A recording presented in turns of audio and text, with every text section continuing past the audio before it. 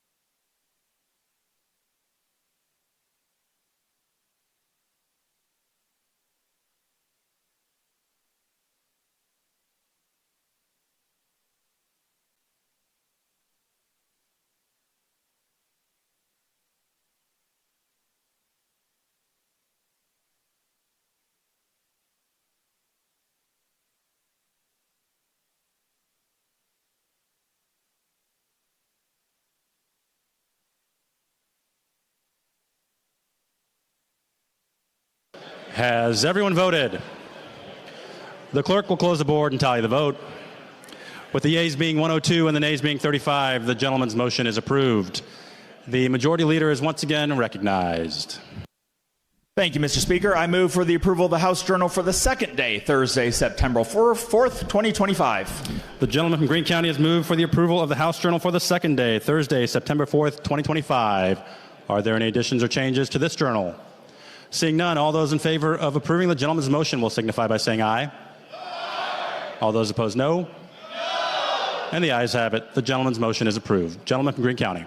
Thank you, Mr. Speaker. I move for the approval of the House Journal for the third day, Friday, September 5th, 2025. The gentleman from Greene County has moved for the approval of the House Journal for the third day, Friday, September 5th, 2025. Are there any additions or changes to this journal? Seeing none, all those in favor of approving the gentleman's motion will signify by saying aye. Aye. All those opposed, no. No. And the ayes have it. The gentleman's motion is approved. The majority leader is once again recognized. Thank you, Mr. Speaker. I move for the approval of the House Journal for the fourth day, Sunday, September 7th, 2025. The gentleman from Greene County has moved for the approval of the House Journal for the fourth day, Sunday, September 7th, 2025. Are there any additions or changes to this journal? Seeing none, all those in favor of approving the gentleman's motion will signify by saying aye. Aye. All those opposed, no. No. And the ayes have it. The gentleman's motion is approved. Gentleman from Greene County. Thank you, Mr. Speaker. The next order of business will be points of personal privilege, and I ask that you recognize the lady from Jefferson for a point of personal privilege. Lady from Jefferson County is recognized for a point of personal privilege. Good afternoon, Mr. Speaker. Today we gather to honor our friend Ken Waller, who is a colleague of ours. We drafted a resolution, so I'd like to read that first. Whereas the members of the Missouri House of Representatives reverently pause to recognize the lifetime achievements of the Honorable Kenneth Ken Bryan Waller, State Representative from District 114, who positively touched the lives of countless individuals during his 63-year journey on this most precious earth. And whereas Ken Waller was born to Ronald Eugene Waller, who is deceased, and Barbara Jean Douglas Phillips on October 26, 1961 in Festus, Missouri. He was living in Herculaneum on August 24th of 2025 when God took him home to the love and beauty of his everlasting light. And whereas Ken Waller will be greatly missed by his grieving family, whose members include his wife of 35 years, Trina Christine Waller, 3 children, Tyler Waller, Trevor Waller of Herculaneum, and Kyla Derek Byers of Charleston, South Carolina, 1 granddaughter, Shaylin Elizabeth Byers, and 1 grandson who is on the way, Ezra Kenneth Jackson Byers. His mother, Barbara Jean Douglas Phillips, 1 brother, William Keith Douglas of Cape Girardeau, and a host of other family members and friends.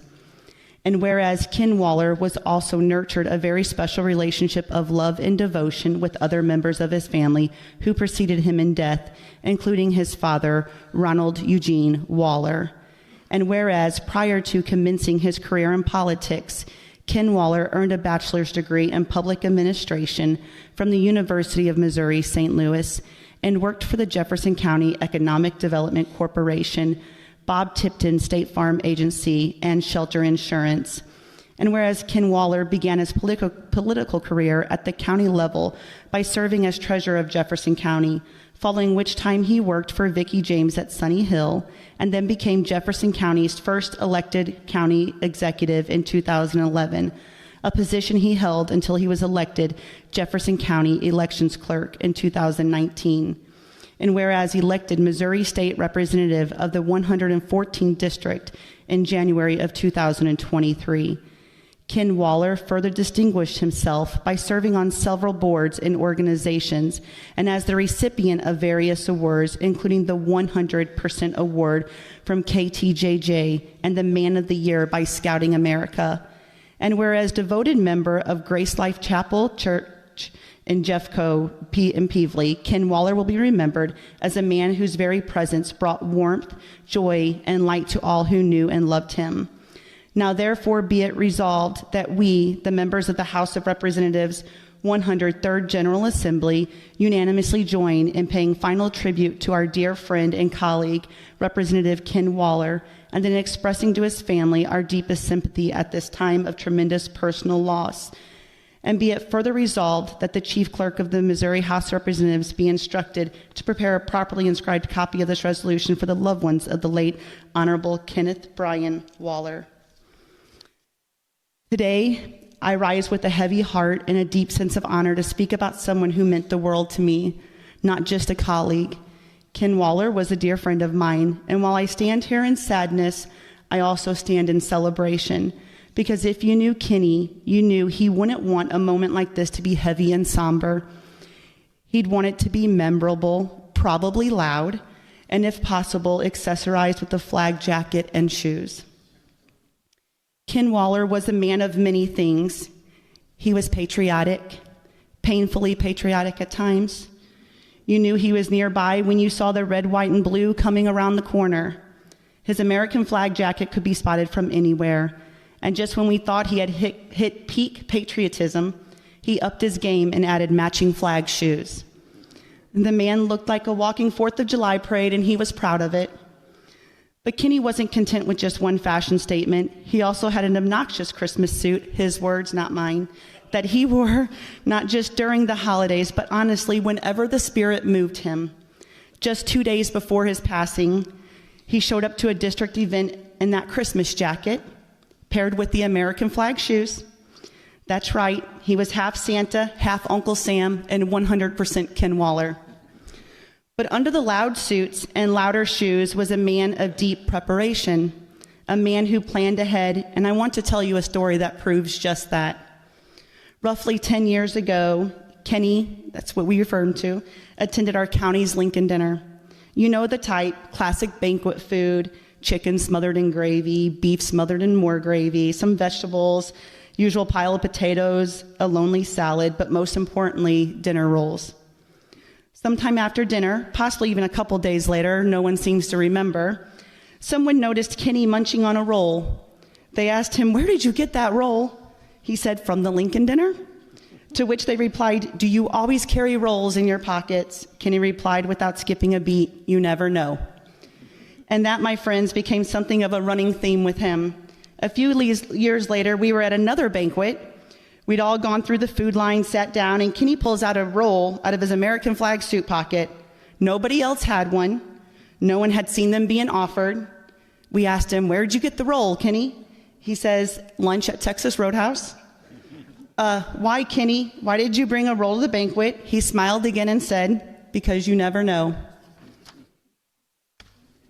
He said it so often it almost became a punchline, but the truth is it was his way of life. It was funny at the time, a bit of a running joke, but now it feels a lot deeper, a lot truer. And I'll tell you something else. When his wife Trina went to have his American flag jacket laundered for his funeral, you know what they found in the pocket? Breadcrumbs. Even in the end, he had the semblance of a roll in his pocket. That was Ken. But behold the bold jackets and the quick wit. One of the most loyal and caring friends we find in Ken. Ken Waller was one of the good ones. During session, we stayed at the same hotel, and anytime Kenny didn't see my car in the parking lot at night, I'd get a text or call. "Did you make it back safe?" "No, Kenny, my car's not there yet. I'm not there." "Do you know it's 10:30? Since you're out, can you bring me a cheeseburger?" "Is everything okay?" He always checked in. Always. That was Kenny. And no matter how short the conversation was, he never rushed to hang up the phone without saying, "I'm proud of you and I love you." Those words meant something coming from him because he meant them. The more time passes, the more I realize he was right. You never know. You never know if tomorrow will come. You never know if today is the last time you'll tell someone you love them. And you never know when the opportunity to show kindness will be your last. And I know that when Kenny went to sleep on August 23rd, he had every intention of waking up on the 24th. He had plans, he had church, but when the sun rose on August 24th, he did not. I celebrate with Kenny knowing that he is in the most beautiful place. Celebrate today because you never know. I read somewhere that the day you're born and the day you die are the only 2 days you don't get a say in. But everything in between is the story to write, your life to live, and your love to give. So honor your people while they're here. Tell them you love them. Show them you love them. Wear the loud jackets. Say the bold things. Live like you have dinner rolls in your pocket just in case life runs out of bread. Because if Ken Waller taught me anything, it's this. Patriotism can be loud. Christmas can happen any time of the year. And you never know when a role might come in handy or when a friend might not be there to share it with you. So today I honor Ken Waller, not for just how he served this state, but for how he served his friends with loyalty, humor, and breadcrumbs. I will miss my friend every day, but I will also live with his words in mind that you will never know. I think Bill has something to say here in a second, too.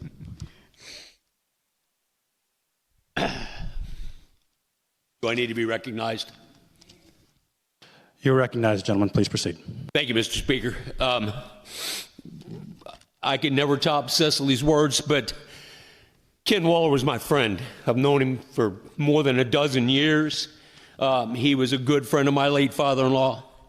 I knew him just to see him, but then last year I got to know him better. When I was approached to run for this office, I agreed to meet with a group of people, and he was one of them. We had lunches at least every 2 weeks all through the primary campaign and through the campaign, and Kenny always had a smile. He always had kind words.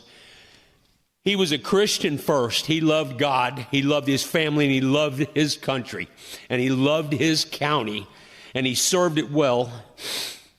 I know that I was honored when he asked me to share office with him in this historic building, and he was always there for me. Anytime I texted him, he would call me. I never heard him have a bad word for anybody, not for anybody. The worst thing I ever heard him say was, "I was so mad I could cuss," but he never did. For me, he was like a moderator. If you know anything about, I use that term because I worked in nuclear power plants. A moderator slows down the nuclear reaction. For those who know me, you know I like to have the throttle all the way down. And Ken Waller showed me the value of going slow. I would say, I'm going to do this. He'd say, wait a minute, let's think this through. He was always that way.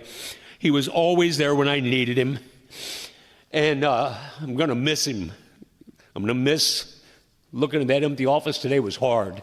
Trina, if you're watching, just know that Kenny was loved and he will be missed. Thank you. And now, I just would like to finish that Kenny didn't live small. He lived boldly, loudly, and unapologetically. And today we honor that spirit, not with silence, but with celebration. Let's show him just how big we can be. For the man who always showed up big for many of us, join me in a round of applause for our friend, our colleague, our Kenny.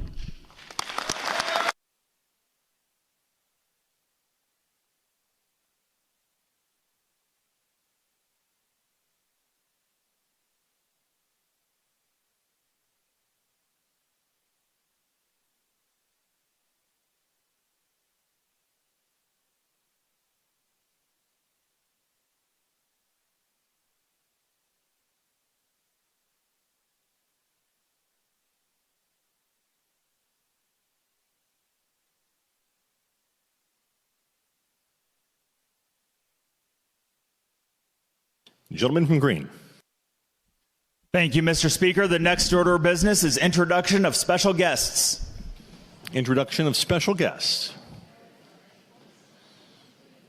Introduction of special guest.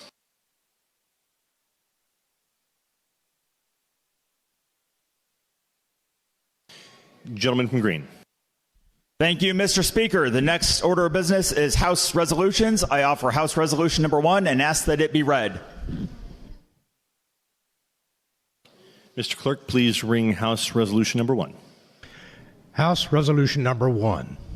Be it resolved that the Chief Clerk of the House of Representatives of the 103rd General Assembly, first regular session, inform the Senate that the House duly convened in the second extraordinary session of the first regular session on Wednesday, September 3rd, 2025, and is convened in full session and ready for consideration of its business. Gentleman from Green. Thank you, Mr. Speaker. I move that House Resolution number 1 be adopted.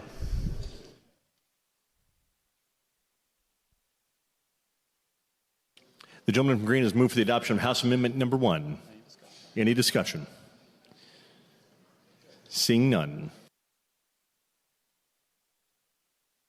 The gentleman from Green, you recognize to close. Thank you, Mr. Speaker. I renew my motion. The gentleman from Green has renewed his motion for the adoption of House Resolution number 1 to be adopted. All those in favor say aye. All those opposed say no.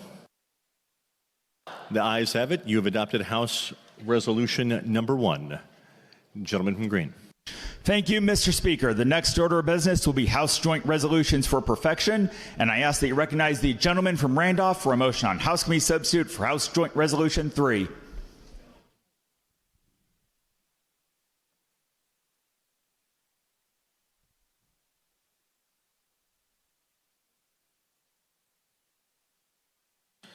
Gentleman from Green. Excuse me, gentleman from Randolph. Thank you, Mr. Speaker. I move that House Committee Substitute for House Joint Resolution 3 be perfected and printed. The gentleman from Randolph has moved for the perfection and printing of House Joint Resolution number 3. Gentleman from Randolph. Yes, Mr. Speaker, I move that the House Committee Substitute for House Joint Resolution 3 be adopted. The gentleman from Randolph has moved that the Committee Substitute for House Joint Resolution number 3 be adopted. Gentleman from Randolph. Thank you, Mr. Speaker. I move that the title for House Committee Substitute for House Joint Resolution be agreed to. The gentleman from Randolph has moved that the title be agreed to. Discussion on the title. Seeing none, all those in favor say aye. Aye. All those opposed say no.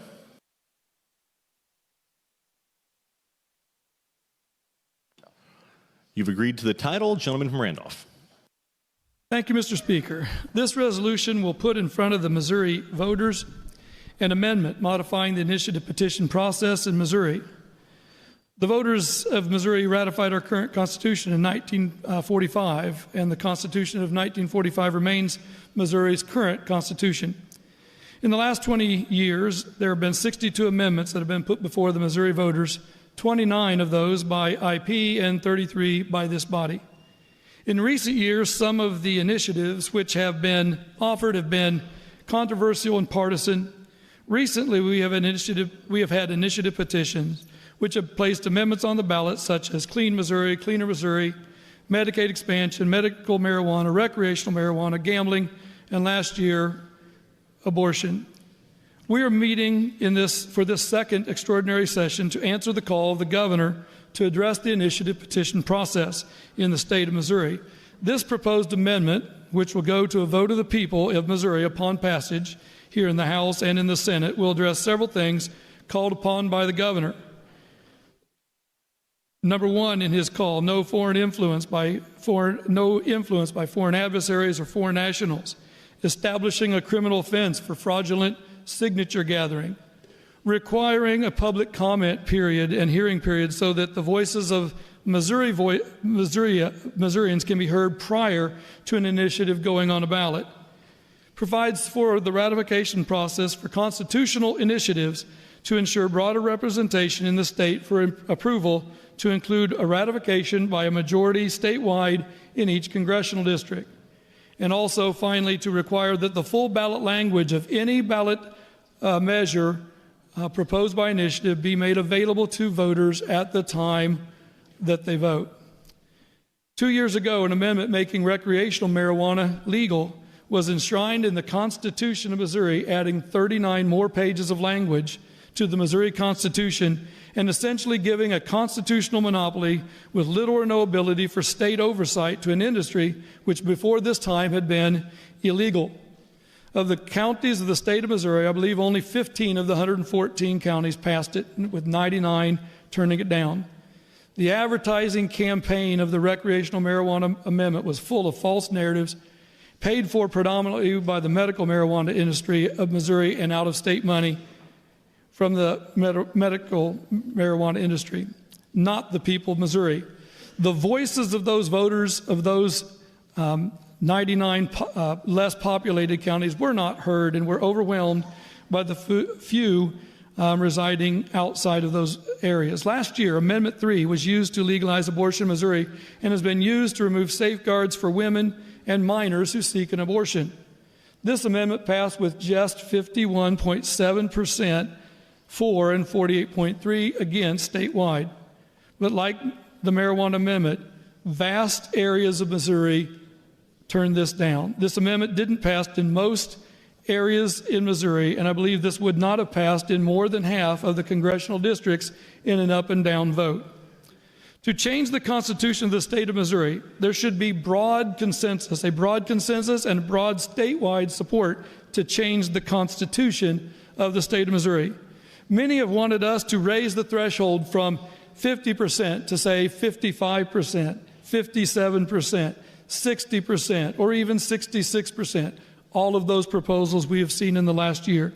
This resolution does not change the ratification threshold to a higher percentage, but is asking for a simple majority in each of the congressional districts of the state of Missouri. I believe that we have here is similar to the Grand Compromise or the Great Compromise that created our bicameral system in the United States legislature way back in 1787, where the U.S. House of Representation is established according to population, and the Senate has equal numbers to represent each of the states in their geographic distribution. The other states were being asked to ratify the Constitution of the United States, feared, and rightfully so, that the state of Virginia, with a very large population, would overwhelm all of the other states. And they did not want to get into that compact with them. And so they said, well, we will get into that if we have representation for this body, but we have to have a concurrent choice, and that is the Senate, what became the Senate at that time, one senator per state. It protected those less populated areas and gave broad representation throughout the original colonies so that they could feel that their voices were heard even if they weren't perhaps as populated as another location. So this effectively allowed states like Delaware and Rhode Island to have an equal voice on big changes like taxation and treaties. Today in Missouri, not only should we have our cities with large populations, but a very small geographic area, competing with those smaller population but large geographic areas to make sure that everybody is heard. In each congressional district, there are 8 congressional districts, and each one of them have exactly the same population down to the nearest one voter. And that, each one of those, if you can get a majority in each one of those, that is a very broad consensus to just get a majority in each congressional district. If we're going to change our Constitution, we need that to occur. We all took an oath to defend the Constitution of the state of Missouri when we were sworn in. I do solemnly swear or affirm that I will support the Constitution of the United States and of the state of Missouri, and I will faithfully perform the duties of my office. I would submit to you that to change the Constitution of the great state of Missouri, it should reflect not just the will of the major population centers, but that every area, every congressional district of the state should be heard, and at least a majority of our districts should affirm a change to our Constitution, a majority in each of the congressional districts.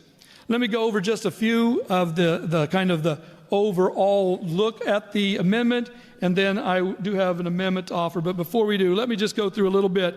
The ballot language currently in the bill will read after the amendment as follows. Shall the Missouri Constitution be amended to stop foreign national and foreign adversaries of the United States from providing funding to influence ballot measures and allow criminal prosecution of violators?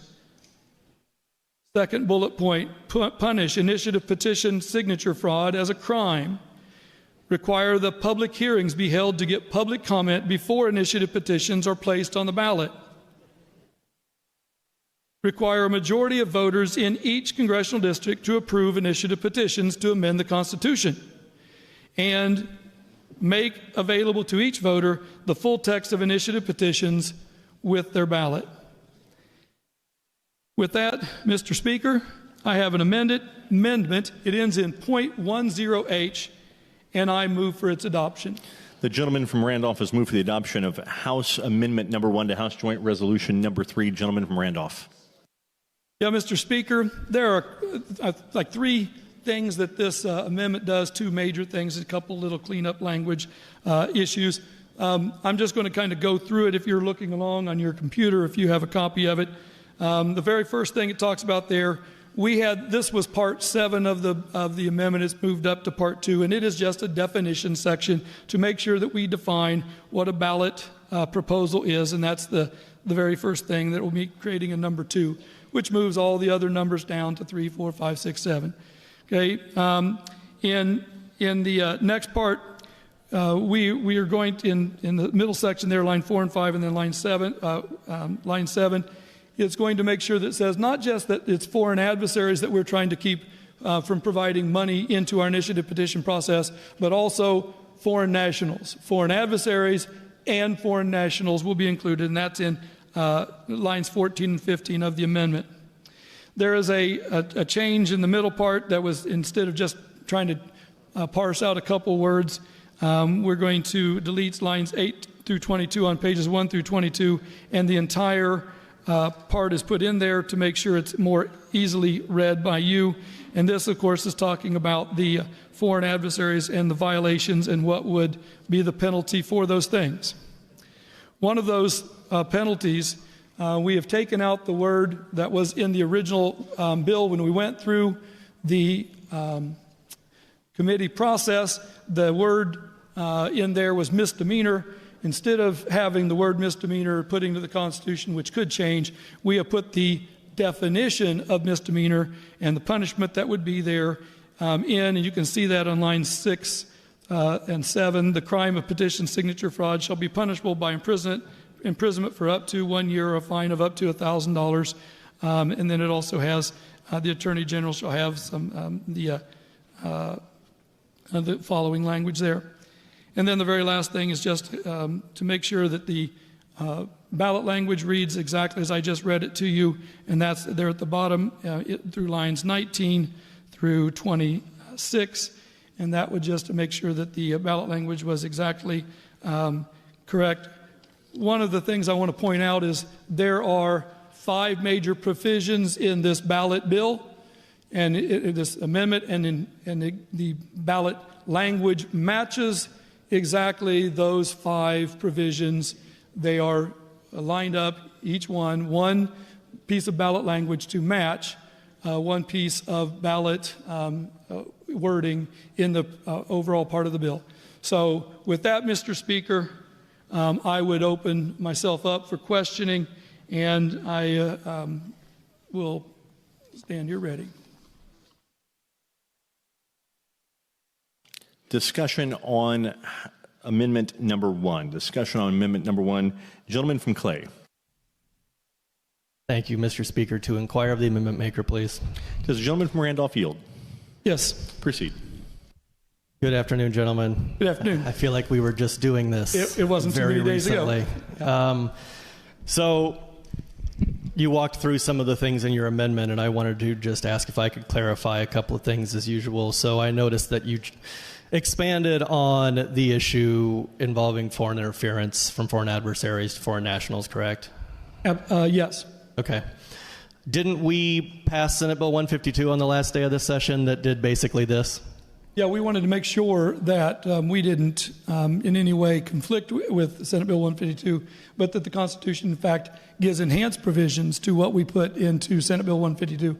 We do have several provisions in Senate Bill 152 about foreign nationals. This includes foreign adversaries and also includes the foreign nationals language. Of course, one is in statute, and one is in the Constitution, which of course is a more difficult thing, should be a more difficult thing to change or to modify. Yeah, is the language that you are adding regarding foreign nationals, is that identical to the language that was in Senate Bill 152? Identical isn't the correct word, but it is consistent with, because there's more in there, but it is consistent with in providing a framework to go with Senate Bill 152. So there's no copy-paste from Senate Bill 152 being added to the Constitution in this amendment? No. No, okay. It's just, it provides the framework and talks about foreign nationals. It is not a copy-paste. That bill is quite a bit larger than the words that we put in the Constitution here. Yeah, sure. I just remember we seem to talk a lot about not putting superfluous stuff in the Constitution, and I think if we passed a statute, I don't know, literally 3 months ago, that outlines basically all of this stuff, it seems a little duplicative to be putting essentially the same stuff into the Constitution. And if we had copied and pasted, it might have been duplicative. Here it's providing a framework. In fact, we want to provide, the Constitution ought to provide a framework that we can work with to modify in statute. Yeah. And this is doing exactly that, making sure that we have the framework saying both foreign adversaries and foreign nationals can be regulated by the General Assembly, and that punishment for any crimes that they commit in giving money to support an IP effort or in an election, that those things could be prosecuted. Yeah, no, I'm glad you brought up the framework, and I'm glad you brought up the penalties and prosecution, because I did notice also that you took the misdemeanor out, which is something that we did talk about in committee. But you left a punishment in the Constitution. And so my question to you, I'm not a lawyer. I don't think you are an attorney either. I'm not. No. So how often is it that we outline specific punishments for specific crimes in the Constitution, or is that something that's usually set in statute? You have an answer for me, I'm sure. I appreciate you asking. So there are several instances. One notable instance, which is something that's fairly similar to what we're doing here, is Article 3, Section 20C of the Constitution. And it's about political fundraising and about whether political fundraising should be prohibited on state property. Can you use this property or any other state property to aid you in political fundraising? And it talks about, it gives a penalty provision in here. It says any violation of this section shall be punishable by imprisonment for up to 1 year or a fine of up to $1,000 or both, plus an amount equal to 3 times the amount of illegal contributions. And of course, since it's very similar to the type of language what we're talking about here, we don't want foreign contributions to mess with our legal process. We also don't want we didn't want people to be giving trying to raise money on our property using state property. So that is exactly the language used in here, because it also is a misdemeanor and that's the same language we're talking about here. Thank you for that information, gentlemen. Yep. Mr. Speaker, to speak on the amendment, please. Proceed, gentlemen. Thank you, Mr. Speaker. I know we're starting off with this amendment, and I will have more to speak with the gentleman from Randolph about once we conclude this. All I will say about this is lipstick on a pig. The HJR is bad. I will not be supporting the amendment. Thank you. Further discussion on House Amendment number 1. Seeing none, gentleman from Randolph. I think this amendment makes the bill a better House joint resolution, something that will make sure that between the Senate and here we are in agreement, and I just move for its adoption. The gentleman from Randolph has renewed his motion for the adoption of House Amendment number 1 to House Committee Substitute House Joint Resolution number 3. All those in favor will say aye. Aye. All those opposed will say no. And the ayes have it. You've adopted House Amendment number 1. Further discussion. Gentleman from Clay. Thank you, Mr. Speaker. To inquire of the gentleman from Randolph. Gentleman from Randolph, do you yield? Yes, I do. Proceed. You and I might as well have just gone out to lunch, gentlemen. That'd be fine if you're buying. Okay. So we discussed this. We're now on the HJR. Correct. We discussed this at length in committee. Yes. And I wanted to rehash some points that we have already talked about. You made the comment that I abused you in committee. I was going to abuse you on the floor. So I'm taking you up on that again, too. Thank you, and you should maybe take me out afterwards. Thank you. So. Okay. So obviously I have a lot of concerns with this, which we talked about at length. By my watch, about 7 hours. On Thursday, we discussed this HJR and all of the problems with it. And of course, the biggest focus is on the threshold changes to the initiative petition. That's the part that I find the most concerning. Correct. And so I wonder if you know. So one of the things that came up on the floor, or in committee several times, was that a lot of states don't have an initiative petition process. We're one of a few. Not all states allow citizens to put things on the ballot, but there's a lot that do, a handful that do. And I wonder, if I have a list here of all of the requirements of different states that allow for citizens to vote on things, and also that set the thresholds that citizens can vote on to amend the Constitution. What are your thoughts? I mean, right now, if this were to pass, if we were to do what you are wanting to do, which is a petition must pass in 8 of 8 congressional districts, it would make us the most unbalanced and highest threshold for amending the Constitution or passing statutory changes in the country. How do you feel about that? I don't think that's a proper characterization. I think it would provide. If I do believe that many.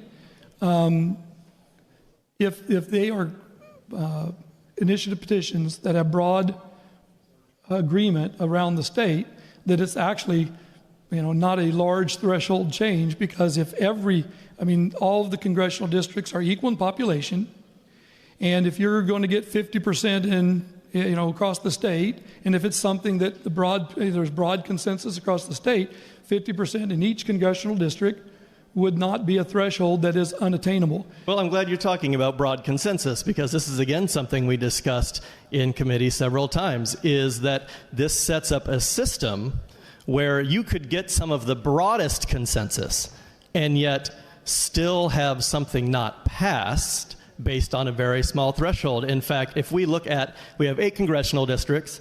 Each congressional district is about 12.5% of the population, right, if we're having even districts. So you could have a situation, theoretically, where something passes in 100% of 7 districts and loses by 1 vote in 1 district, and you have 93% of the state or the voters approving of something, 7% disagreeing, and it fails. That would, a very unlikely scenario, I would propose the following to you. Couldn't you also have, and the only increase in this threshold would be 7 votes. If you have an equal distribution in each one of the congressional districts and that was going to pass with 50% in each, statewide, and it was evenly distributed, the only thing that this would add would be 7 more votes for those other 7 districts, perhaps, that didn't have 50%, because they could, they would only have to pass with 50% plus 1 plus the 8 for each one of the congressional districts to have 50% plus 1. So I don't believe that it is an overwhelming threshold. Obviously, if you do some crazy math like that. Well, we don't even have to do that crazy math. We could see that kind of number if something passed with 65%. You can distribute those votes in that population any way you want, and it can still work out. And I think here, it is possible. It is possible. Yeah, it's absolutely possible. And I think that is perhaps the point of this. The way that we are approaching this ratification process. It is somewhat unique, but I also think it also is doing what we want, and that is providing broad representation across the state.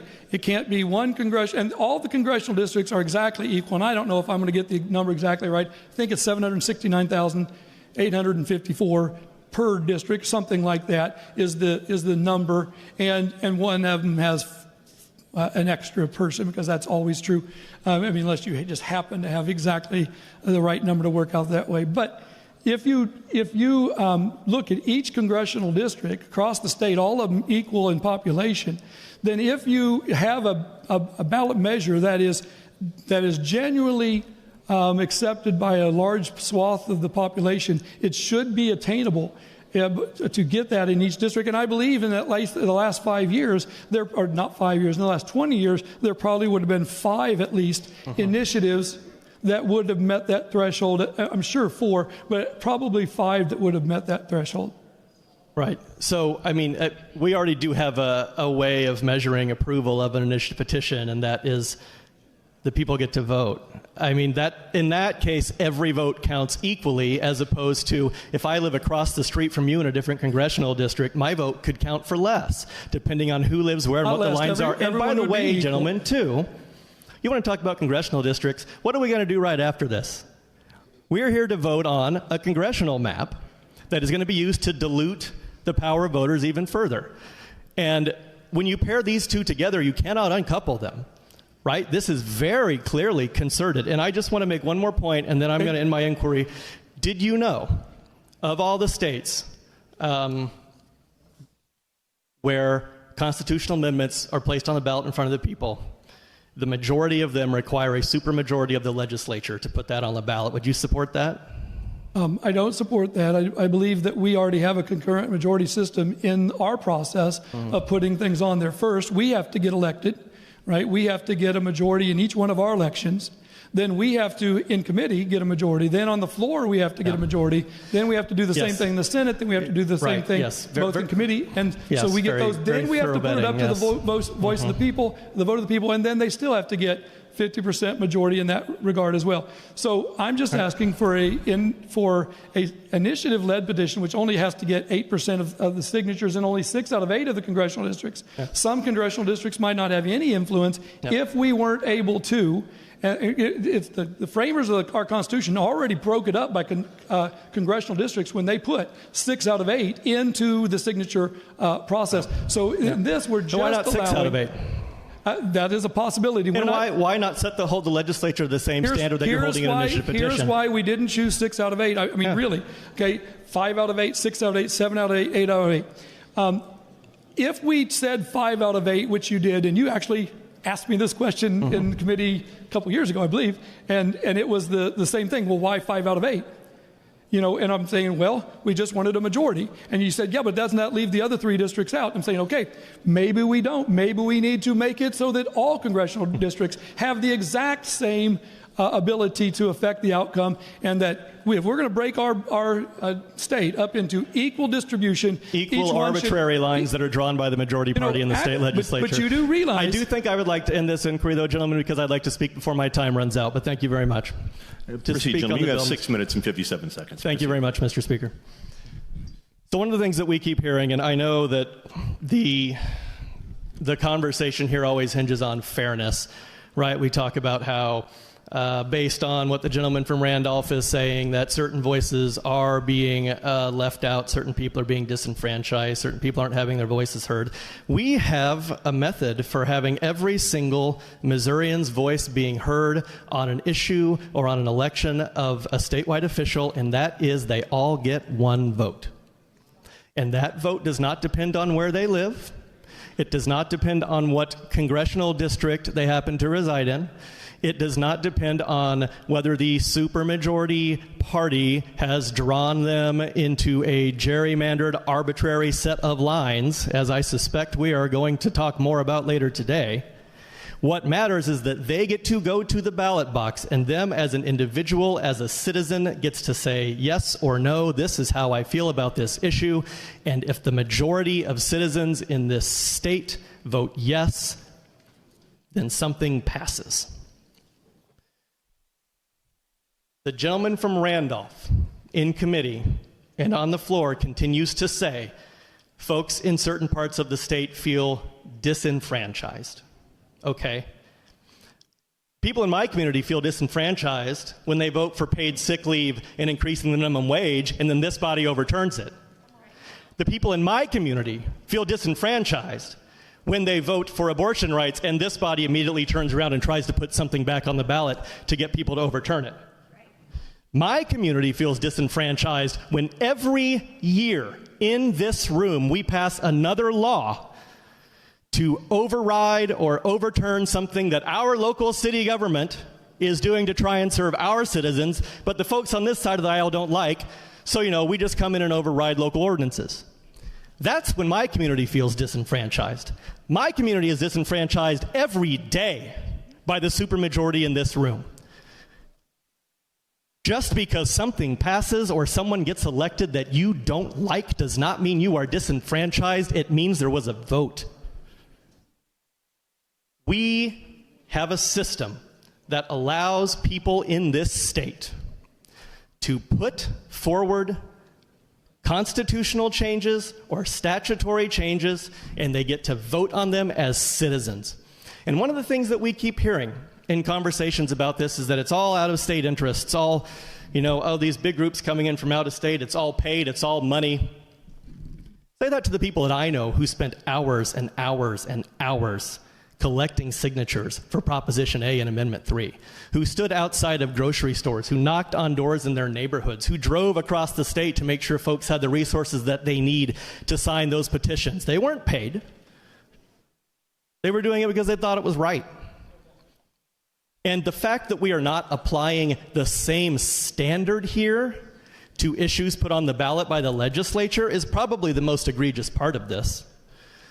Because you are essentially saying, sure, the citizens can do all of that work, and the citizens can gather 300,000 signatures, hours and hours of manpower, time, blood, sweat, toil, tears, working with their community to get something done that they think is right and can affect change. And because we have a couple of hours of committee hearings, that's the same amount of effort, that's the same amount of vetting, that's the same amount of heart? No.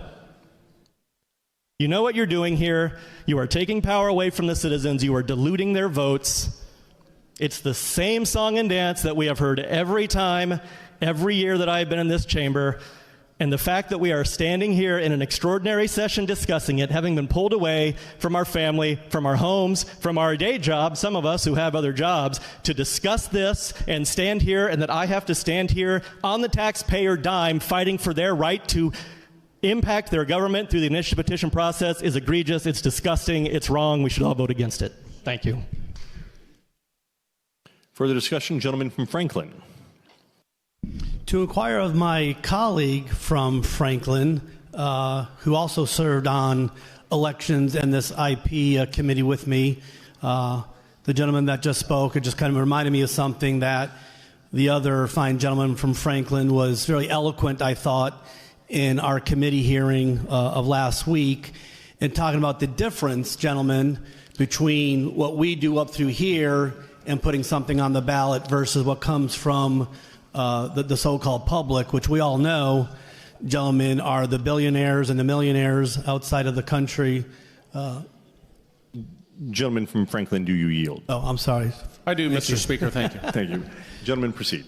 Thank you, Mr. Speaker. Sorry, I guess when you're gone for a few months, you kind of forget protocol a little bit.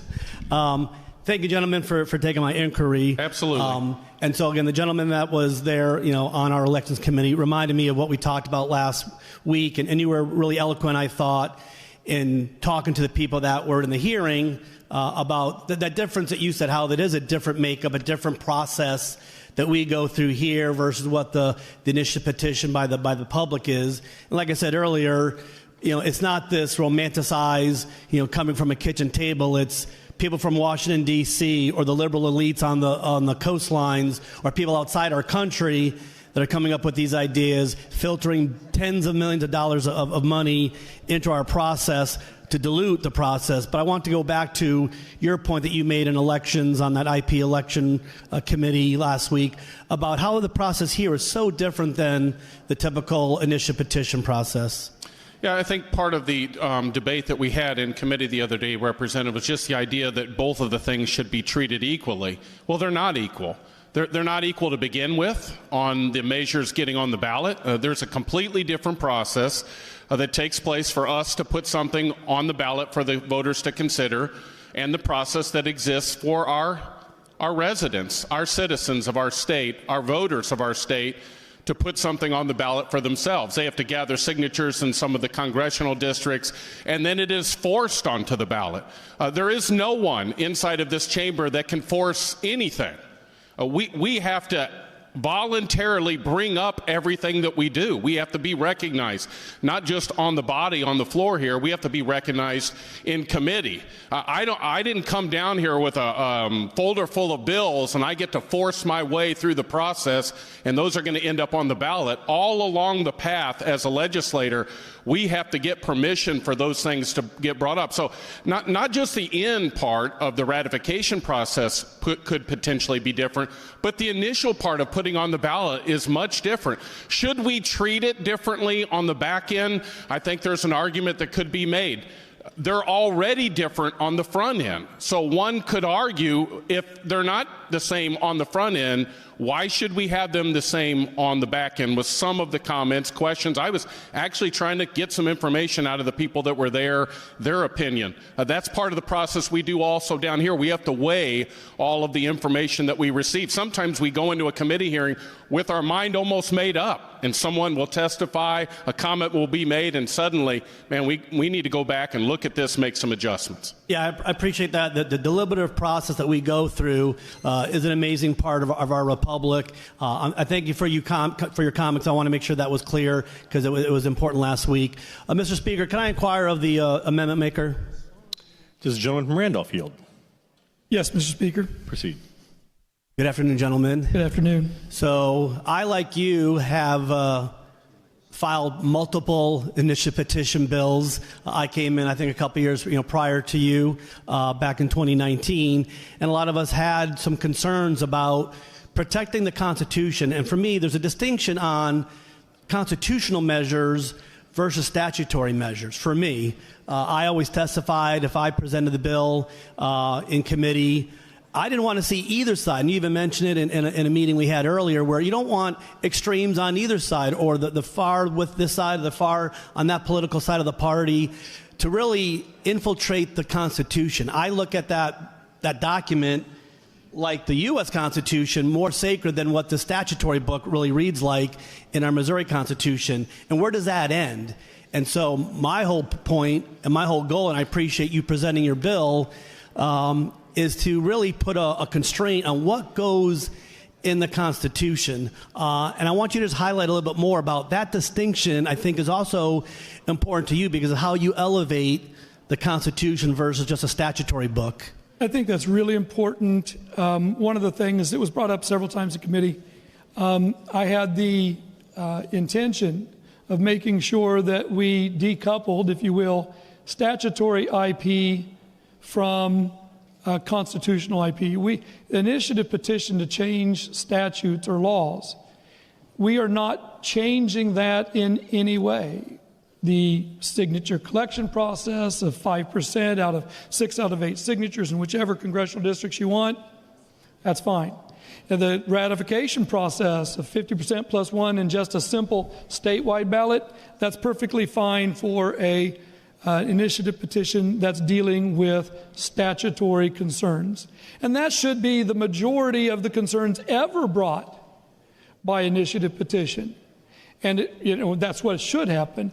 What is happening, though, and what's happened recently is we've had an elevation of very partisan issues that might scrape by with 50% votes with a very a slick campaign, well-financed with foreign money and out-of-state money. And I know out-of-state money is not illegal, but it's not necessarily what we want to do to our Constitution, to fill it full of ideas that come from Switzerland or Germany or China or Russia. We want to keep our Constitution. If we're going to change the Constitution, there should be broad support in each of the congressional districts around the state, regardless of how they're drawn. This, possible map that we might see or might pass or might take up here later today would actually make a fairer process, at least on the a more even congressional district, less partisan districts than what we currently have by any measure that I've seen. And I'm sure we'll leave that up for that time. So that was not coupled with this. I mean, I didn't have that coupled together. I didn't have any intention for that. It happened to be. We ran this for years. You did. I did. I think I filed at least 9 bills over the course of the years, and we've had everything from percentages to congressional, in congressional districts, to percentage of people, to lots of different things. In this case, I think that broad representation for constitutional changes is a must, and however we accomplish it, this is one way that we could, and we should put it to the vote of the people to see if they agree with us. Yeah, because the general consensus, the broad consensus you talk about, that's such a key point in our political process because of the dissension that we see locally, statewide, nationally, and the media, putting fire on and gasoline on that fire all the time. But when it comes to that Constitution, both state or U.S., a broad consensus is key. You can still have the battles on the statute and the bills, and we do this every day from January to May, and have those battles, have those discussions, have that hearing and the committee hearings, and have the pros and cons, and really fetter out all the unintended consequences. But to do something with such a low threshold and to change permanently, it seems to me that we always go back and look at a post-mortem of the last ballot election and doing an analysis of the state and which counties or which areas voted in favor and which counties or areas did not. And you always see overwhelmingly these 6, 7, 8 counties where the population base that was what, got it over the top. And then the rest of Missouri voted against it. There's no broad consensus as that, is there, sir? Right, and we have to make sure we don't get focused on counties, because this one does not. This one does not say, by each county, because we have very small counties, we have very large counties. This focuses on the congressional districts, which have to be absolutely equal as far as the total number of voters in each, as equal as is possible to make it. We know there's people that travel in and out of our state all the time, and move in, move out. But as far as we can do, we can make it as equal as possible. There are equal numbers of voters in each congressional district, and there should be a 50% majority that would vote for a constitutional change in each district for a constitutional amendment to be placed into our Constitution. And I guess the reason I have in my head the idea of counties, and I don't want to get people confused on what your bill says, is we know that, like St. Louis County, those three congressional districts kind of come together. So we see, okay, those 3 congressional districts could actually be the ones and get a vote threshold, but in reality, it really was that one St. Louis County as an example. So I think that's why I had that in my head. And it goes to the point that the gentleman from the Woods District talked about, where he felt like there was disenfranchisement of what you're trying to do. To me, people that I represent, I think the people that you represent, most of the people that I think are going to vote on this bill come to the end, feel disenfranchised that such a small grouping of people are actually overriding really the consensus of what happens in the rest of the state of Missouri. It should be a broad representation. Just like at with the framers of the original Constitution, they did not want to be overwhelmed by one populated state overwhelming all the other states. We don't want to be overwhelmed by one big population center. If we're going to change the state constitution for all the people in the state, which are evenly broken up into congressional districts where everybody has the exact same number of people, there should be a broad consensus if we're going to change the Constitution. Not going to affect the initiative petition. For statutory, we can still put those on there. Both sides can still put those on there, people from the far left to the far right, whoever. But if you're going to change the Constitution, it should be something with broad consensus. A couple more points, and then I'll let you continue with presenting the bill. One is just not that we always have to compare ourselves with other states, but sometimes we do look around and see what other states do, what's a good practice out there in the other 49 states.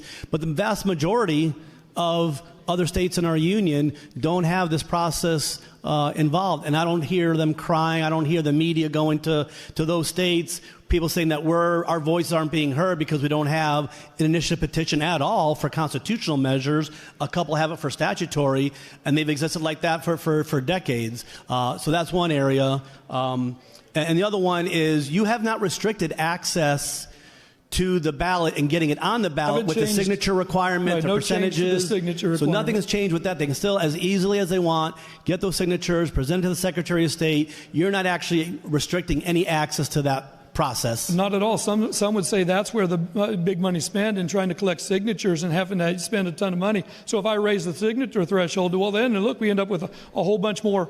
We have to get a whole bunch more money to collect more signatures. And I think, no, if they wanted to put a statutory IP on there or a constitutional, the signatures thresholds haven't changed. Only the ratification and only the ratification threshold for constitutional changes. Each congressional district, which are evenly divided, each congressional district just has to get a majority, 50% plus one in each congressional district. And we had versions of bills that would want to change that access process where they had a higher percentage threshold, 10%, 12%, higher dollar amount to actually put it on the ballot. So I love your bill. It's streamlined. It's straightforward. Thank you for the inquiry. Thank you for the time. Thanks, sir. Further discussion, gentleman from Boone. To inquire the resolution sponsor. Does the gentleman from Randolph yield to the gentleman from Boone? I do, sir. Proceed. Gentlemen? Hello, how are you? Not long time no see. Right, we talked in committee. So, at the beginning of this resolution, it talks about, and you mentioned this, foreign adversaries and nationals contributing to ballot initiative campaigns, and you want it to be illegal. Isn't that right? Yes. But you know it's already illegal, gentlemen. It has, in statutory language, it has just become illegal with the passage of SB 152.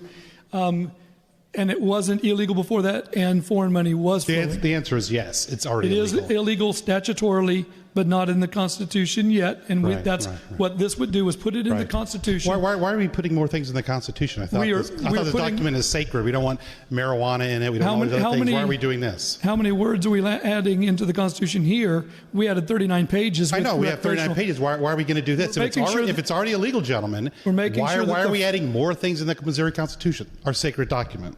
We're making sure that the framework that we may have, I would say, we may have gotten ahead of ourselves by changing the Senate Bill 152, may have been ahead of the Constitution. We need to make sure that the framework is there to protect us against foreign influence, whether it be from an adversary or a foreign national. And that framework is now will be, if this passes and passes a vote of the people, will be, enshrining that in the Constitution. Enshrining that, but it is enshrining is a good word. But legally, but the current law is that it's illegal. That's correct. Okay, so it's illegal, but we're going to do it. And you know why? And you know why we're doing it. We're going to talk about that in a second. Okay.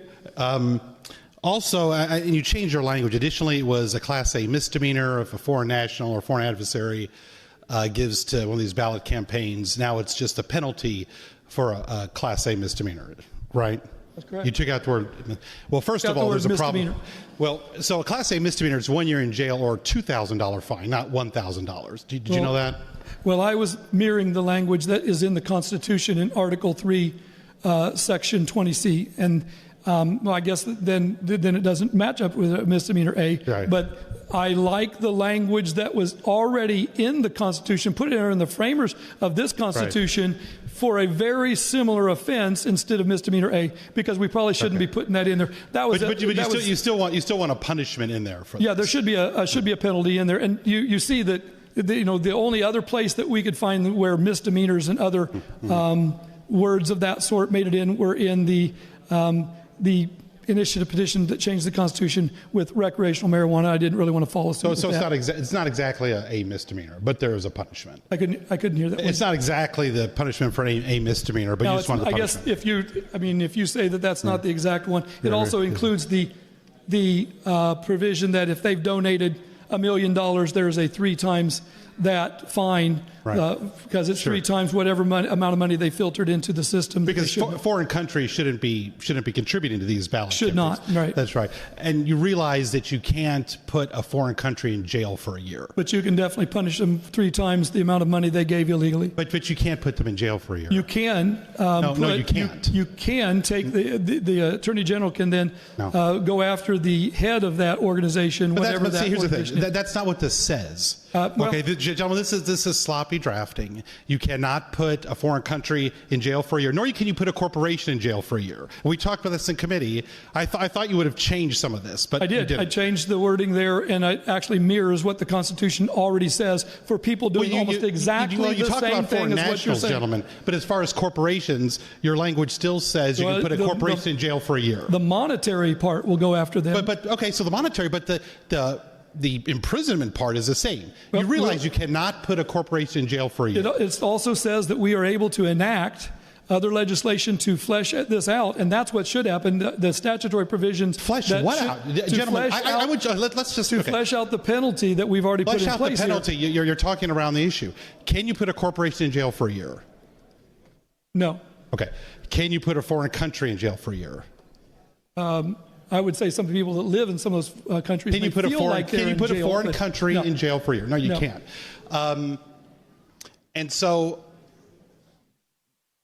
And also, you talked about the Missouri Attorney General having exclusive jurisdiction. Missouri Attorney General cannot have exclusive jurisdiction over a foreign country. He has exclusive jurisdiction when it comes to matters of the Constitution as the lead legal person in our state. Well, that's not what this says, though. The lead person is talking about protecting the Constitution of the state of Missouri. The resolution doesn't say that, gentlemen. The only person that we would want to put in that place. Gentlemen, the resolution doesn't say that. Do you want to put the president of Russia in that location, or what do you want to do? What I'm saying is your resolution says that our Attorney General can put has exclusive jurisdiction over a foreign country, and they cannot. He can go after the money that they. But that's different, gentlemen. That's different than what your resolution says. That portion is in here as well. Well, they do not have exclusive jurisdiction over a foreign country or a foreign corporation, especially if it's domiciled in a foreign country. So this drafting should have been vetted. But I thought about it because I know we talked about it in committee, and I thought you might have made some changes. And I realized the reason why it's somewhat sloppy is because the only reason that's in here, gentlemen, is for ballot candy. That's the only reason it's in here. And that's why you don't clean up that language, because it doesn't really matter. I mean, you're throwing things in here about putting a foreign country in jail for a year, putting a corporation in jail for a year. And it's like, what doesn't make any sense? Well, you guys don't really care if it makes sense. How much money was given to the initiative petition process for, let's say, Amendment 3 in 2024? How much was given by foreign corporations at that point, or funneled through dark money through foreign influence? Gentlemen, that is what this is about. The issue is you want ballot candy. The issue is foreign influence, gentlemen. If you don't, it's already illegal, gentlemen. It's already illegal. It is illegal now. Already. Yes, it's illegal now. It is illegal now. This is just a way to put in ballot candy. Is SB 152 possible to be declared unconstitutional, or can someone change that without a vote of the people? What? Can SB 152 be changed with an initiative petition? Can SB 152 be changed by this body and us lose our protection against foreign influence without the vote of the people? Gentlemen, the issue is whether if that's possible, then you need to enshrine it in the Constitution to make sure that it doesn't happen. Gentlemen, and that's what this bill does. No. Let's not get up. Let's not grandstand about these side issues. This is the bottom line. The bottom line is, one, it's extremely sloppy when it talks about foreign adversaries and foreign corporations. You know, you're and talking the reason, about and the reason people why up it's here not that cleaned drafted up, this, not me. well, Yeah. it's already illegal. You can't punish these entities that way. The reason it's in here is for ballot candy. The reason it's in, and that's why it's not tightened up, because nobody really cares. The I point thought of we it, tightened it up pretty well, but- the point of it is, so the first line of the ballot summary can be foreign adversaries can contribute to ballot initiatives. That's why, to throw people off, which is already illegal. You know that. Everybody here knows it. Now, as far as the whole thing about the 8 of the 8 congressional districts, gentlemen, you know that's not fair. In each of the congressional districts, Yeah, to something get has to 50%, pass in 8 of the 8 congressional districts. and gentlemen, 50% you know that of each of the congressional districts is a great threshold, yes. you know that's not fair, gentlemen. I believe it is as we fair. heard earlier, It's gentlemen incredibly from which fair. district talked What about. can be more than fair that in each of the subdivisions of the state, the congressional districts of the state, you get 50% of the vote if you want to change the Constitution? How can that be anything more than fair? 8 out of the 8, a majority of the 8. It's in each of the congressional districts, So 7 out of the 8, 50%. gentlemen, 7 out of the 8, you get it passed by 10,000 votes. But the final district, if it fails by 1 vote, the whole thing doesn't pass. How does That's fair. what's the ratification of the Constitution if you want to change an amendment in the Constitution of the United States, gentlemen? It's not in every single area. No. It's very similar. But we're talking about the Missouri Constitution. It's very similar. We're talking about 8 of the 8 congressional districts. You know that's would not you fair. rather have a threshold of 75% like it is in the US? 75%, right. Is it 100%? In Is it actuality, 100%? I think if you get 75%, generally speaking, in the state of Missouri, you will exceed, Is it 100%? this threshold. Is it 100%?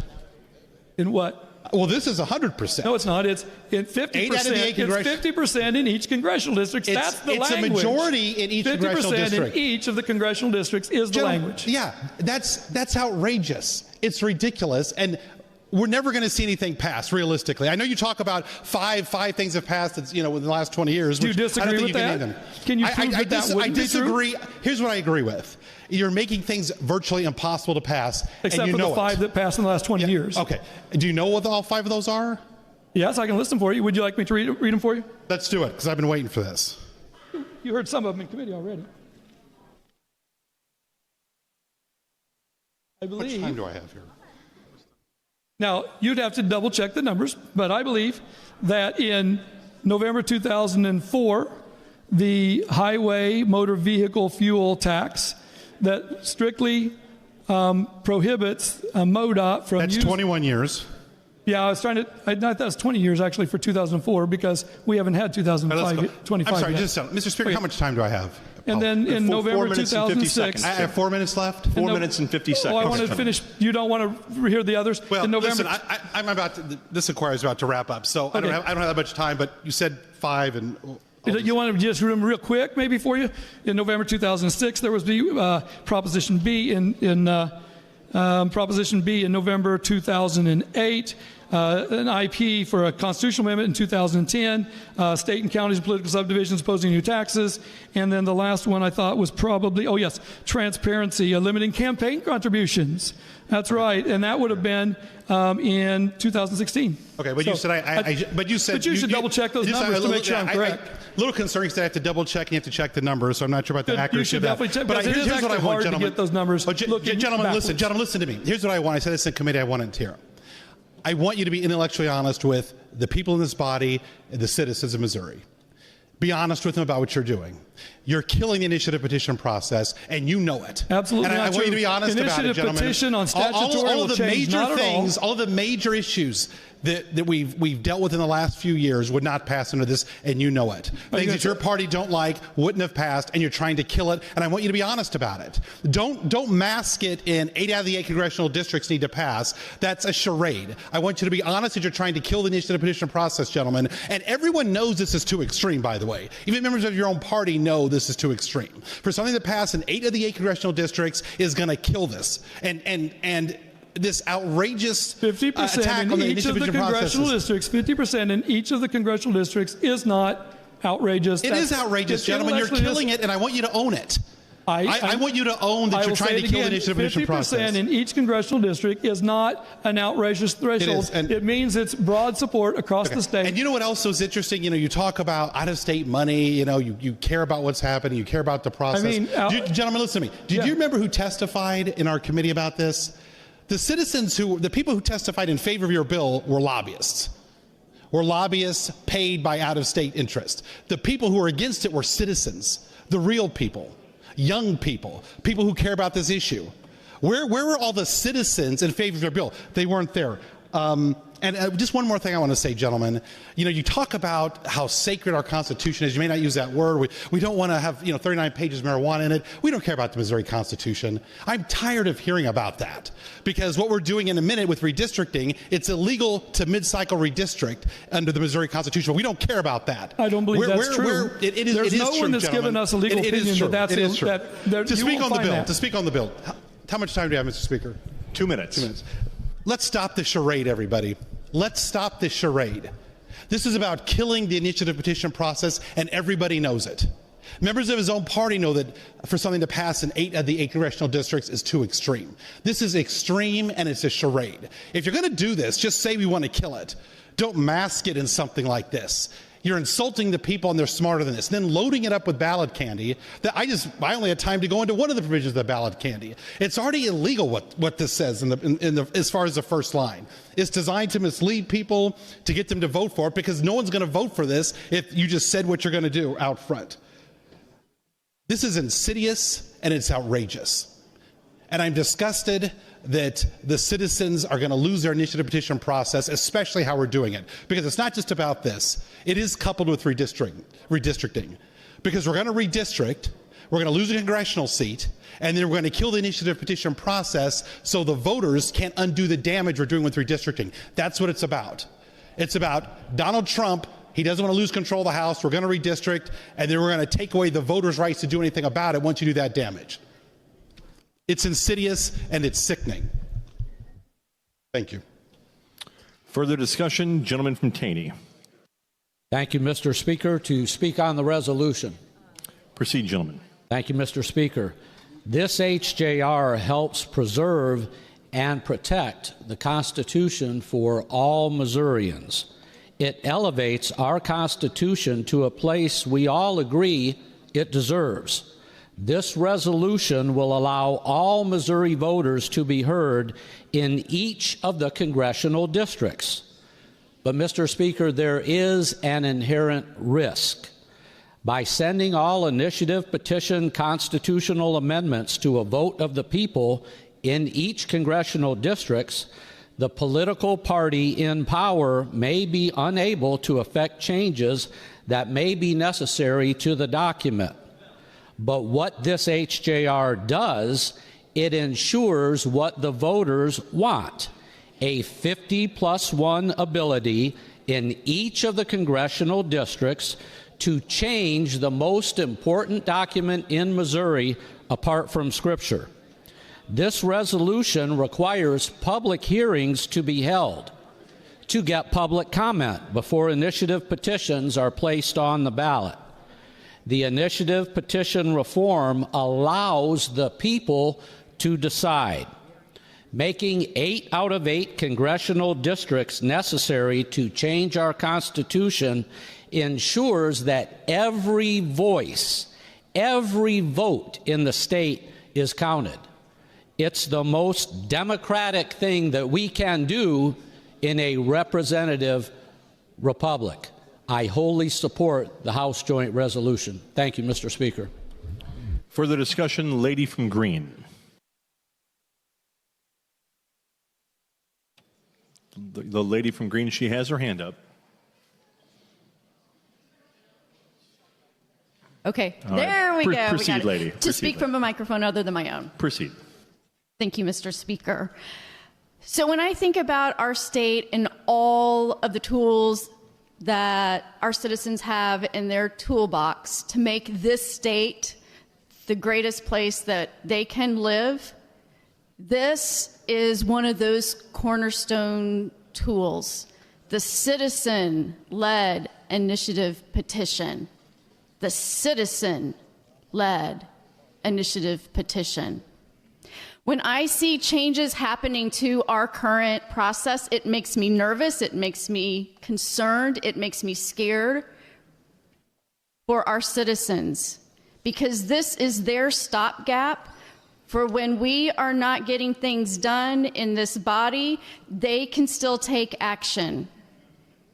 And I know in my short time here in this legislative body, we have passed some good legislation, but it has been small in number compared to what we have passed in the past. And so it becomes the citizen's role and the citizen's right to move legislation forward.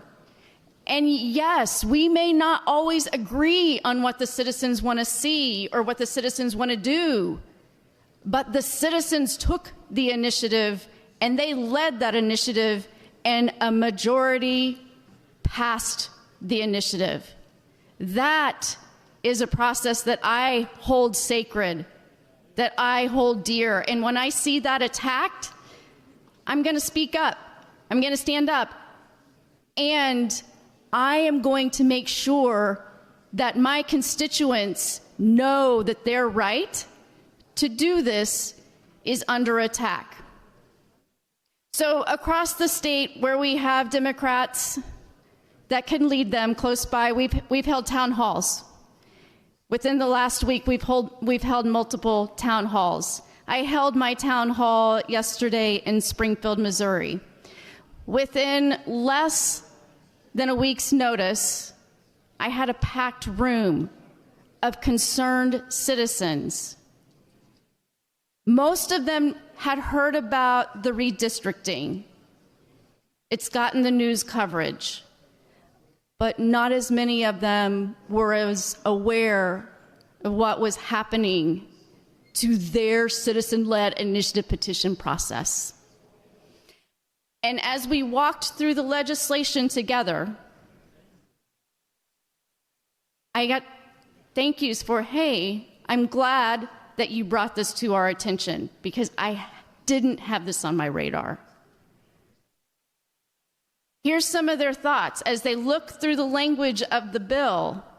The whole idea that somebody could vote in Springfield and that vote wouldn't count the same as if it was in rural Missouri struck them. They're like, wait a minute. You mean to tell me you're giving greater weight to different areas of the state because I don't own land? I live in an apartment? My voice becomes less? Mr. Speaker, you could see the wheels turning. They understand that this isn't right. One voice, one vote. That is how the citizen-led petition process should work. We are all citizens at the end of the day in this body, right? We work to try to do the best we can for our state, right? Citizens are trying to do the same. And while I know in this body do not all agree, we go along with the vote, because that's how we're structured in our state. I find it interesting that this only touches constitutional amendments, and I guess if you're going to have a choice, that's the better choice, and it doesn't touch state statutes. That's But the reason why this is so important to us is because what have we done to the citizens that have passed state statutes? What did we do last session?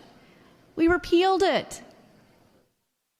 And so they get frustrated. And so what do they feel like they have to do to protect their right? Is to put it in the Constitution. And that's why we have such a lengthy Constitution. Changes to that disenfranchise our citizens.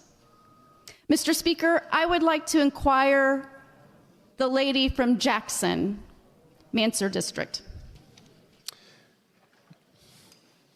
Lady from Jackson, do you yield? I do, Mr. Speaker. Proceed. Good afternoon, lady. Good afternoon. So I know I shared a little bit about my town hall in Springfield.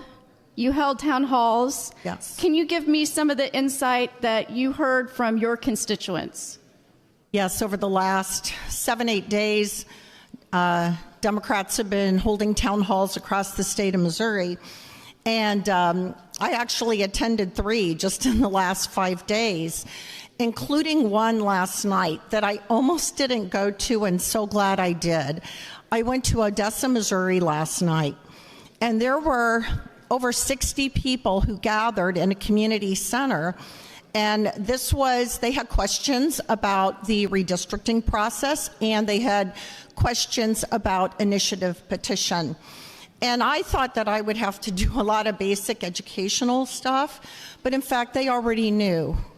Because the people who came, and they were from Odessa and Lexington and Higginsville and Bates City and all kinds of places, they know what the initiative petition does, and they treasure that they have that right. And they understand that that's a right that's been in place for over 100 years now, and they don't want it changed, because in Missouri, they feel like they do the best they can to educate and get connected to their legislators, but they also shared last night that a lot of times they don't get calls back, and people don't respond to their concerns. And when they try to reach leaders in the State House, they are thwarted, and they are ignored when they come down to visit. And Citizen Petition offers a way for Missourians to engage in direct democracy. They don't want to lose that. And that was last night in Lafayette County. And I think that's important to point out. I mean, there are multiple places that we've been. Lafayette County, tell me a little bit about Lafayette County. What's the makeup? Yeah, it's a very rural county, and a lot of farmers and laborers as well, people involved in labor, agricultural business. Some healthcare workers were there last night, and a lot of teachers and educators. And honestly, it was so much fun. I stayed way longer than I thought, which got me here really late last night. But what I took away from it is that it's not just an issue in the middle of Kansas City, Missouri, in my district. It's an important issue in Lee's Summit, in Springfield, in St. Louis, in Odessa, Missouri. I think most would agree it is a right to be treasured, a right to fight for, a right to protect. Would you agree? I would agree. Thank you, lady. Thank you for the inquiry. Yeah. You know, I just want to end this inquiry with a couple of things. One, doing this work in an extraordinary session, at the taxpayer's additional expense, that's a tough one for me, especially when I have heard from so many people that they're struggling to make ends meet. We need you to, can you help us reduce costs? We have to have affordable housing, but this is what we're doing. And the second thing I want to leave with, look, I know how this goes. I know how this goes, right? At the end of the day, this is going to pass out of our body. It'll probably pass out on the other side of the chamber. I want to remind the citizens that this will be on the ballot, and citizens will have an opportunity to weigh in on this measure. And I would encourage anyone on any ballot to not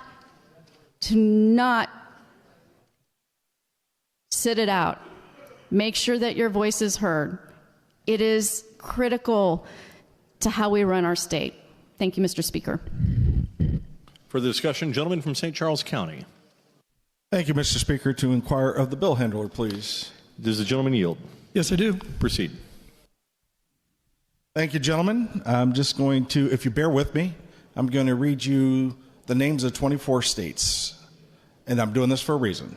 Alabama, Connecticut, Delaware, Georgia, Hawaii, Indiana, Iowa, Kentucky, Kansas, Louisiana, Minnesota, New Hampshire, New Jersey, New York, North Carolina, Pennsylvania, Rhode Island, South Carolina, Tennessee, Texas, Vermont, Virginia, West Virginia, and Wisconsin. The reason I said those out loud is because they're not all red states, they're not all blue states, it's a mixture of both. Do you know what the commonality between those states are? I could be wrong, but I don't think I am. I think those are states that don't have the initiative petition process. They don't have the initiative petition process or the referendum process. That's right. Their constituents cannot go to the ballot for any reason against their legislature or to change their state's constitution. Now, out of the 26 states that are left, 13 of those states only offer one or the other. We are one of the 13 that offer both.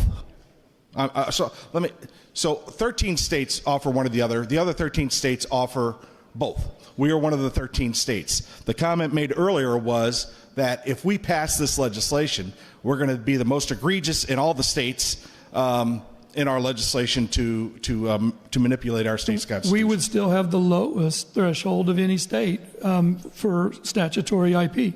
Correct. And we would, I couldn't say that we would have the lowest, I don't think, for constitutional IP, although our signature collection process is one of the lower. So really, if you look at it overall, I think that we would be, this is still a robust process, absolutely a robust process to change the Constitution, but it's definitely, we are still giving broad access to the citizenry to be able to still, with direct democracy, which is kind of what initiative petition is, with direct democracy to still influence the will of how their state proceeds, and I think that we're in that way. In this way, it's a balanced process, and we are definitely on the good side with all the other states. About the middle of the middle. Isn't that where Missouri likes to be all the time? We do. Right. I don't like to compare our state too much to other states all the time, but it's often, are other states doing this? But that point was brought up earlier, and I just had to address that because it's just not true.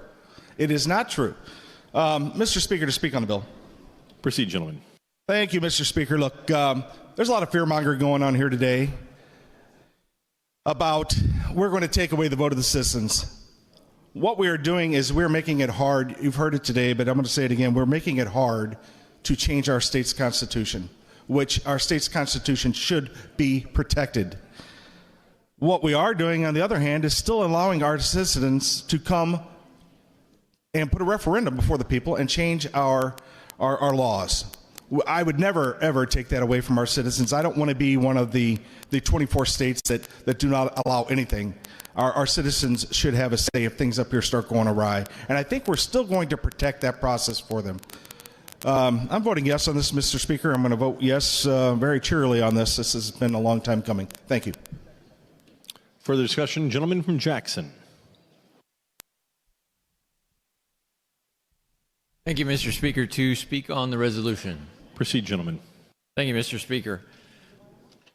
You know, there's some words of wisdom that are generally talked about in tactical military discussions. It says that you should never interrupt your opponent in the middle of making a mistake. I'm going to break that in this moment because I think it's important that we have a discussion about what's actually happening here today rather than talk around it, because I think it's going to, and I know it's going to, do significant damage to my constituents. It's going to do significant damage to your constituents, to the ability of the people that we represent and their ability to challenge and confront us and their government and to make their voice and their will heard. And I've appreciated, as we've talked here, some of the mental and logical gymnastics that have been going on as we've sought to justify why this is actually better or why this is more equal. I would suggest it's not in any sense of the word. And I also appreciate the reverence and untouchableness with which some of the members want to treat our state constitution. And I agree it's important, and I agree we shouldn't mess with it lightly. But I also agree that it's rich to me for us to have this conversation about putting into our state constitution a regime that limits the voice of the people. And I think you'll find that's probably one of the few times that that's even been attempted. And I go back to, as I often do in thinking about this, the very beginning of our Constitution. It's Article 1, Section 1. I know many of you are familiar with this in here. That talks about where we get our power as a legislative body. that all power is vested in and derived from the people, that all government of right originates from the people, is founded upon their will only, and is instituted solely for the good of the whole. I would suggest, as I look at what we're discussing and proposing today, that it's in direct conflict with the very beginning of our Constitution. The idea that we're going to make it more difficult for our constituents, for our people, to pass the laws that we should be doing for them, but frankly aren't listening or are too dysfunctional to do.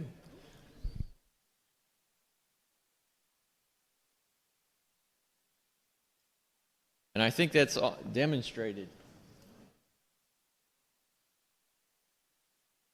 as we look at the proposal before us today. I also find it interesting that we're calling this the Protect Missouri Voters amendment that we're striving to do. I don't think there's anything about protecting or giving a voice to that's happening in that if anything, it's making it harder and it's silencing our people's voices.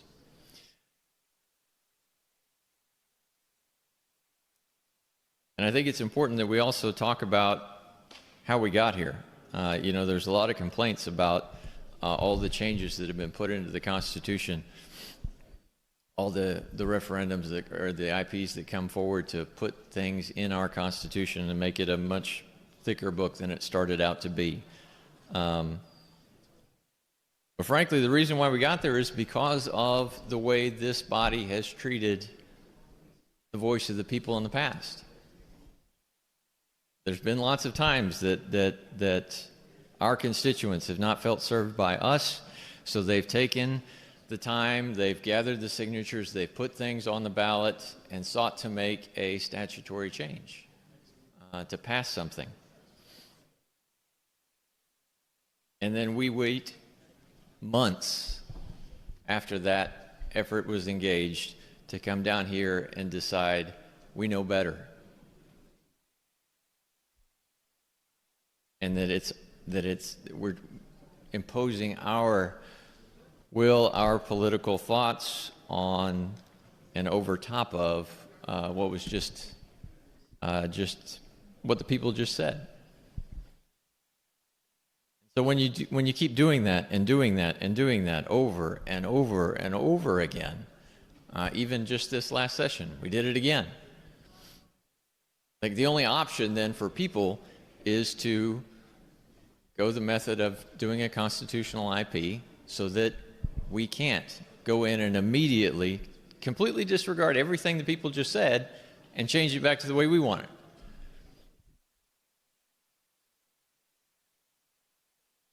And I would suggest that's the heart of this whole discussion and why we're even having it, is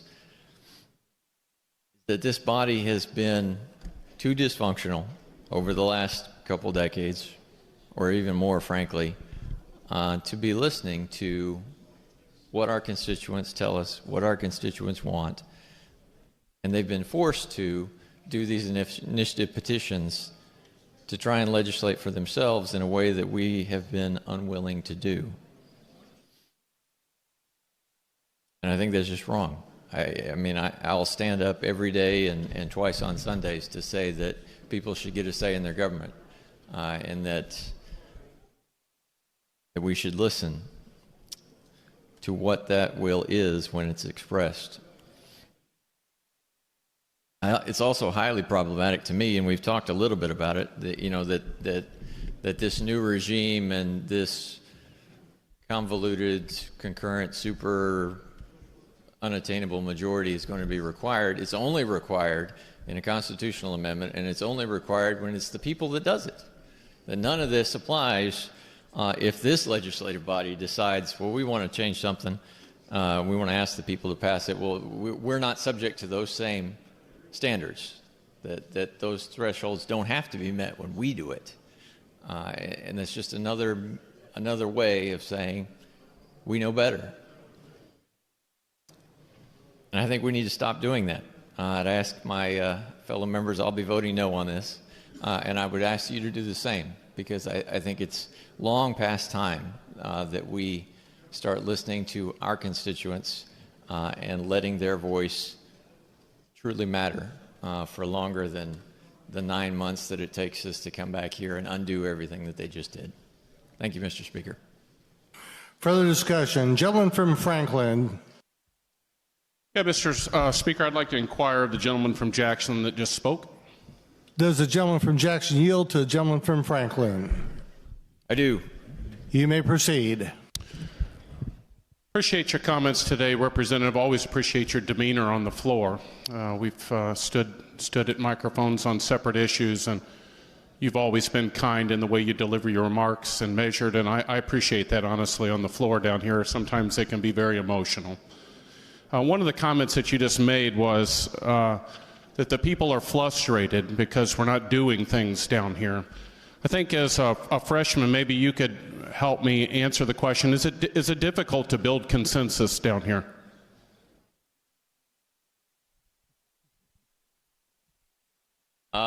Yes, and more so depending on which side of this room you sit on. Yeah, it's honestly pretty challenging to get an idea all the way across the finish line down here at the State House, because there are people from all across the state that have been elected to represent the people of this state, and we come down here from vast different walks of life and also the people we represent. I think the frustration back at home is that it's difficult to build a consensus, and so these private companies, for-profit companies that have decided to regulate themselves through our Constitution, have found a way that they can develop a consensus that's much easier than to use their representatives and their senators. They're actually going around the process that was designed in our state, a representative government, because they can actually get a consensus easier outside of the process that we have to go through down here. I love the debate on the floor week to week down here because we actually contend with each other. We look at the language. I don't remember any debates like this on any of the measures that have been proposed over the last 15 years, certainly not in public. And so I appreciate just the comments that you made. It is difficult. It really is difficult to build a consensus. I would contend it's even difficult to build a consensus outside of the building. I believe that. I wouldn't say one's more difficult than the other than you can kind of see how the process is played out. Apparently, it is easier to build a consensus outside of this building because that's what they've been doing. But I appreciate your comments. Mr. Speaker, could I inquire of the lady from Green that spoke earlier? Does the lady from Green yield to the gentleman from Franklin? Yeah, absolutely, Mr. Speaker. You may proceed. Gentlelady, I always appreciate the way you talk on the floor also, your humility and the way you go about your business down here. I've always appreciated. We came in together, and your work on committee and your work on the floor is always very measured, and I appreciate that. One of the comments that you said is that this is an important citizen-led process. I'm wondering if you know who the top 3 contributors were to the last Proposition A. Oh, I'm sure you're going to tell me. So 2 of them actually, Representative, were based in Missouri, but the third one was an organization called 1630. They're based out of Washington, D.C., and they spent an extraordinary amount of money within our state to try and influence the passage of a ballot measure in our state.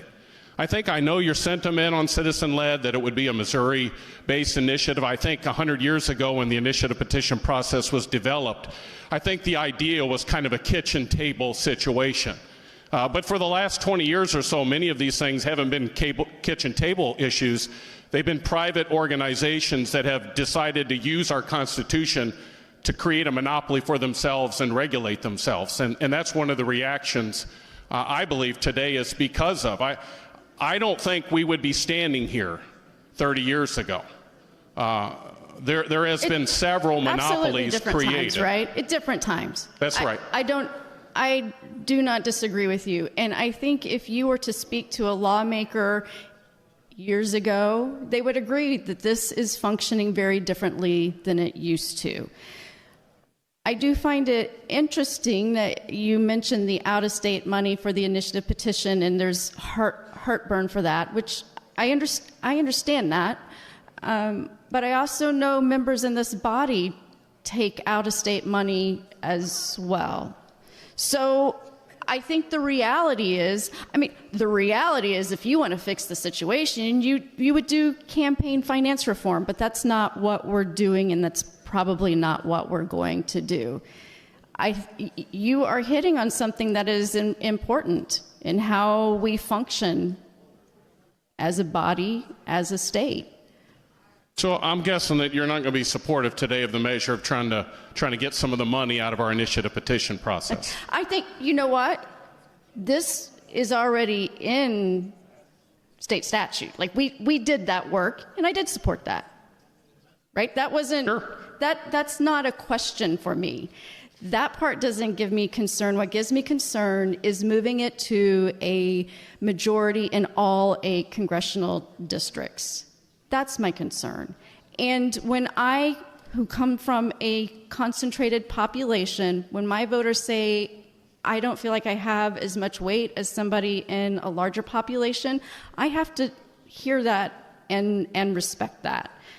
Well, I have absolutely no doubt, Representative, that you're doing a good job representing your constituents. You're one of the finest people that I've met since I got down here. I appreciate the inquiry. Thank you. Mr. Speaker, I'd like to inquire of the gentleman from Boone that spoke earlier. Gentleman from Boone, do you yield to the gentleman from Franklin? I do. You may proceed.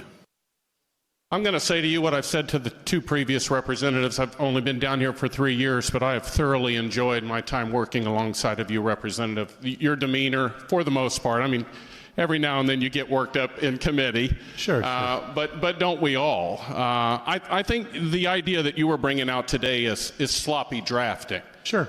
You know, we've got what amounts to about 2.5 pages that we're dealing with today, and you have found, I won't comment on whether I agree it's sloppy or not, but you have found things that you feel like were sloppy in the drafting.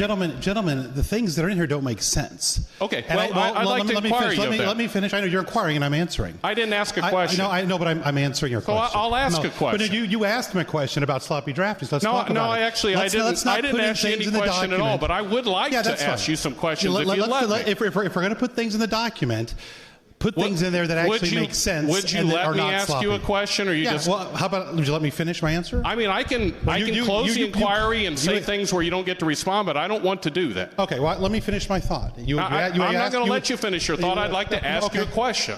I'm going to finish what you asked. All right. About the sloppy drafting. Thank you, Representative. Mr. Speaker, the gentleman from Boone earlier talked about sloppy drafting. I think we've just passed a couple of initiative petitions around our state.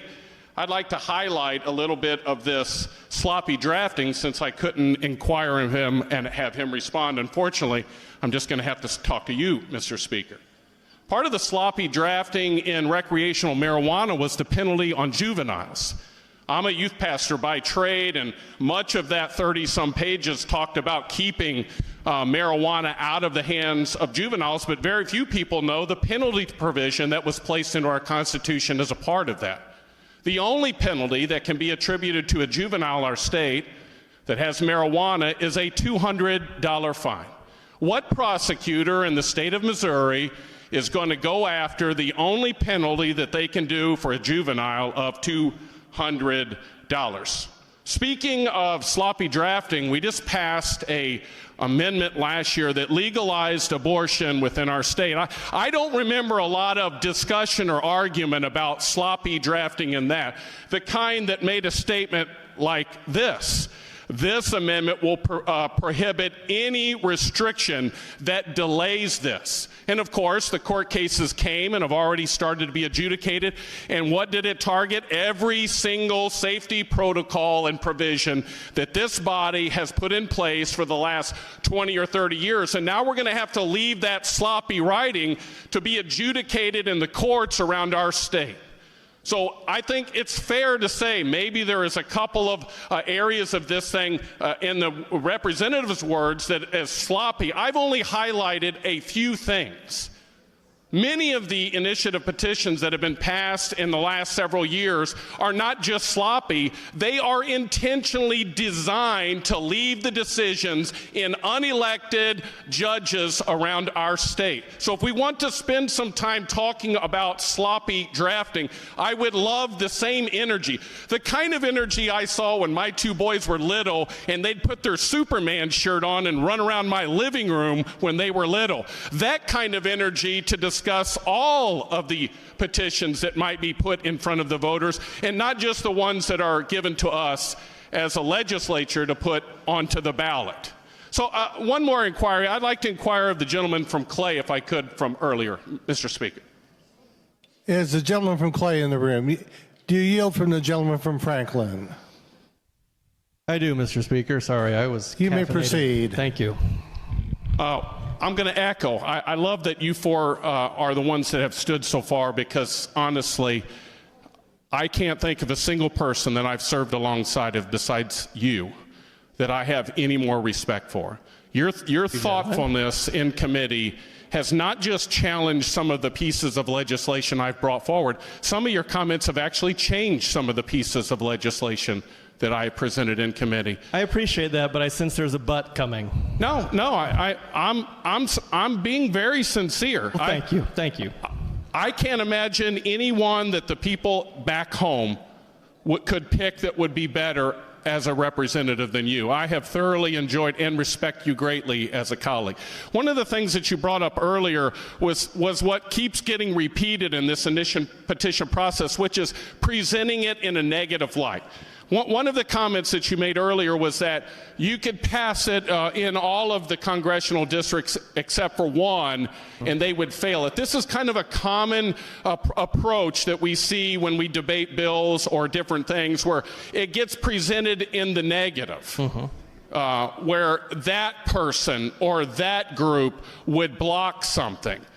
In general, Representative, when something gets placed on the ballot, I start from a negative position. On everything. People do. On everything. I always start from a position as a voter that you've got to convince me that this is needing to be voted. But by presenting it in a negative light, that these people could trump something, you're presenting it in a way that that proposition, that petition should be passed. And any opposition to that is blocking people that actually want to get it passed. I would contend, Representative, there are many things that are placed on the ballot that should never pass. They should never be placed inside of our Constitution. But I've been listening to the debate on this for quite some time. I think it could be the opposite as well. It could be positive. It could be the last voter in that congressional district that goes down right before the polls close that cast a yes vote that puts it across the finish line, highlighting the positives of each individual person going to vote, taking responsibility to educate themselves on the particular issue, and then going and casting their vote. Gentlemen, state your point of order. Mr. Speaker, I notice the absence of a quorum.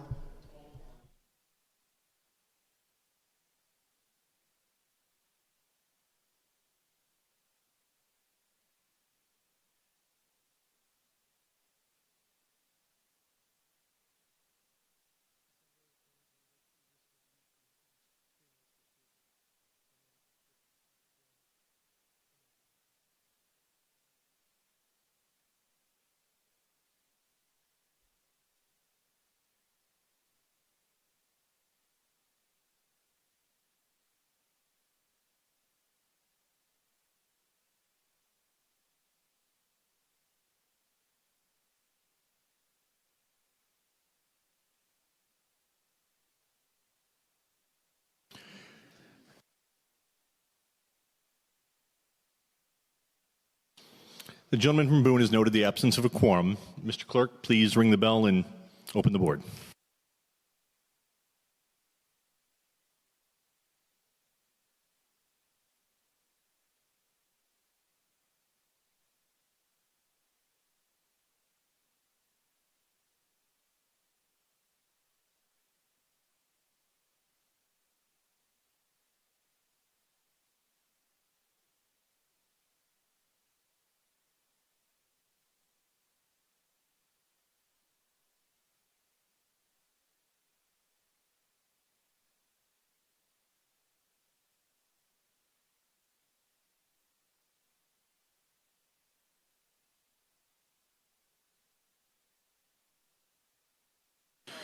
Mr. Clerk, close the board. We have established a quorum by your vote of 20 yea, 2 nay, and 71 present. You have established a quorum. Gentleman from Green.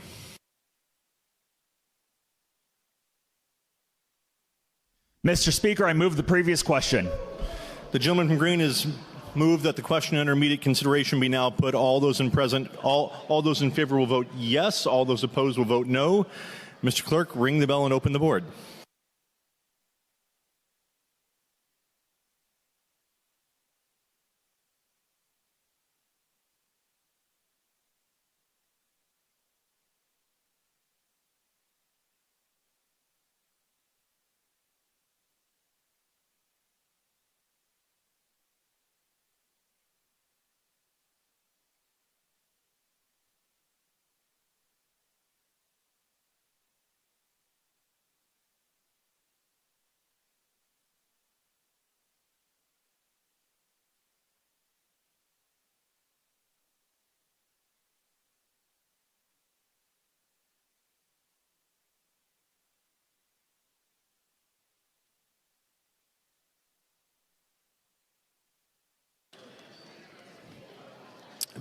Mr. Clerk, please close the board and tally the vote. By your vote of 100 yea, 49 nay, you have moved the previous question. Gentleman from Randolph.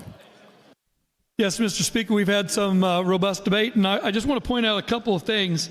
You know, it's not just foreign or out-of-state money we're concerned with. It's definitely foreign money that we're concerned with.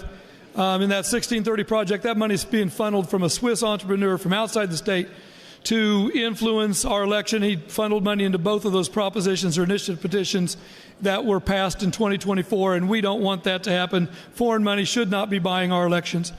The citizen-led, we are for citizen-led. We are not going to be changing the statutory initiative petition process. It's exactly the same as it was. The ratification process is exactly the same as it was. We're just going to be protecting the Constitution, saying that 50%, all we need is a 50% majority in each of the congressional districts. With that, Mr. Speaker, I close. A voice vote will take place on the perfection. Excuse me, the voice vote will take place now. We will have a roll call vote on the perfection. The gentleman from Randolph has renewed his motion for the adoption of House Committee Substitute to House Joint Resolution number 3 as amended. All those in favor say aye. All those opposed say no. The ayes have it. You've adopted the House Committee Substitute. Gentleman from Randolph. Mr. Speaker, I close. The gentleman from Randolph has renewed his motion for the perfection and printing of House Committee Substitute for House Joint Resolution number 3 as amended. All those in favor will vote yes. All those opposed will vote no. Mr. Clerk, ring the bell and open the board.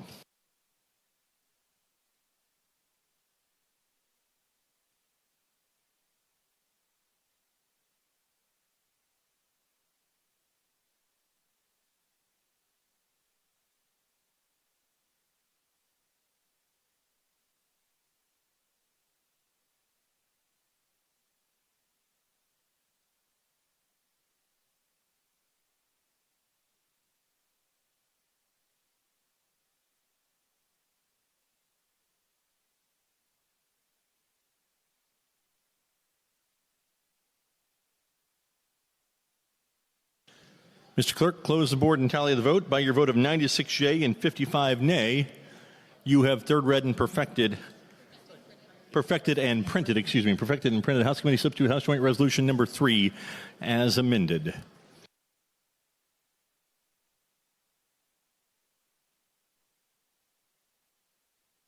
Gentleman from Green.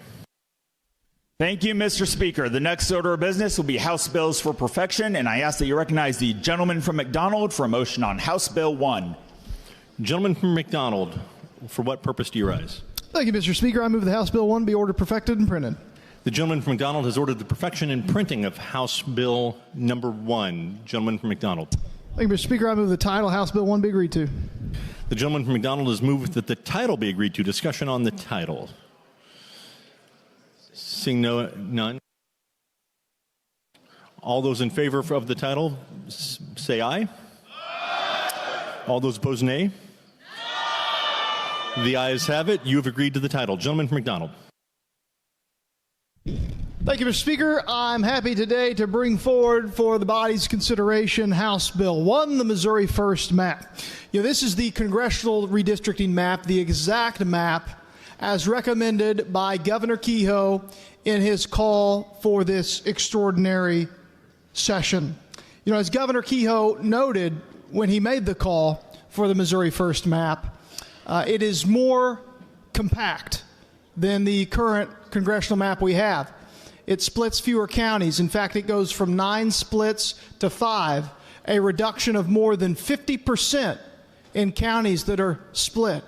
It splits many fewer municipalities than the current map.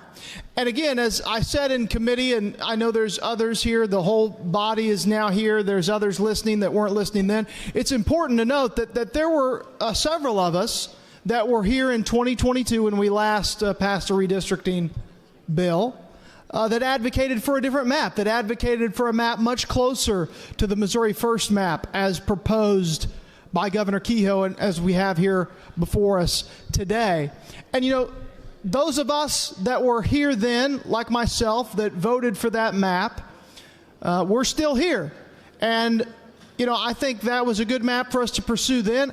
I still believe that, but I think there's probably many more who now believe that, but for one reason or another didn't at that time. And there's many, many new members of the Missouri House and the Missouri Senate. We have a new governor who's leading on this, who now see it differently. And the dynamics across the country have changed as well, which I think is compelling for many good people. But my view, Mr. Speaker, this was good policy then. It's good policy now, and we should wait no longer to pursue it now that we have a consensus around the Missouri First map. And this is not unlike, frankly, all the other legislation you file, members of this House, members of the Senate, year in, year out. I mean, we had nearly 3,000 pieces of legislation filed this session. Virtually all of those amended a current chapter of Missouri state statute. What does that mean, Mr. Speaker? It is in itself an admission that we didn't get it right the first time. How many times is probably one of the most popular words spoken ever on this floor, the word reform, which again is just an admission that we're improving on what we've already done, on what's been passed into law by a previous General Assembly. And I'm not saying that's a bad thing. It's a good thing. It's what we're here for. We are infallible human beings, and there is room for improvement oftentimes, and this is yet another such example. Since the beginning of this process, since before this process began, we've even heard it already today, before we've even gotten to this piece of legislation, House Bill 1, this map. We've heard claims that this is unconstitutional. Now, generally, that's where the claim ends. There's no evidence to support this. There's nothing to back this up. Just, this is unconstitutional. Well, I assure you, Mr. Speaker, it's actually been worse than that. Even before a map was produced and released by the governor, there were threats of litigation, threats of lawsuits, which I think is really interesting and really sad. And I think it's a continuation of lawfare, quite frankly, from the left. That I guess we can't win at the ballot box, and so we'll charge our political opponents with crimes and we'll pursue things in the courts because we can't win them at the ballot box. I see no difference, quite frankly, Mr. Speaker. But let's talk about the Constitution. Let's talk about why this is constitutional. The Missouri Constitution, Article 3, Section 10, this is what it says. It's not long. It's easy to understand. The last decennial census of the United States shall be used in apportioning representatives and in determining the population of senatorial and representative districts. Such districts may be altered from time to time as public convenience may require. Now, we need to note that alteration is different than reapportionment. And the apportionment isn't changing. We're using the last decennial census.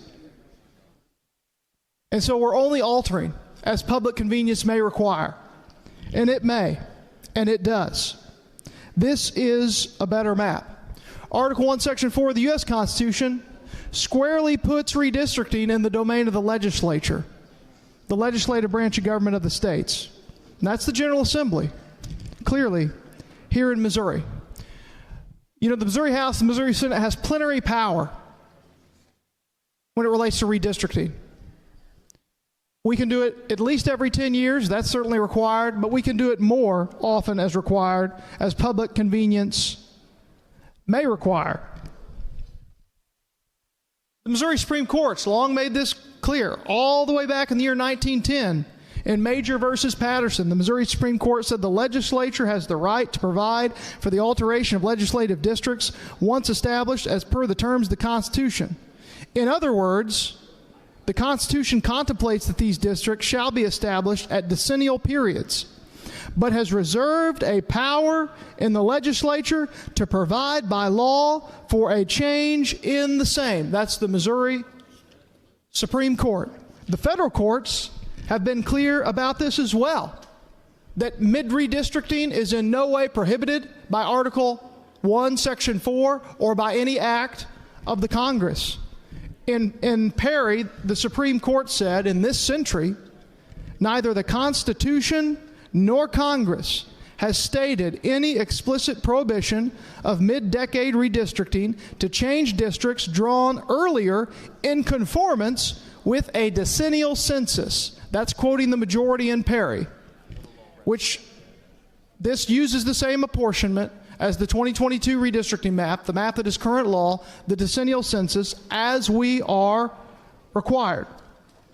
This is a Missouri First map, made in Missouri, for Missouri, as recommended by our governor. Again, it's more compact, splits fewer counties, 4 counties versus the current 9, splits fewer cities, fewer municipalities. All you have to do, Mr. Speaker, and I challenge everybody to do this, all you have to do is put these maps side by side. Just look at them.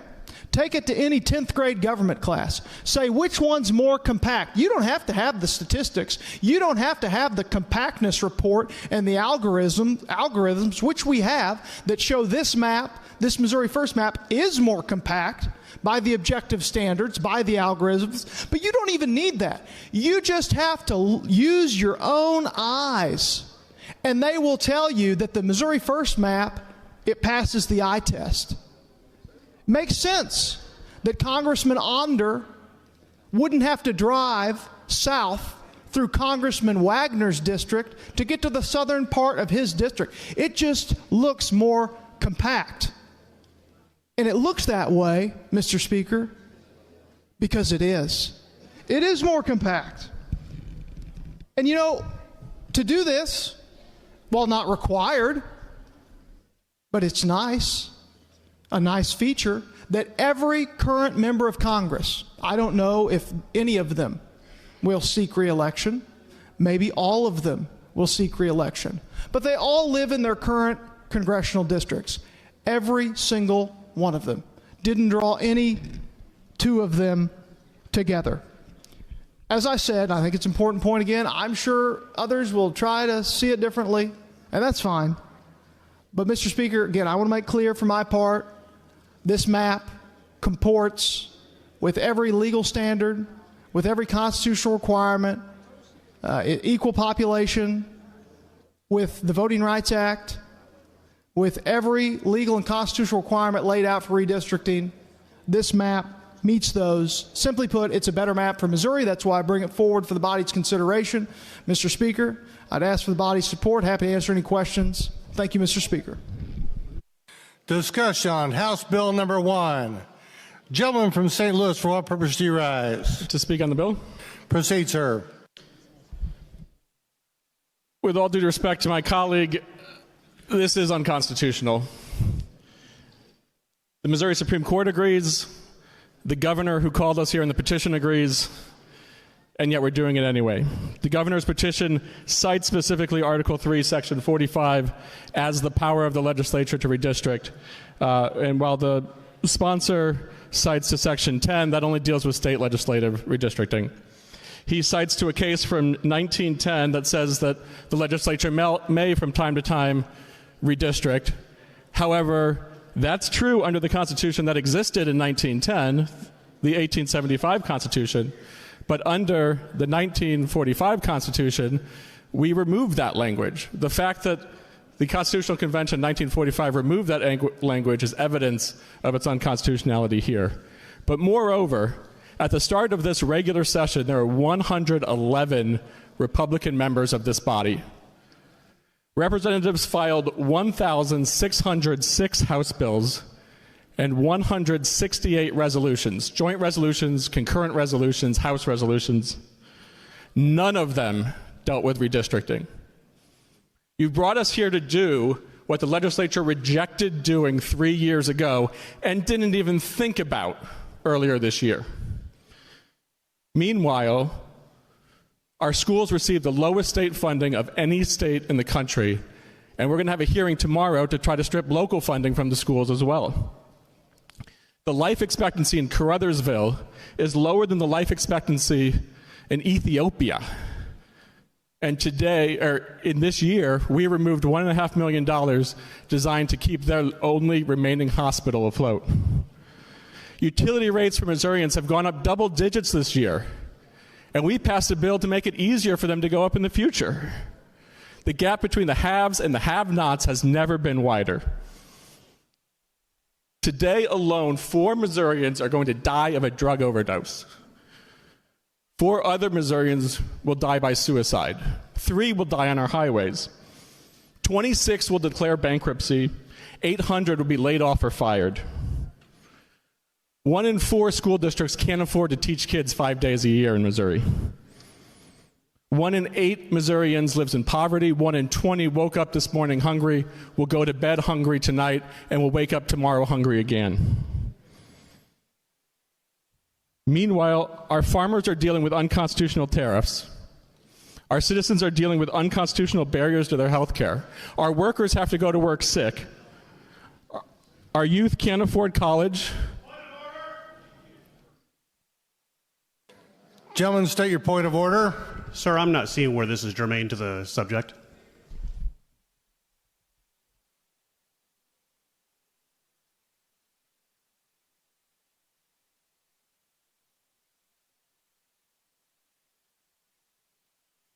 Will the parliamentary committee come forward, please?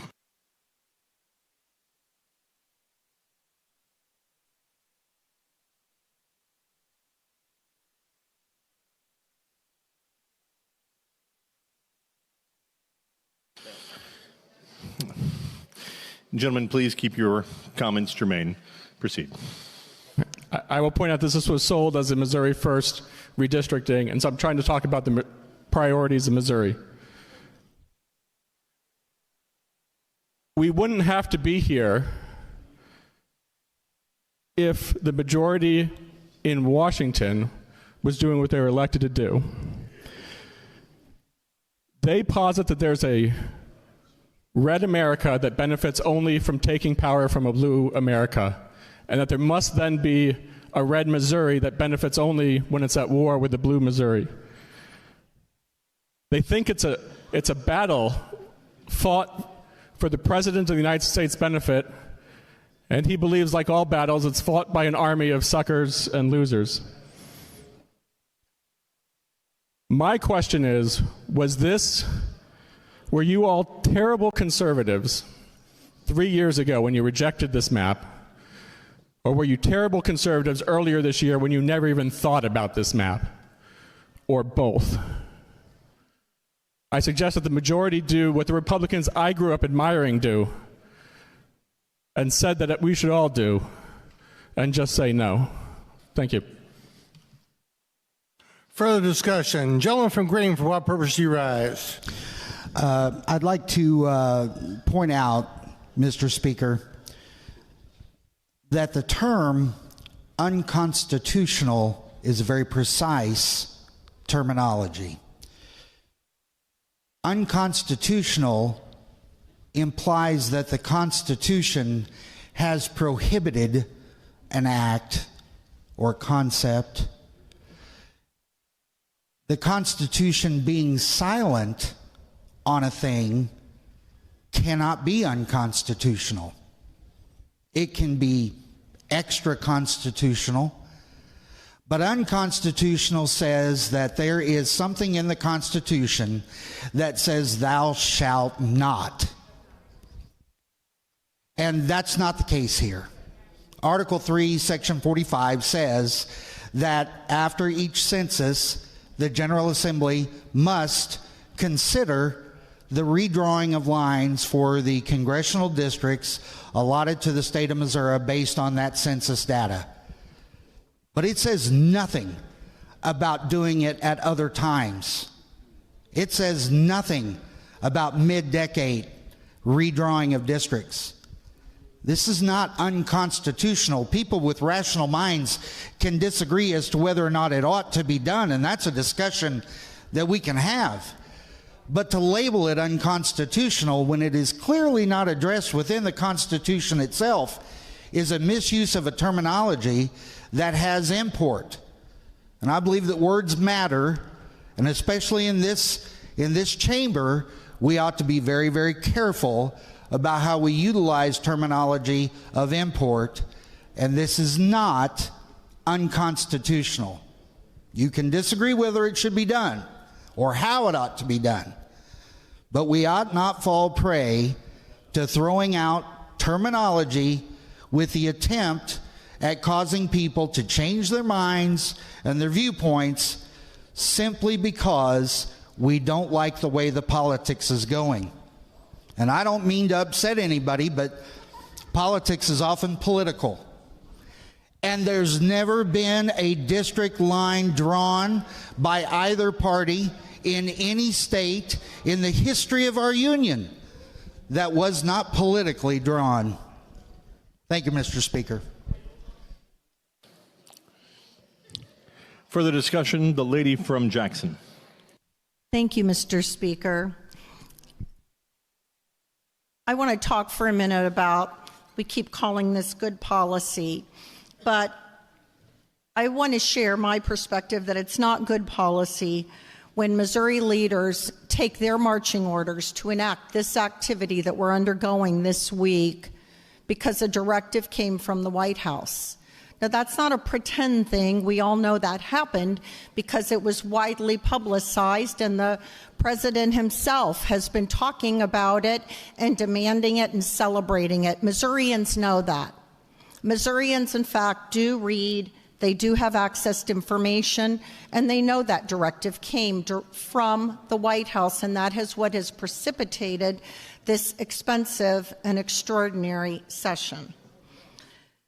So, you know, we just did our redistricting 4 years ago, and we voted 10 months ago on our congressional representation. And now we find ourselves here, and it feels like the effort right now is aimed directly at Congressional District 5. It seems it is aimed squarely at addressing Congressional District 5. So I know that the original bill handler said you can use your own eyes to review the map and know that it's compact. Well, I had to pull that map up and look at it very closely and blow that map up in order to see exactly what that map does.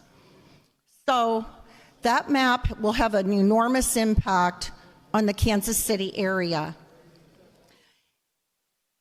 It divides the Kansas City area's northeast neighborhood into 3 congressional districts. I spoke with staff at a medical university that is located right on Independence Avenue in Kansas City, and they said, our parking lot is in one congressional district, our administrative building is in another, and the land behind us is in a third. The line cuts through Hospital Hill, the location of a public hospital, esteemed public hospital, and a medical, nursing, and dental campus. It chops straight through UMKC.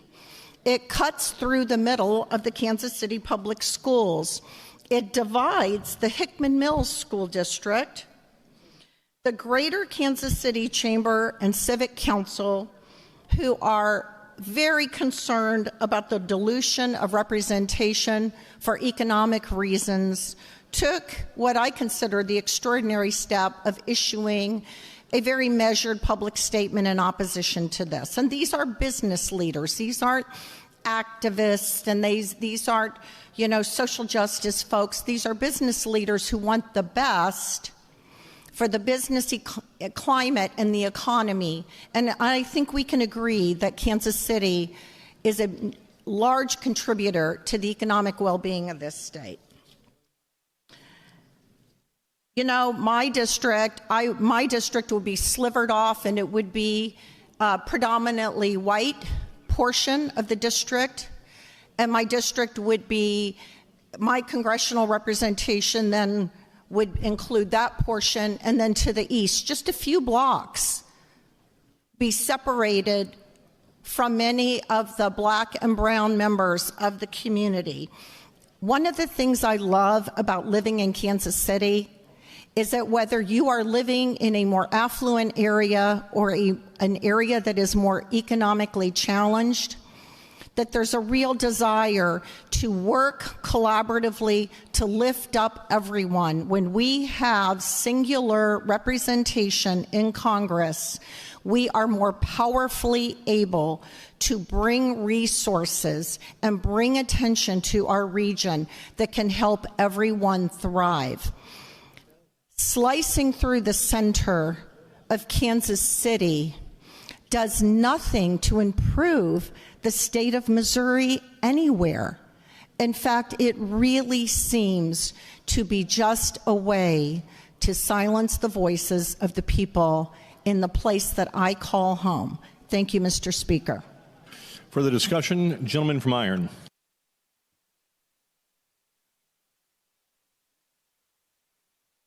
It's on. All right. The light don't work. Proceed, gentlemen. To comment on the bill, Mr. Speaker. Proceed. Mr. Speaker, I oppose this bill.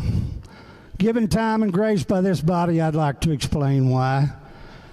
2 weeks ago, a colleague of mine drove to the middle of Wayne County in my district. We met at a senior center where we met the board president and the director. With a spreadsheet, they explained how last year they fed 40,300 meals to our seniors. On every meal, they lost $1 and a dime. Not only is the director there serving that facility, she works at 4 or 5 others. 32 facilities in southeast Missouri serves more meals than St. Louis and Kansas City combined to our seniors. The struggles they have are amazing. The challenges they've overcome to make sure nobody goes to bed hungry is just of a hero's nature. I so appreciate what they've done. Through all of this, they never said, we're going to quit. They didn't say, where's it going to come from? They have yard sales. They have benefits to make this happen. What a bunch of heroes. I was fortunate enough this summer to serve on the Tax Reform Committee. Sitting in Kansas City, we sat there and heard public testimony for about 5 hours. One that sticks in my mind is a veteran on crutches that come up. And as he spoke, we literally taxed him out of his home. We sent him to the house, somebody that had been wounded in war for our freedom. We said... Lady from Jefferson.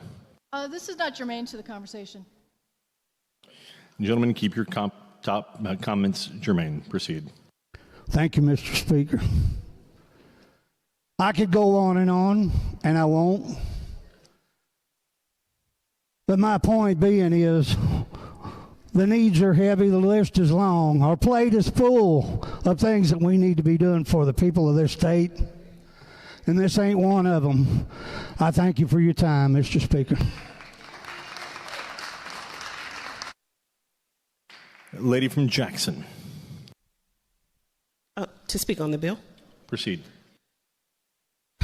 All right. Well, thank you, Mr. Speaker and colleagues. I rise today in opposition to House Bill 1. I oppose it because of the illegal gerrymandering and redlining that is specifically happening within my community, within my district. This is a problem because I don't know if many of you all have actually come to Kansas City. You may pass through it to go to the airport, go to a ball game, but you've never come to my district. My district has the highway right through the heart of it. All right, right through the center of it. And when 71, Bruce R. Watkins, named in honor of a local historic black civil rights activist within the city, when it came through our neighborhood, it busted up our black communities. It was a political motivation to separate our minority vote, but also destroy our communities. And upon it destroying our community, now, within my lifetime, 30 years later, we're now trying to reunite our east side of 71 and our west side of 71. This redistricting that is about to take place harms me. It harms me because of the impact that this highway has already done within my community. All right? I used to have grocery stores. I used to have those other options that were available to me and my other community members, but now those things are slowly going away because we have a highway through that. And it makes no sense to continue to segregate and discriminate and promote this type of separation within my community. I won't stand for it. And so therefore I am standing here and I am just letting you know the history behind it. And I have the fire in my belly because this is not right. As we continue to try to bring our community back together, bring our neighborhoods back together, then you go and you take us 30 steps back all over again. Let's do this to your district. Let's do this to where you live.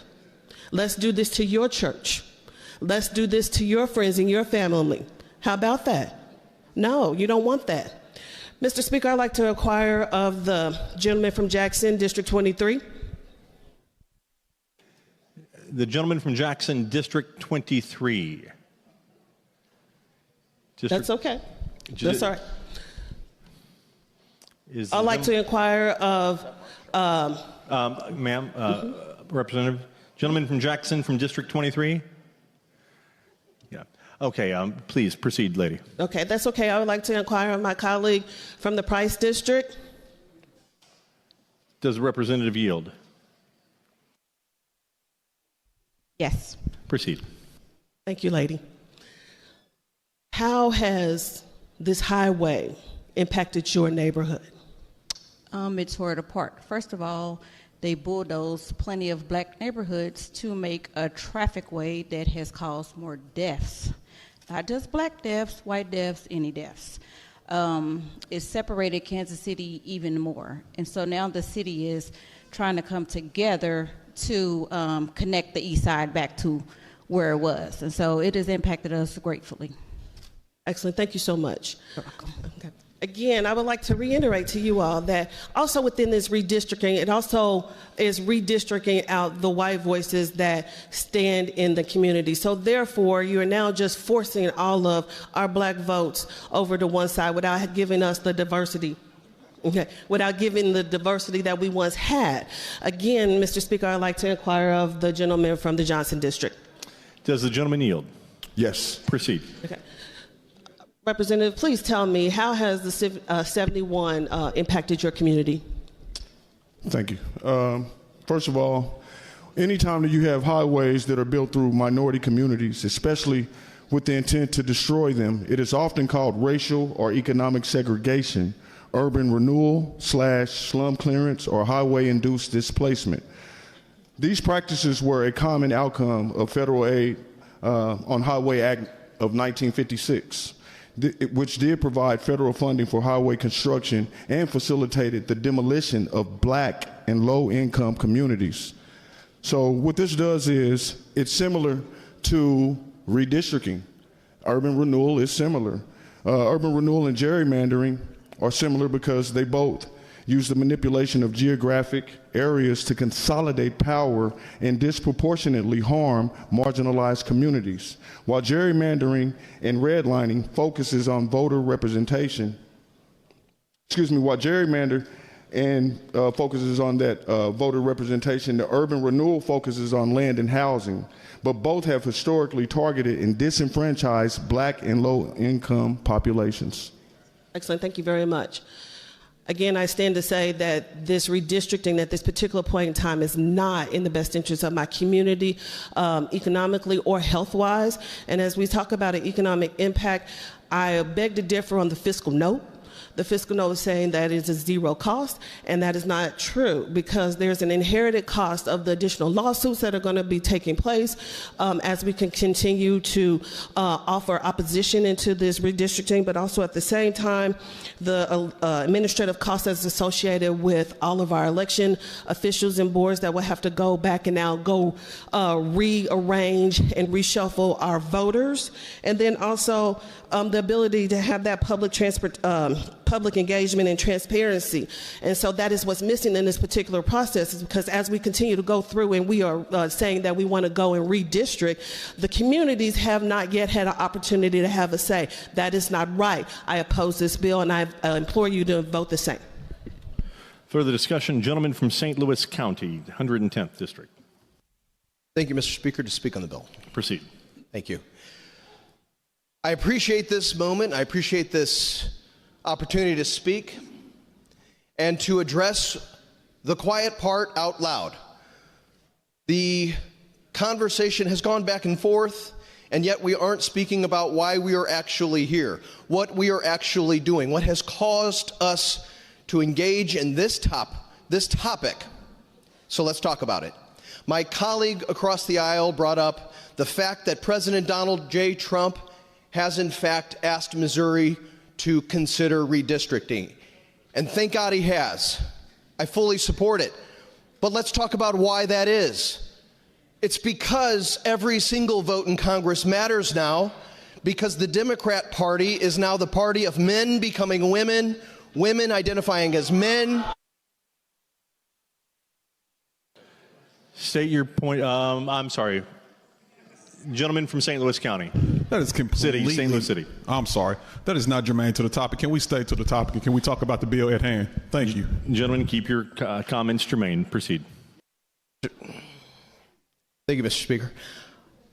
I am talking about redistricting and why the President of the United States has asked us to do so. He has asked us to do so because the Democrat Party has put forward and forth policies that allow children to decide if they are going to physically castrate themselves.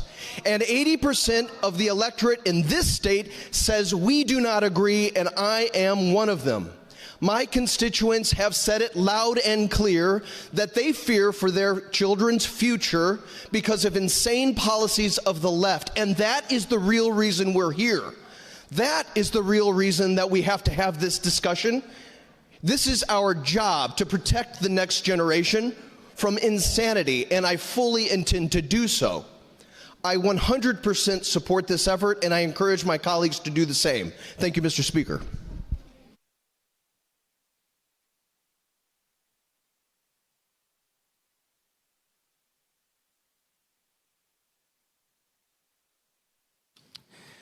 Gentleman from St. Louis City.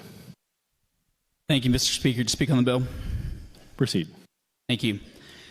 The entirety of last session, I probably rose to speak on a handful of topics. This might be my fifth time at the mic. I realize this building, the most effective way to get things done is not speaking on the floor, but sometimes situation and circumstance dictate that those are unavoidable. I'm not rising today because I believe that no political party gerrymanders. Although I think it should be illegal, there's one party in Congress that has passed gerrymandering reform, independent redistricting. We did that in this state a few years ago. I hope next time it's introduced, it'll receive bipartisan support. I've seen folks that say, hey, Illinois gerrymanders as well. Like I said, I hope it will receive bipartisan support. I'm rising today because the changing the rules and norms mid-game is just blatantly wrong. None of us would tolerate that in our kids' sports teams or t-ball games. I don't understand why it's tolerated here for the leaders within the state. The supermajority had the option to have these same maps 2 years ago. I wasn't here, but many of you voted on no on those. That was the opportunity. 2030 is the opportunity. Would I be for it then? Probably not. But I understand the elections have consequences, and those are the rules of the game we all agreed to. We did not agree to change the rules mid-decade to avoid the potential consequences of policies coming home to a roost from Washington, or 2 citizen referendums that were passed by a majority of Missourians last November that we're working to overturn a few months later. Compromise wasn't enough. We needed a total overturn. Now that process is even being put into question and will be eliminated for both parties with the previous bill.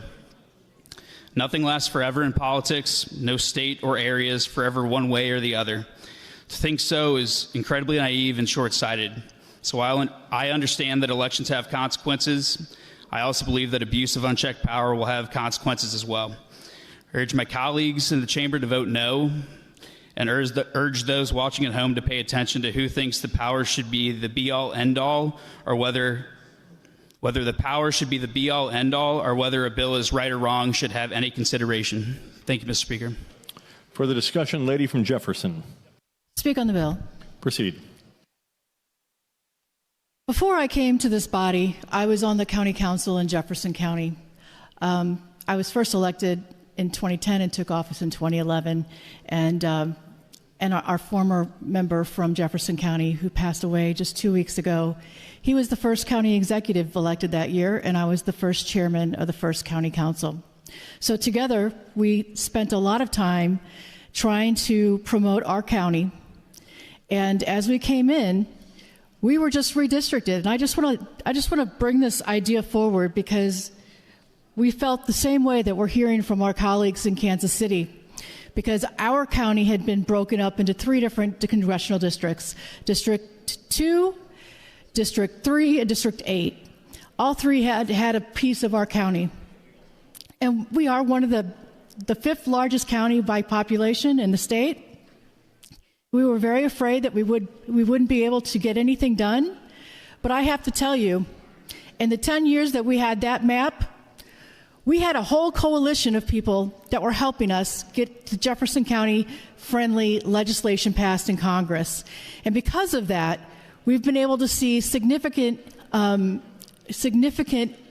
infrastructure changes and improvements, especially in Kimmswick, which is a very small town, but we're trying to make it into a more popular, even more popular tourist destination. That would not have happened had we just had one member of Congress representing all of Jefferson County. We had 3. Today we have 2, and even in the new map we'll still have 2, but we had 3 for 10 years, and it made a huge difference for our area. So I just wanted to share that with the body and urge them to vote yes. Thank you. For the discussion, the representative from Jackson. Thank you, Mr. Speaker. To speak on the bill. Proceed. All right. Well, I love hearing that because my district is going to be split in 3 under this new map. It's going to stretch. So I actually will be on the border. My congressional district will border Illinois. Isn't that great? So Hannibal, Missouri will be in my congressional district. Seems like that might be like across the state, but maybe those needs are different. But I guess this is the ideal for this. It would actually go all the way down to Marion, Missouri as well. Marion County, Missouri, Clark County, Osage County. It goes really far. It takes up most of the state, the 3 congressional districts that my 37,000 people House district will be split into. So I really hope you're right, because I plan on being very active in any upcoming races and using that ability to organize as much as I can. I was going to, y'all have heard me before. I love doing historical research. I love that. I love researching about all this and trying to understand it and really trying to debate in good faith and with coming to the table with the assumption that we can all talk this out. Like, we can come to mutual understanding and we can actually work for Missourians if we are all, again, coming to the table in good faith. And I know that's not happening in this instance, and I think everyone in this room knows that that's not happening in this instance. And it's really, really disappointing as a first-year legislator to see that, to see something that many people have talked about in the press about how they don't want to do this. I know I was in Joplin last week speaking at an event. I didn't talk to a single person there that wanted this to happen. Everyone that I talked to was really against this in rural Missouri. I'm from rural Missouri. I'm actually a lifelong Missourian, so when we talk about Missouri values, I've lived here my whole life. I'm from a town of 900. So I represent an urban population now, but I do represent Missouri values whether people like it or not. This is the state I love, even when it doesn't love me. I love this state, and I will fight for this state, and I've stayed here to do that. We hear, I get character attacks in this room at all times on a redistricting proposal. It's ridiculous, the lengths that people will go to put something like this, a redistricting proposal, an unconstitutional one, in my opinion, and I think will be in the court's opinion soon too, at great taxpayer expense.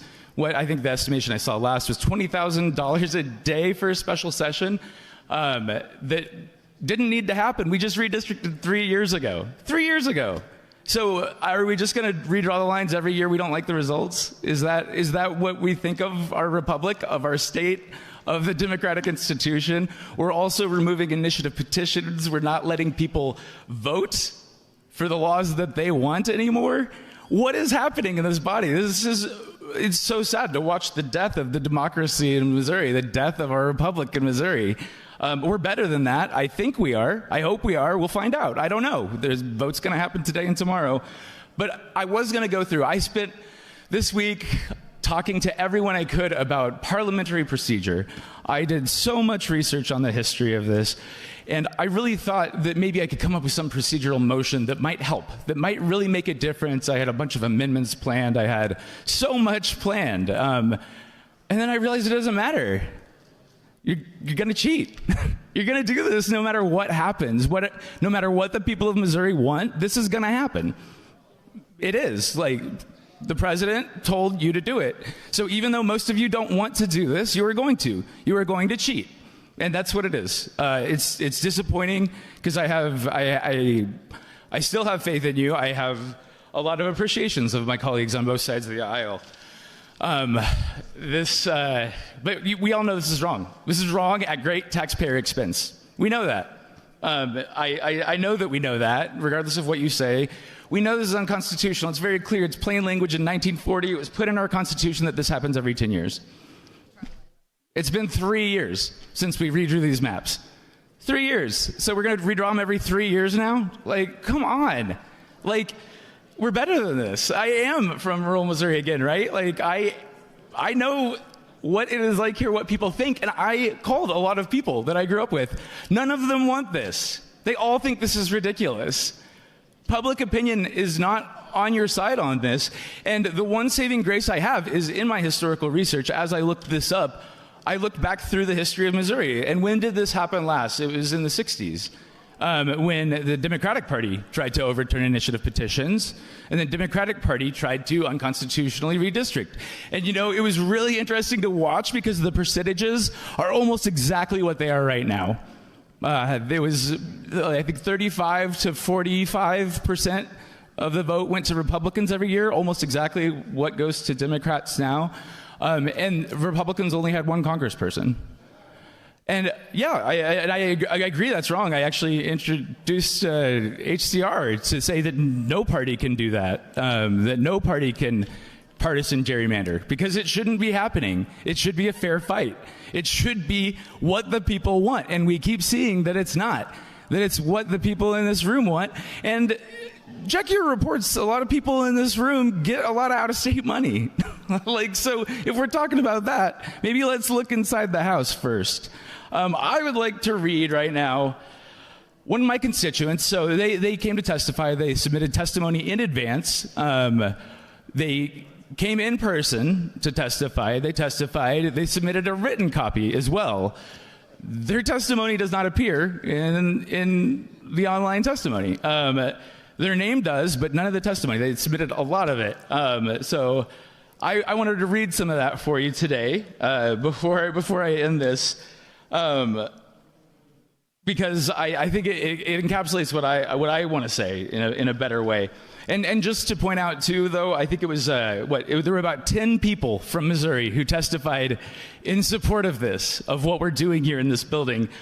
2,850 around, that many testified in opposition to this. So again, the one saving grace for me is that the Democrats did this in the 60s. And when they did that, that was the end of the supermajority for them. Because when you try to take away the will of the voter, when you try to take away people's right to participate in their own government, when you try to redistrict to cheat, people see that. They don't respect it. Missourians do not respect cheaters. And that is why I would like to read this. This was a testimony, again, from a constituent of mine that you cannot find online. But I hope y'all went through the 3,000 pages of testimony. But here's one, at least. Fall is one of my favorite times of the year. Not just because the cooler weather means that my daughters have returned to school, although that certainly helps, but it's the start of an annual tradition. Tomorrow evening, across our great state, in small towns and big cities, individuals and families will come together to cheer on their local high school football team. And I suspect a good many of us will also be cheering on our favorite NFL team as well. The Kansas City Chiefs kick off their season.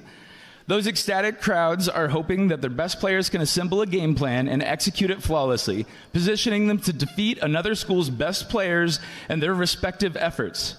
We teach our children to try their very best, and some days that's enough to win, and some days it isn't. But the most important thing is to put your best foot forward. No parent, student, or fan will be hoping that their team wins by rigging the game. Putting our foot on the scale to ensure our particular outcome has never been a Missouri value, and I don't believe it is today either. Missourians don't want this. This is a great expense to the taxpayer. It is unconstitutional. It has not followed the correct process. There has not been a quorum until today in this building. This should not be happening. I will be voting no on this. Further discussion. The lady from St. Louis, district number 68. Thank you. There's one thing that we haven't discussed, and that is the demographic information related to this map change. So before you all push this redrawn map legislation through, I want us to remember the names of those who never got the chance to cast a ballot freely in this country. Jimmy Lee Jackson, a 26-year-old church deacon in Alabama, was gunned down for marching for voters' rights. Medgar Evers, assassinated in his own driveway for registering black voters. Viola Luisa, a mother of 5 from Detroit, murdered on an Alabama highway because she believed in freedom. Herbert Lee, killed in Mississippi for his work with the NAACP. Lamar Smith, a World War I veteran, shot on a courthouse lawn for organizing voter registration. George Lee, a minister, murdered for encouraging his community to vote. Jonathan Daniels, a young seminarian, killed while shielding a black teenager. James Chaney, Andrew Goodman, Michael Schwerner, murdered in Mississippi for daring to register voters. These names may appear as footnotes in a history book or be engraved in an unmarked tombstone, but they remind us that the right to vote in America has always been paid with blood. The 14th Amendment was ratified in 1868 in the aftermath of the Civil War. It promised that no state shall deny any person the equal protection of the laws. The amendment was written in ink and in blood. After thousands of newly freed people were massacred during Reconstruction for trying to live as citizens. Nearly 100 years later, the Voting Rights Act of 1965 was passed after Selma, after the beatings on the Edmund Pettus Bridge, after murders like those of Jimmy Lee Jackson and Medgar Evers. Congress finally said, enough. The right to vote is fundamental, and the tricks or partisan maneuvers cannot carve it away. And we must also remember Dr. Martin Luther King Jr. He marched, he was jailed, he was beaten, and he was finally assassinated in Memphis while standing with black sanitation workers demanding dignity. He understood that voting rights, civil rights, and economic rights are bound together. His murder was driven by his desire to procure the right to vote and everything voting is supposed to protect: our humanity, our voices, and our right to live in dignity. His life is proof that the fight for representation is more than an abstraction from the left. It cost flesh and blood. And now, here we stand in Missouri. Article 3, Section 45 of our Constitution is clear. Congressional districts are drawn after the census, not whenever those in power choose. Section 10, which some point to, refers only to state legislative districts. To confuse the two is to misread the law. To deliberately misapply them is to betray our oath. If we sanction this mid-cycle redraw, we will be joining the long and shameful line of the states that have used legal language to silence voters rather than to protect them. And the irony is that this map is being sold to Missourians under the title Missouri First. But under the leadership of those who now demand this power grab, Missouri has been anything but first. We rank 35th in children's health and 33rd in education. We are 42nd in maternal mortality, with mothers dying at rates far worse than much of the country. We are 47th in healthcare disparities by income, where poor families are punished for being poor with worse health and shorter lives. Our life expectancy is below the national average. I do not consider these just numbers. These are our neighbors who have been buried too soon, our classrooms that have been underfunded, and our babies who will never celebrate their first birthday. If this legislation truly cared, if this legislature truly cared about Missouri being first, we would invest in health, education, and working families instead of investing taxpayer dollars in partisan maps that silence them. I would be remiss to cite this Missouri First map as only a constitutional violation when it's morally wrong. It is ethically and morally wrong to bow to a dictator when colleagues admit that their votes change because of a phone call from a president. We're not serving Missouri, we're serving one man, and that is not a democracy, that's submission. And when a party seeks to silence every opposing voice to guarantee that only their candidates are heard, please do not fool yourselves with lies of more stability. That is one-party rule, and one-party rule breeds corruption, arrogance, and decay. Voters know this. People are telling us at town halls that they feel trapped in a system where representation feels like a string of broken promises. That sense of being trapped is precisely what fueled the Boston Tea Party. Ordinary people demanded representation because they knew taxation without representation is tyranny. We cannot afford to be a people who trade away democracy for the promise of a single issue. We cannot exchange freedom for bans on abortion or the stripping away of women's rights. Tyranny always asks us to sacrifice one liberty in the name of safety. But when one falls, the rest follow. And then when we hear it said out loud that the representative declared he hopes Missouri will only send Republicans to Congress. Does that sound like valor? Does that sound like leadership? I hear greed. I hear pinky in the brain world domination. That is the end of choice and the end of accountability, and it is a betrayal of every Missourian who deserves to choose representatives who understand their voices and fight for their communities. If you doubt the human cost of these lines, listen to Kansas City and Terrence Wise. That seat is not Emanuel Cleaver's seat. That's my seat, my voice, and my community's voice that's being snatched away.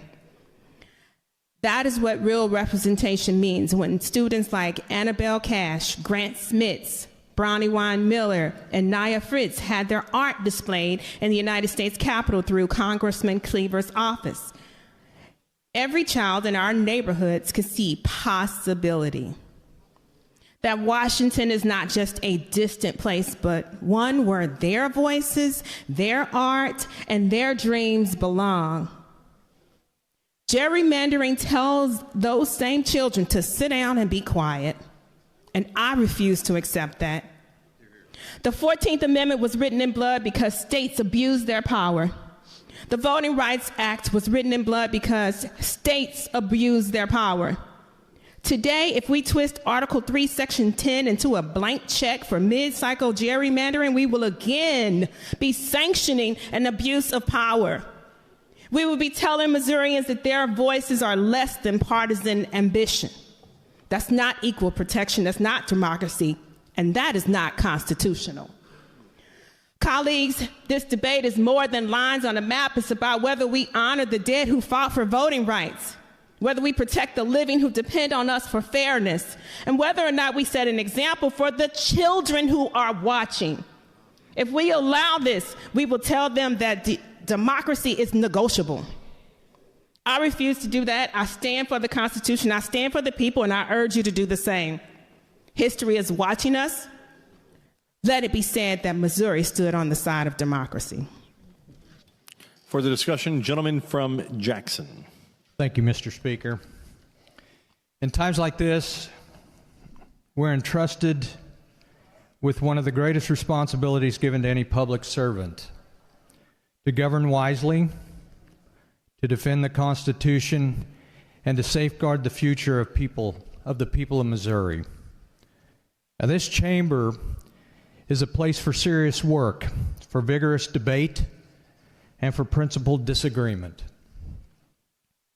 But disagreement must never descend into intimidation or threats. Recently, I received a threatening voicemail directed at me. The governor himself has endured similar behavior by the same individual.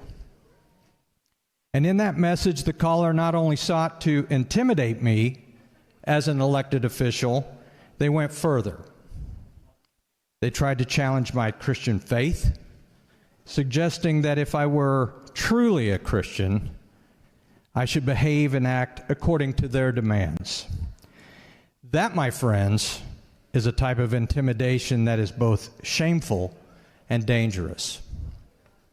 Let me be absolutely clear. My faith is not a tool for others to manipulate.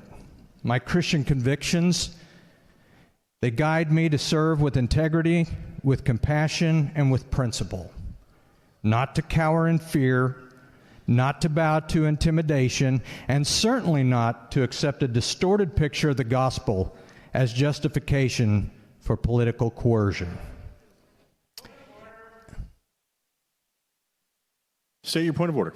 With respect, Representative, not germane to the bill, and I receive those kinds of threats on the daily. Unfortunately, we are public officials. We need to be discussing the bill. Representative, your point of order is not well taken. Gentlemen, continue. Thank you, Mr. Speaker. And so let us speak plainly about what is and what is not shameful. We've heard it said by some that Republican action on redistricting is shameful. But is it shameful to uphold the Constitution? Is it shameful to reflect the will of the people who elected us? And is it shameful to stand firmly for the values that Missourians, our neighbors, our communities, our families sent us here to defend? No, it is not. What is shameful is threatening elected officials in their homes. What is shameful is trying to replace persuasion with intimidation or to substitute fear for freedom. That does not strengthen democracy, it undermines it. This type of intimidation only attempts to weaken us, but it has the opposite effect. It only strengthens our resolve, and it reminds us why we stand here, not for ourselves, but for the people of Missouri. The other day, last Saturday, I was talking with my wife, Kana, many of you know, and we were discussing the matter of redistricting. And she began to tell me her thought process and began telling me her story. She said, when people see a dandelion, some see only a field of weeds. And then Kana said to me, when I look at a field of dandelions, when they're white and fluffy and begin to float off, I see a million wishes. That's what I see redistricting, she says. To some, it's nothing but a tangle of lines, disputes, and weeds to pull. But to others, if we choose to see it rightly, it is seeds of opportunity, a field of possibilities. It is not about choking out the future. It is about cultivating it. It's not about division, but about leadership. Not about weeds, but about the dreams of those white, fluffy seeds that can take flight if we choose to see them. President Reagan once said, "America is too great for small dreams." Missouri's too strong and her people too resilient to be diminished by threats, fear, or cynical voices of division. So let me close with this. I will not be intimidated by threats. I'll not be silenced by fear, and I will not allow anyone, not in politics, not in faith, to tell me that threats and coercion can ever replace conviction and principle. And so today, with full conviction, I state plainly that I will be supporting this bill, Mr. Speaker, because when I look at our state, I see the possibilities and the dreams of over 6 million Missourians. And lines will never diminish the dreams of a dreamer. Mr. Speaker, if I could inquire the bill handler.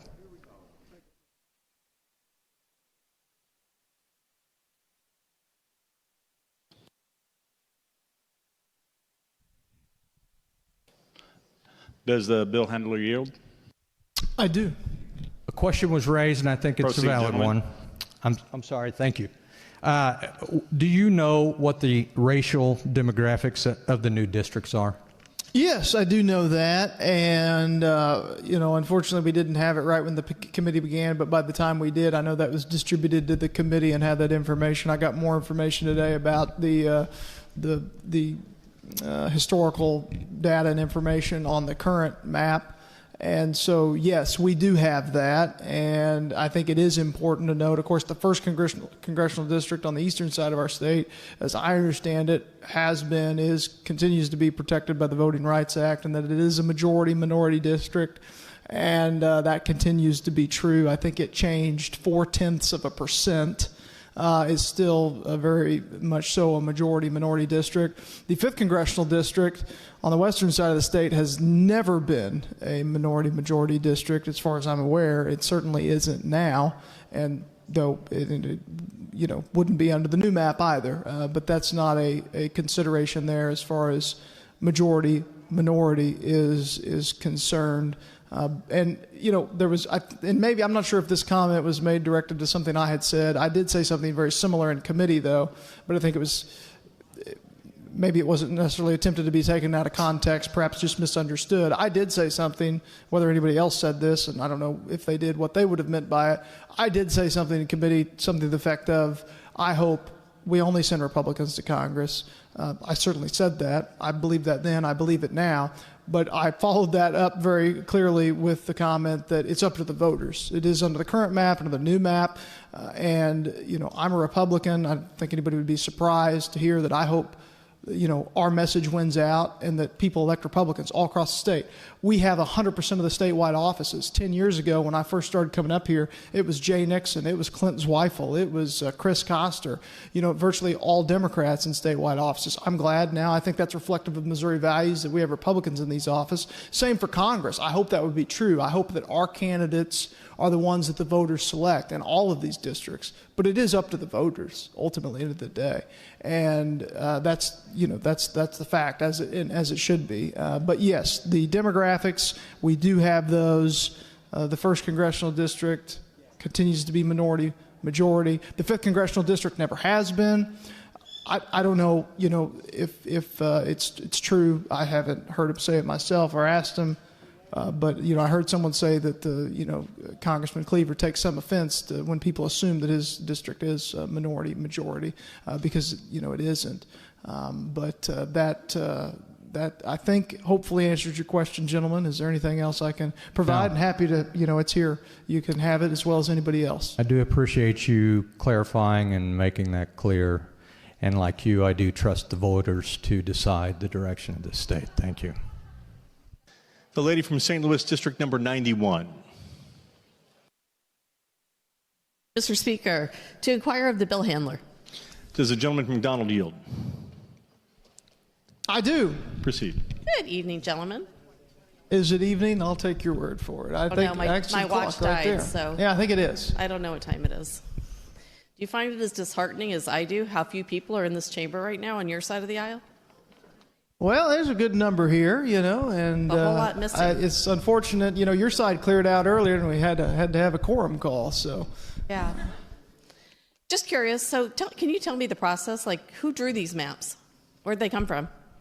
My understanding is the same as what the public comments have been, that this map came from the governor's office and was written at the governor's direction by his staff. So his staff drew the maps? That is my understanding, at the governor's direction. And then I guess he asked you to carry the bill? You No, didn't have any say in the maps? The governor did not ask me to carry his bill. I don't pretend. In fact, I'd be just flabbergasted if you closely watch my social media. I do not. And that's what I expected, and I don't blame you. But if you had, and if you go back and look, weeks before the governor called the extraordinary, I asked for him to do that. And I'm not suggesting that he just did it because I asked him to in that form. But again, I voted for a different map in 2022. I've continued to support it when it seemed like there was a groundswell and maybe support to do that in consensus building. I made that clear that I hope that would be true. And so I'm glad he called it. So when he called it, and if you recall, lady, or if you saw, with his call, he put the map out there that he was requesting, which is this map. I saw it, and I said, hey, I think that's a great map. I think it's better than the one we have right now. And so, in talking with, my colleagues here on my side of the aisle of the House, I was more than happy to file the map as proposed by the governor, which I think he had built some consensus around, and seeing that I felt, as I truly believe, that it is a superior map to the map we have today in current law, I was glad and proud to file it. But I recognize that I did not come up with that. That came out of the governor's office and drawn from his staff. Well, I guess I'm curious, why was something like this not filed during the regular session? Like, why did we have, if this is of urgency and so evident that we need new maps, why now? Well, I mean, the opposite of that would be why wait, which I've kind of proposed a time or two. I mean, if I had felt... You said that you wanted this, so I'm just curious why you didn't file it during the regular session. Yeah, well, I didn't... So or the session before that, let's go down that road. Let's go down that road. Okay. I had filed it, which I didn't, but I had filed it. What do you think would have happened? I don't know. Okay. Yeah, and we truly don't, because it didn't happen, so we'd never know, truly. But I think what would have happened is that it would have gone nowhere, because the consensus had not been built at that point. There wasn't the groundswell of support to do it. And so that's what has changed. And so now we're at a different moment in time where, due to, I think, a variety of reasons, but you could speculate, but whatever the reasons are, there now is an interest, I think, but I don't yet know this, and again, it hasn't happened yet. We've had a committee vote, but we'll see what this chamber feels some point today. Looks like we're going to have a roll call on this bill, so we'll find out on perfection. And then, if the Missouri Senate takes this up, and if, like I hope they do, they pass it and this goes to the governor's desk and we enact House Bill 1 into law, then what we will find is that the necessary consensus and support is now here to do this. And, could we have gotten it through at an earlier time? I don't think so. If we had, then that certainly was a mistake not to file it previously. Because, again, I wanted myself, just me speaking, I voted for such a map much similar to this in 2022. And so I believed that it was superior then. I believe that it's superior now. I mean, I think it would be surprising. When we voted on those maps in 2022, on the 7-1 map, I think there were like 23 yes votes, and I understand yours was one of them, but the majority of people did not agree with that. And I guess I'm not sure what's happened in our state or what data we have that has pressed us to do this rather than waiting another 4 years for the next census, which would be following what our Constitution mandates us to do.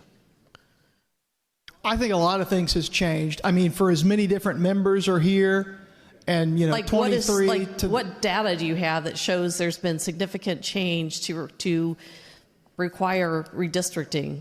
Well, the composition of this body has significantly changed. I mean, you look around. Composition of this body changes every 2 years. That's irrelevant. Well, no, it's a data point because we've, you know, it's not a data point because of term limits, right? This body will always change because we have term limits. So that doesn't necessarily reflect a change in the voting patterns of people. But it the point reflects is, the fact that people are not here. All of the majority members that are here now that weren't here in 2022, they might well have been with me. They might have. They might have, but they weren't here, but they're now here now. And so a past General Assembly cannot bind the hands of a future General Assembly, which is why we're able to we should be doing this in 4 years, not today. Well, that's your Thank you for your inquiry. That's the Constitution's opinion and the opinion of the majority of Missourians, as noted by the testimony that's been received. To speak on the bill, Mr. Speaker. Proceed. So everybody in this body knows that redistricting is supposed to happen every 10 years. We can pretend like that's not the case, but you all know it's the case. At that point, we actually have real data to reflect changes in population, not changes in who sits in this chamber, which is completely irrelevant in my opinion. That's fairness. That's in our Constitution. And most importantly, that's the deal we make with the people that we serve. Representation should be based on facts, not political convenience. When maps are redrawn outside that cycle with no new data, no census, and no legitimate reason, it's not representation, it's not fairness, it's blatant manipulation. It is nothing more than a naked power grab, and it's elected officials choosing their voters rather than letting voters choose their representatives. And let's be honest about who pays the price, because there is a price. Gerrymandering almost always targets marginalized communities. By gerrymandering, we dilute the voting power of communities of color, of low-income families, and the younger people in our state. These are the very communities that most need their government to listen to their needs. But in this body, we don't want to hear what their thoughts are. Instead, their representation is carved up to protect incumbency or partisan gain. Entire communities are being locked out of the process that is supposed to include them. And the consequences are real. Fewer resources for our schools, which in a state that barely funds our schools is really, really frightening. Gaps in health care. For people in rural Missouri that don't even have hospitals and can't reasonably reach medical care within a short drive, that should be a very big concern of you. And affordable housing initiatives are stalled, which in my area is a big concern of mine. When we silence voters, we strip the communities of the resources and the policies that they need. We cannot claim to serve the people while bending the rules to serve ourselves. When we redraw maps outside of the census, when we silence communities for political gain, we undermine democracy itself. And this body should not tolerate that. If you vote for this, you are saying the rules don't matter, that power matters more than fairness, and some votes are worth more than others. That's not democracy.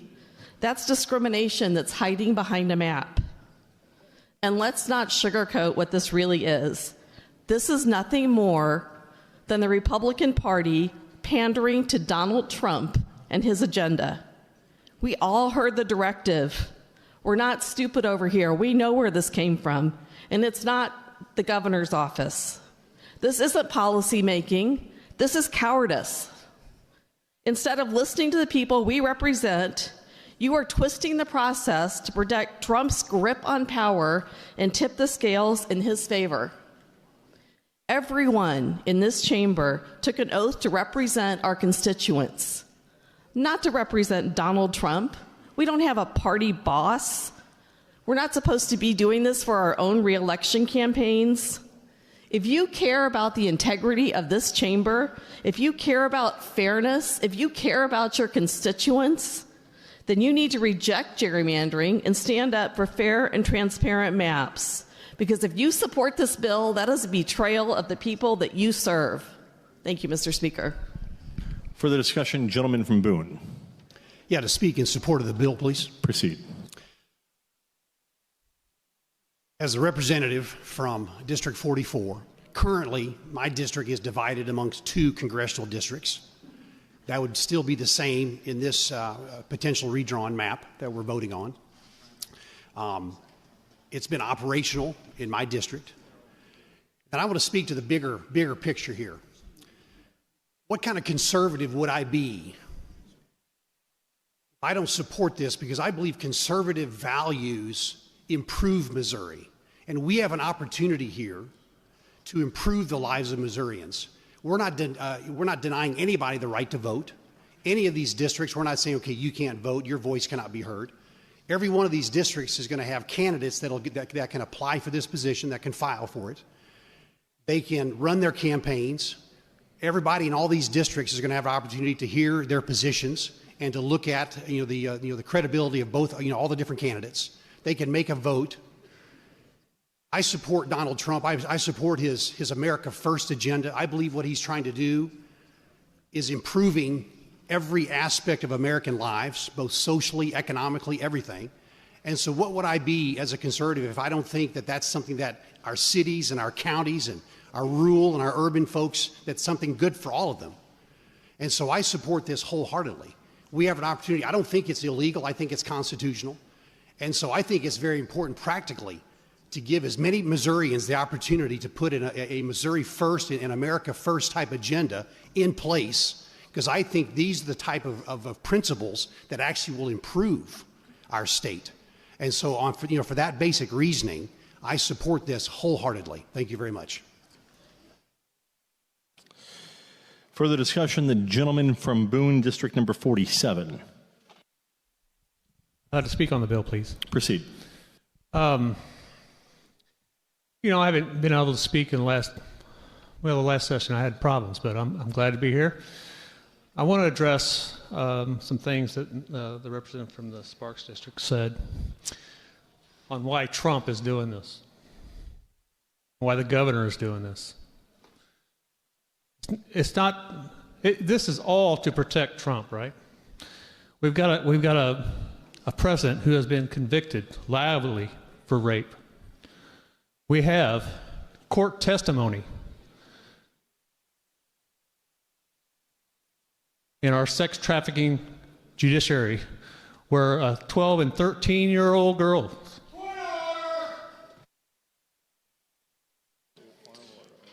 Gentlemen, state your point of order. We're debating a map here. If he wants to make this about the garbage he's talking about, that's fine, but this is not germane. Please have him stop.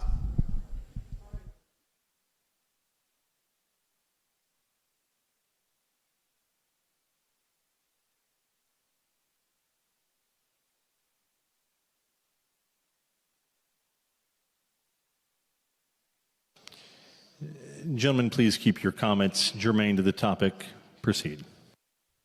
Thank you, Speaker. As I was saying, we have a president who has done some very, very, very, very bad stuff. In this body, we've pushed policy that gives more rights to the rapist than we do the victim.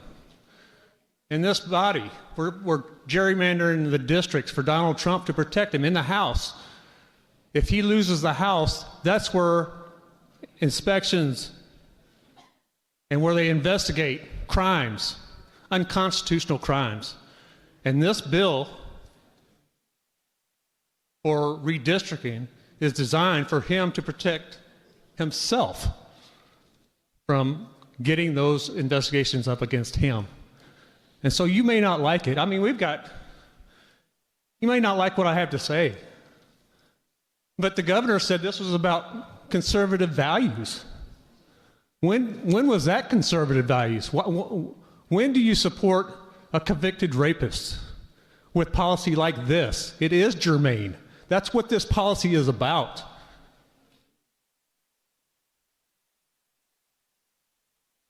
Christian values? What Bible do you all read? I don't get it. I was brought up Christian conservative. I know what the Bible teaches. I don't know what you all read. What are you reading? It's embarrassing. Let me get back to my speech. Protection or values. My friends, the word protection gets thrown around a lot in our politics today. We hear about protecting wealth, protecting power, protecting the status quo, but the real duty of those we elect, our legislators, our leaders, is to protect people, to protect rights, to protect freedom. Our Constitution doesn't just exist to look pretty in a museum. It is a promise to every American, no matter their status, their rights, has rights and cannot be bargained away. The First Amendment protects free speech, not just speech that is popular, not just speech that flatters those in power, but the speech that challenges authority. Authority. You got 111. You have the power, and you need to be challenged. Yet time and time again, we've seen legislators try to criminalize protests, ban books, and silent journalists. And what about due process? The promise that every person is innocent until proven guilty. We're going to have due processes for foreign nationalists, it sounds like, from your last policy. Laws that favor fear over fairness, stacking the system against the poor, the powerless, and those who cannot afford a lawyer. Protection is not just rights on a paper. It's about protecting people in their most vulnerable moments, protecting victims of rape by ensuring they have access to justice, not shame, protecting human rights here in the home and abroad, from the migrant to the border to the political prisoners jailed for daring to speak truth, protecting our planet, because without clean air, water, and livable climate, all the wealth of the world would not. Gentlemen, state your point of order. Mr. Speaker, once again, the gentleman is not speaking on the bill at hand. He should sit down and let someone else speak to the bill at hand. Lady from Jackson. Mr. Speaker, with all due respect, we had to listen to a speech about dandelions earlier, so I think that American priorities are certainly in order. Thank you. Gentleman's point of order is well taken. Further discussion, gentleman from St. Louis County. Thank you, Mr. Speaker. To be perfectly honest, I could care less how many Republicans or Democrats we send to Congress. I do, however, care how many constitutionalists and liberty-respecting representatives we send to Congress. With that being said, I'm happy to hear so much discussion, particularly from the other side, on the Constitution. But what has been very lacking from the conversation on the other side has been any pointing to case law, any discussion on what the Supreme Court has actually said. In fact, what we've gotten instead is a very strained reading of the Constitution, particularly Section 45 and Section 10. Now, Section 45, we can touch briefly on. It has been touched on. But that's not really where we are, what this is about. Because, admittedly, Section 45 doesn't really say much about this process of mid-cycle redistricting. Doesn't expressly authorize us doing it, but it certainly doesn't say anything about us not being able to do it. No, all it does is says we have to do it following the census, and we did that. But it also opens the door and allows it to be done now. But Section 10 says something else entirely. Such districts may be altered from time to time as public convenience may require. Now, I understand why my friends on the other side of the aisle have a desire to say, well, that's not talking about congressional districts. Well, you have to. You have to say it's not talking about congressional districts because that's a slam dunk that we're allowed to do this. Such districts may be altered from time to time as public convenience may require. But it is such a strained reading to say it doesn't apply to congressional districts. Section 10 does three things. It says districts may be altered from time to time, and it talks about two other things. It does two other things. It talks about districts. How many districts? How many types of districts? 3 types of districts. The second sentence certainly applies to legislative districts. and determining the population of senatorial and representative districts. Those have to be drawn. Those are drawn on the census. Those are our legislative districts. I think it's time to start looking at that first clause. The last decennial census of the United States shall be used in apportioning representatives. Now, if you're going to make the argument that they mean us, then that is to make the argument that we're not allowed to apportion Senate districts because they say nothing about the Senate until the next clause.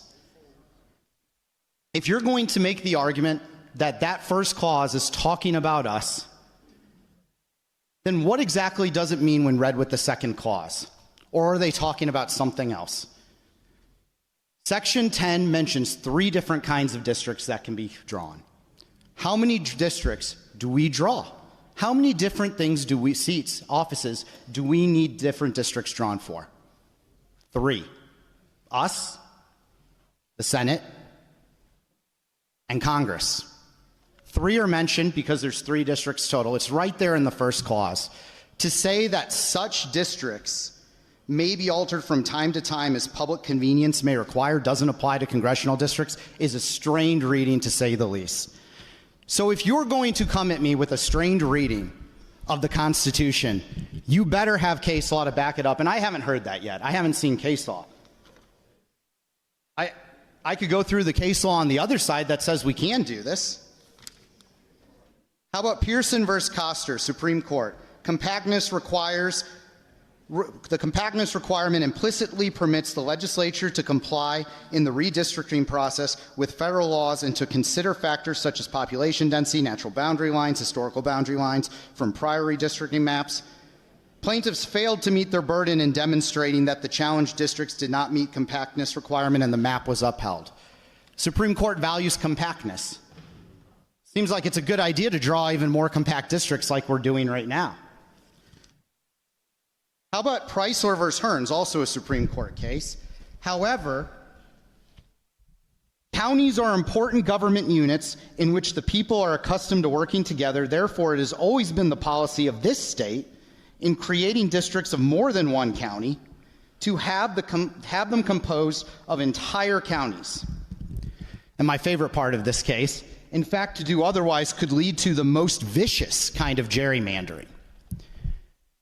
We are discussing a map right now that actually is more compact. Less counties are being divided, not more counties. If you ask the Supreme Court, the Missouri Supreme Court, it appears to me that the map that divides 9 counties is the map of, and these are their words, not mine, that would be the map that leads to the most vicious kind of gerrymandering.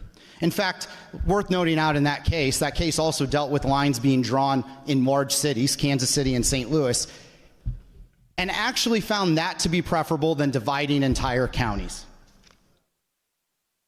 The last case I wanted to go through, State XREL Major versus Patterson. The Constitution was intended to give the legislative authority to act, and by proper laws provide for such alteration or changes in previously established districts, but not to confer upon courts a power not usually exercised by them. The Constitution not only requires us or allows us to act on map redrawing at times of public convenience, not necessity, not requirement, but public convenience. And the Supreme Court has backed up our power to do that over and over again through different constitutional iterations. We know how this is going to be interpreted by the Supreme Court. And so I'm left with, there is no case law saying that we can't do this. The Constitution says we can. What I'm left with is it a good idea? And I come back to what the Supreme Court has said, that we shouldn't draw, we should seek to draw apart less counties, not more counties. Well, I have a map that does that, draws less counties, but yet I have another side of the aisle here telling me that we're gerrymandering, that we're trying to lead to express specific outcomes. If I go to the public and I show them both maps, they're not going to know which is which unless you tell them. If I tell them one map keeps counties together and more cities together, and one map divides them apart, The Supreme Court tells me the one that draws more counties apart from each other is the one that's more gerrymandered. That's the Supreme Court. That's not me. But last of all, the map that is the gerrymander map is the map that dictates specific outcomes.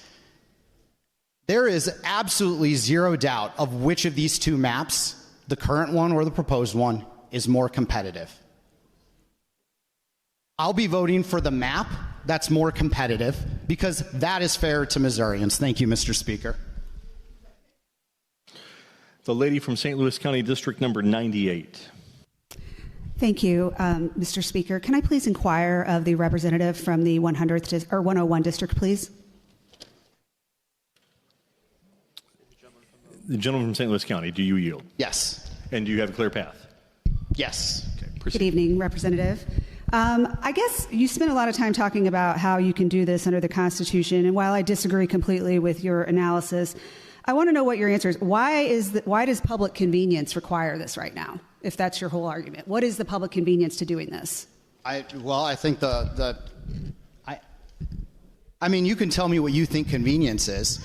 I don't think it's this. I asked you what the public convenience is right now. I believe I addressed that. This isn't just public convenience in this case. This is a necessity. We have a map right now before us that's fair according to the guidelines that have been dictated by the Supreme Court. When they've said what is gerrymandering and what's not, they've said dividing more counties is gerrymandering. This map divides less counties. It's more competitive districts. I think that's a public convenience. You think that's a convenience? More competitive districts, I think, is more convenient to the public. Do you think it's convenient to the public that now certain counties are going to have a representative that they didn't vote for last November? You think that's convenient?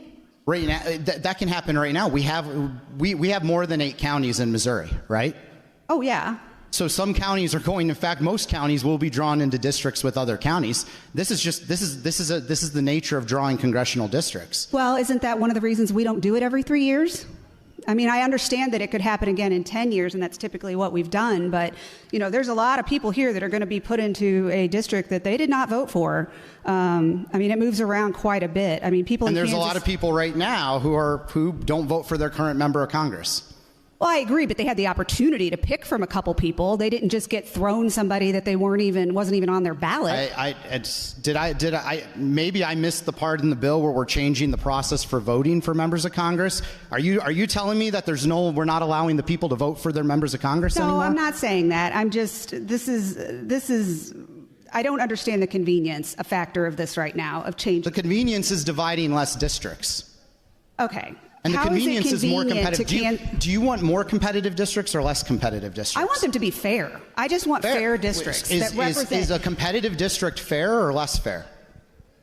I don't understand what you're meaning competitive. You want it to be... I don't understand that. What's more fair, drawing a 90-10 district or a 50-50 district? I don't know. That doesn't even make any sense. I don't understand how it's... I know. All right, sorry about that. I don't see how it's convenient to anybody in Kansas City to be represented by the same representative who is from Marion County or Lewis County, Missouri, or Clark County, Missouri. But, sir, to speak on the bill? All right. Proceed. I know a lot of people have spoke on this. I'm not sure that I have anything more profound to say that hasn't already been said, but I do want to go on the record that I strongly oppose this. There is no legal basis for doing this. There is no factual basis for doing this, and there is no historical basis for doing this. There is no new census status that supports this. Hardly anyone submitted testimony in support of this, and I have not received one email or one phone call or one social media message that supports this. I've received hundreds in the opposite direction. There is no reason to do this except for a brazen, shameless, improper power grab by the Republicans, led by their dear leader, Trump. He drew the map. We all know it. Kehoe thanked him on social media. He reposted President Trump's post about our map and thanked him for drawing it. So this is absurd. We are Missouri. Why are we taking our marching orders from the federal government? I sat here last spring and listened to lots of testimony about people saying, oh, the feds can't control our guns. The feds can't control our guns. We got to make sure that, you know, our law enforcement doesn't enforce federal gun laws. And now we're just bowing down and just, when Trump said jump, you guys all said how high, you know, and here we are doing this in a special session in September. I do want to also say that this new map I live in Congressional District 2, which I know hasn't came up much here today, but this map also changes it quite significantly. It takes it all the way down south into Crawford County and Washington County, over into Gasconade County. Now, Congressional District 2, I live in suburban St. Louis. I live in a very suburban area, but I grew up in Crawford County. I have very deep roots there. I was there just last weekend. I went to high school there. I know tons of people, and my extended family lives there. I have had tons of people reach out to me from Crawford County asking what is going on and why they're now in a congressional district with St. Louis County. They don't want this. Suburban St. Louis County has little, if anything, related to Crawford County, Missouri. They don't know who Ann Wagner is. I bet she's never set foot in Crawford County. I don't know that, but I doubt it. So to put these same people out there with suburban St. Louis County, their needs are just not the same. They do not have the same needs. A rural school in Missouri does not have the same needs or interests as a suburban school in St. Louis County. The people out there in rural Missouri who I talk to all the time, they're worried about their schools. They're worried about their hospitals closing. Farmers out there are struggling. I have talked to several farmers in the last couple weeks in mid-Missouri and otherwise that are very concerned about their soybeans not selling and other things going on. And here we are trying to dilute our map and push most of rural Missouri into urban or suburban congressional districts just so we can dilute the urban and suburban vote. It is absolutely ridiculous to take our marching orders from Washington. It's sad, it's weak, it doesn't represent Missourians, and I definitely plan to vote no on this. Thank you. Further discussion, gentleman from Douglas. From a microphone, not my own. Proceed. To speak on the bill, Mr. Speaker. Proceed. Mr. Speaker, I need to correct something my colleagues on the left have repeated, something that is just flat out incorrect. And while I don't speak for the entire body, let's be clear why I am here today. It just so happens that the governor of the great state of Missouri, Mike Kehoe, saw the value in convening a special session to address this issue. Did President Trump suggest we explore it? Sure. And while I hold President Trump in the highest regard as our current commander-in-chief, I no longer serve in the United States military. And I do not take marching orders from the President of the United States or from anybody in Washington. As a statesman in our constitutional republic, I take direction from the great people of my district, House District 155. That's who I answer to, and I, like my colleagues, am here to answer that call of my governor and the people of Missouri. To suggest otherwise is not just a mistake, it is a direct insult, and it disrespects the integrity of every member of this body and of my constituents and their voice in District 155. Now let's talk about this map itself. The map meets all the constitutional legal requirements. It is not unconstitutional. It is not prohibited. It is more compact, more contiguous, and fully compliant with the Voting Rights Act of 1965. This Missouri First map serves Missouri better. So let's set the record straight. We are here because the people of Missouri elected us to be their representatives, and because our governor called us here.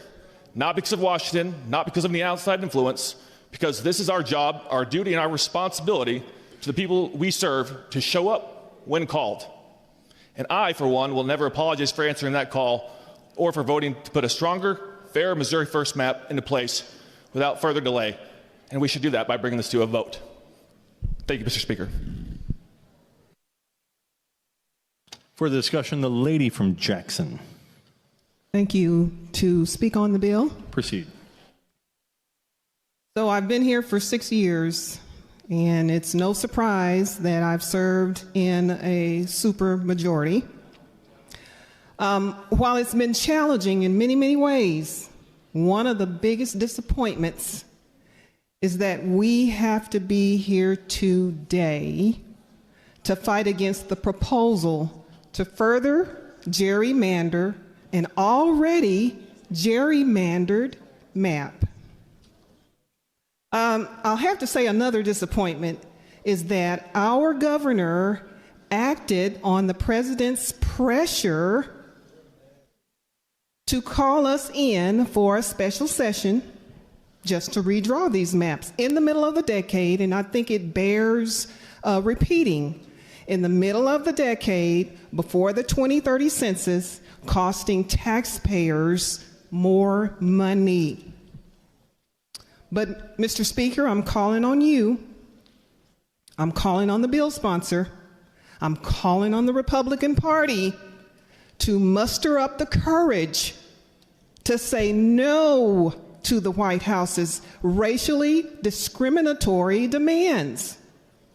Say no, just like Governor Kemp of Georgia did, and Georgia's Secretary of State Raffensperger did, when then candidate Trump asked him to find 11,780 votes so the election would result in his favor.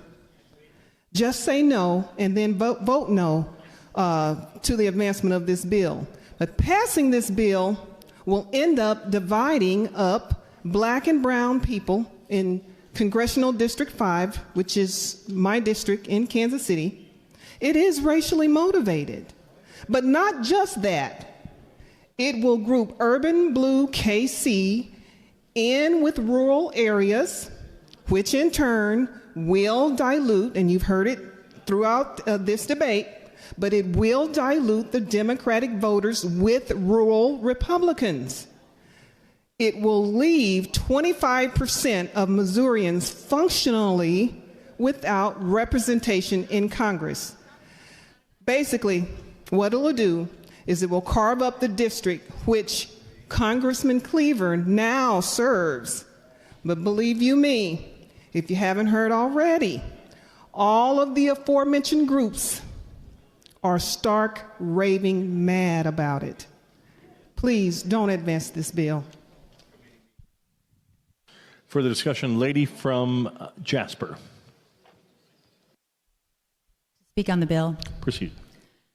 So I was up here in 2022 championing a 7-1 map before I was elected, and I was frustrated with my party because, like the gentleman from the 90th said, it didn't seem to be very popular. But it was one of the reasons I ran for office, that one of those frustrating things that I didn't think Republican Party that had the supermajority was getting Republican things done. I want to make it clear that the President of the United States has not called me. I have not received a phone call, a text from his office, from him. I've looked at this map really closely. I'm from Kansas City originally. I love Kansas City. I've spoken to some of my colleagues in that area. I'm very concerned that I'm doing the right thing. But I was elected by 78% of the vote. I am representing the people of Jasper when I vote yes on this map. I've looked at it closely. I'm concerned about a few things on it, but I'm weighing what I think is right, the things that I stand for, the things that my district stands for. And so I'm going to support this map because I answered a call from my governor to come back here and look closely. And so as insulted as I feel sometimes, it's okay. We were called here to do really hard things. And this is one of those really hard things, but I'm going to support this, not because I've been called by somebody in D.C., but because I think it's the right thing to do for the people that elected me to the 163rd. Thank you.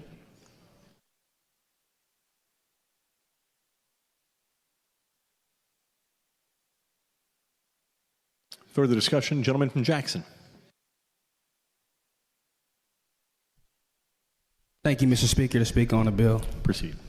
All right, Mr. Speaker, I just want to address a few basic points for people watching about these debates on this map that nobody wants. Not necessarily for the body, because it does seem that the decision has already been made. However, I want to just highlight a few things that I don't think were addressed. So the first thing is the school imbalance. Mr. Speaker, DESE has a list of school districts based on congressional districts. And the congressional maps as they are drawn, so in District 4, you have about 114 rural area school districts. District 6, you have about 135. In District 4, which is Congressman Cleaver's district, you have about 31. And if you take out the charter schools, that leaves about 10 to 12 Kansas City area school districts. That makes up Kansas City Public Schools, plus nearby suburban districts like Hickman Mills and Grandview, which I represent, Raytown, Independence, Fort Osage, Center, Lee Summit, Blue Springs, Grain Valley, etc.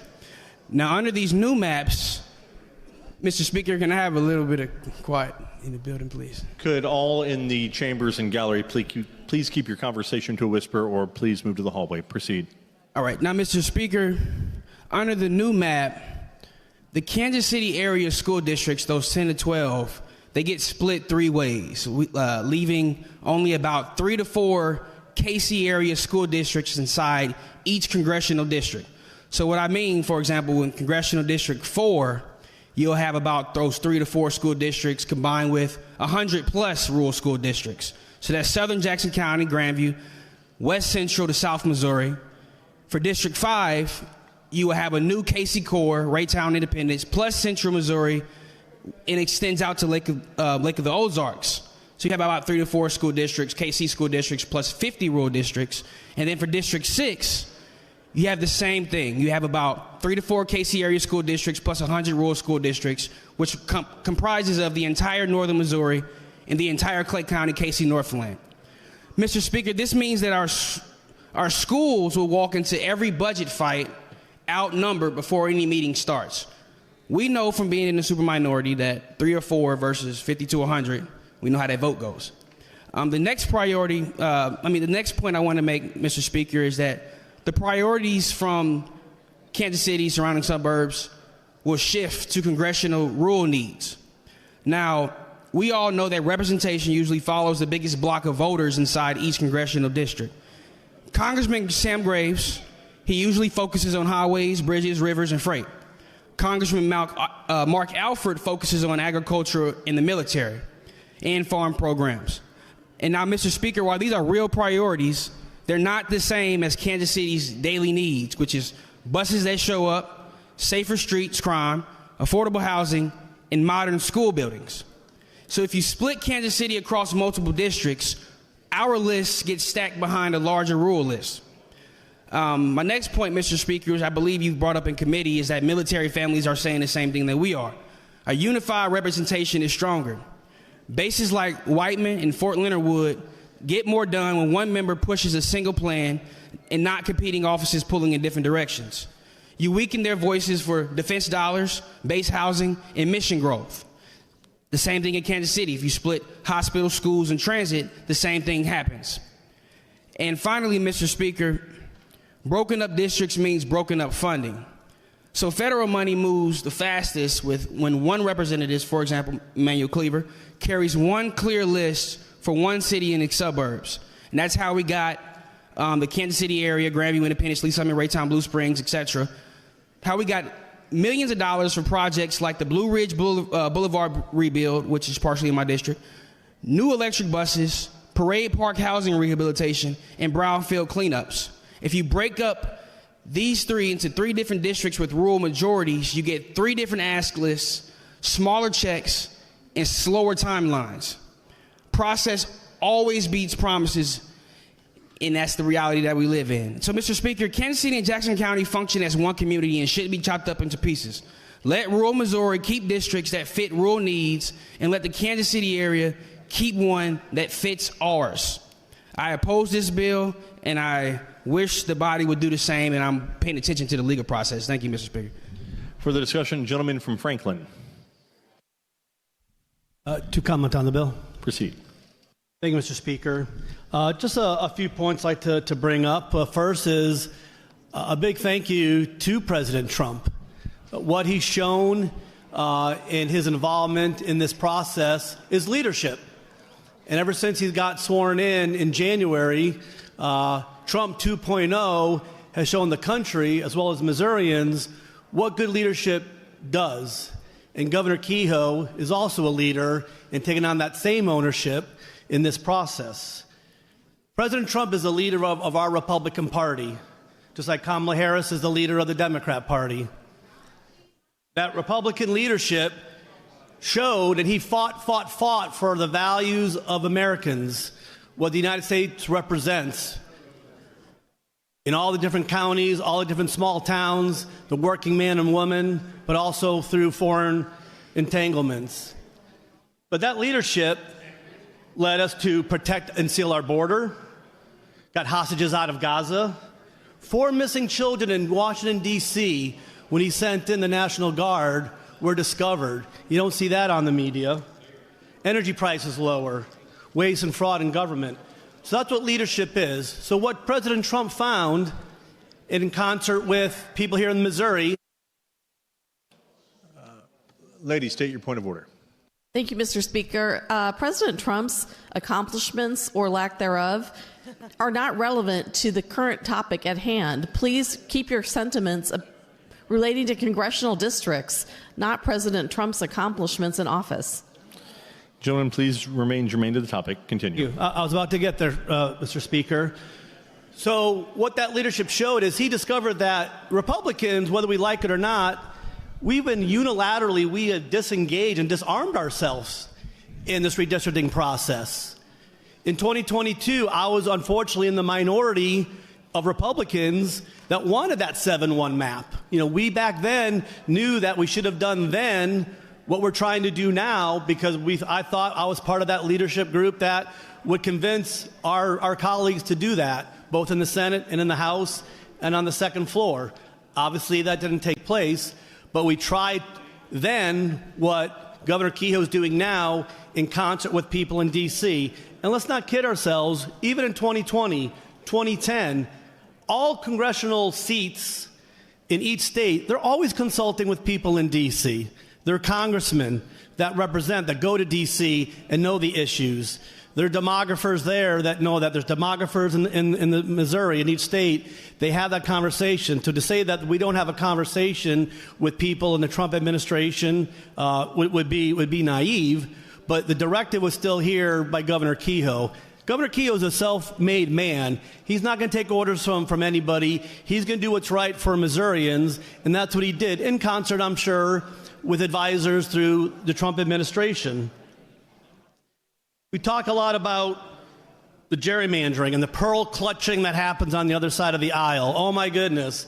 Well, over the last couple of weeks, Mr. Speaker, we've seen the maps of all the other states, our neighbor to the east, who wins the Queen and King contest for the best gerrymandered state in the 50 unions. We also see all the other states and what they try to do and how they represent their Republicans in Massachusetts with no congresspeople sent to D.C. from Massachusetts or Delaware or Rhode Island or Connecticut or New Mexico. Okay? So forgive me this pearl clutching of, oh my, I think that's a little bit rich. But what I think President Trump discovered and made us aware of it, and it was in the process happening in 2022 during COVID, is that the census of 2020 was not perfect.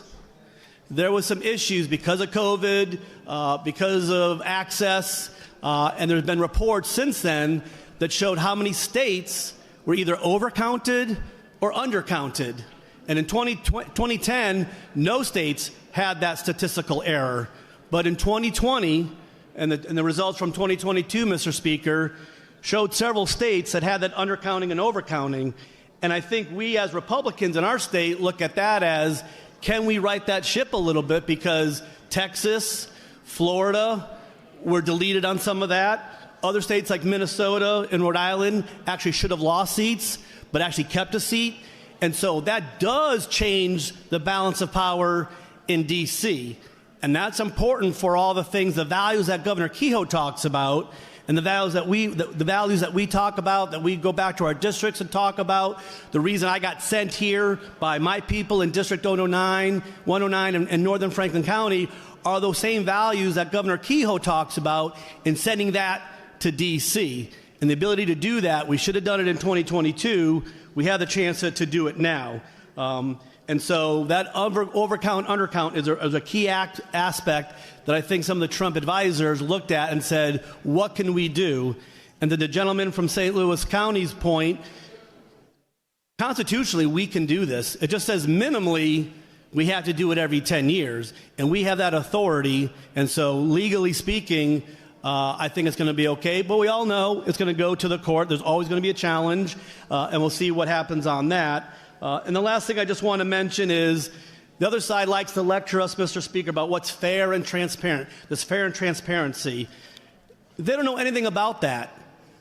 Last summer, Kamala Harris got selected by their party without any legal democratic process and was just anointed, not going through, and basically overcame and disregarded the votes of their side of the people that actually voted for President Biden at the time. So they circumvented that process there. And so I'll leave it there. I think we should vote for this bill. We should have done it 3 years ago. Happy to vote for it now. Thank you, Mr. Speaker.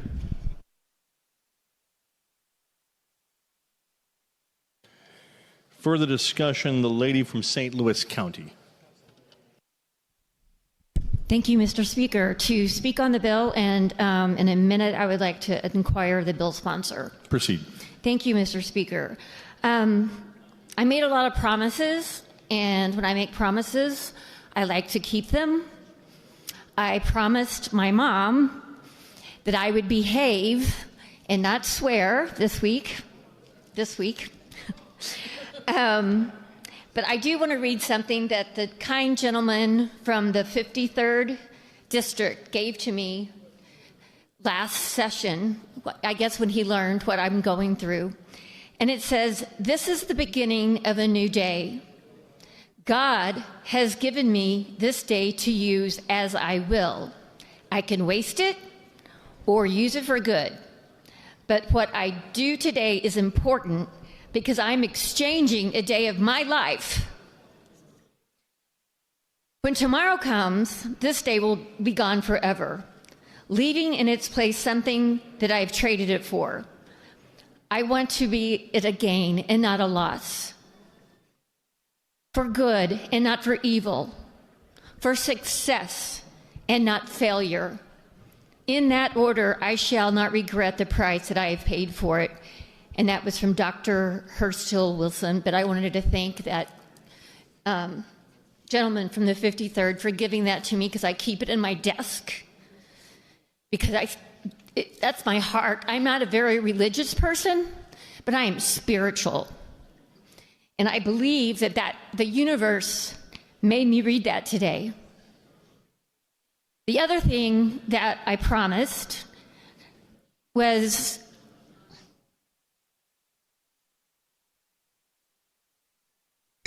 I received a lot of emails, and I know I hit reply all.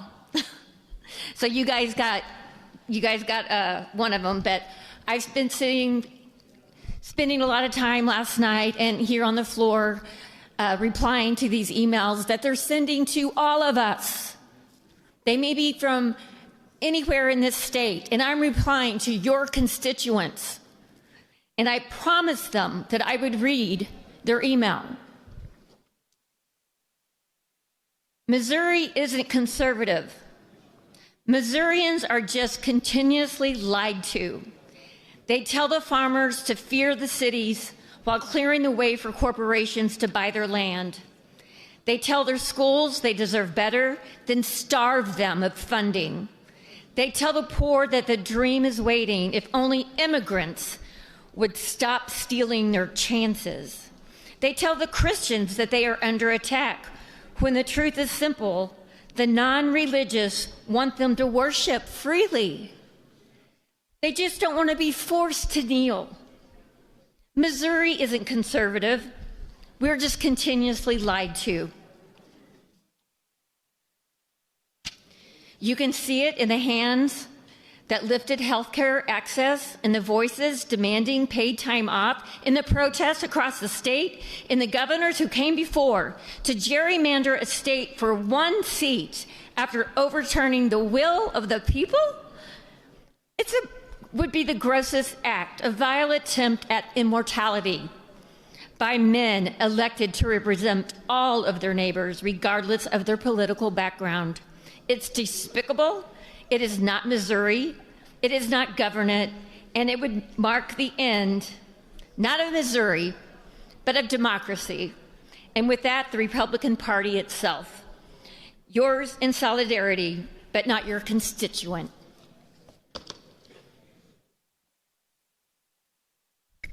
So thank you for listening to that, and I hope the people that I promised heard me read that. I'm really disappointed. I'm glad to see more people back in here because this room was getting really cold and I was shaking. But now, Mr. Speaker, if I could inquire the bill handler, please. There's a gentleman from McDonald who yield to the lady from St. Louis.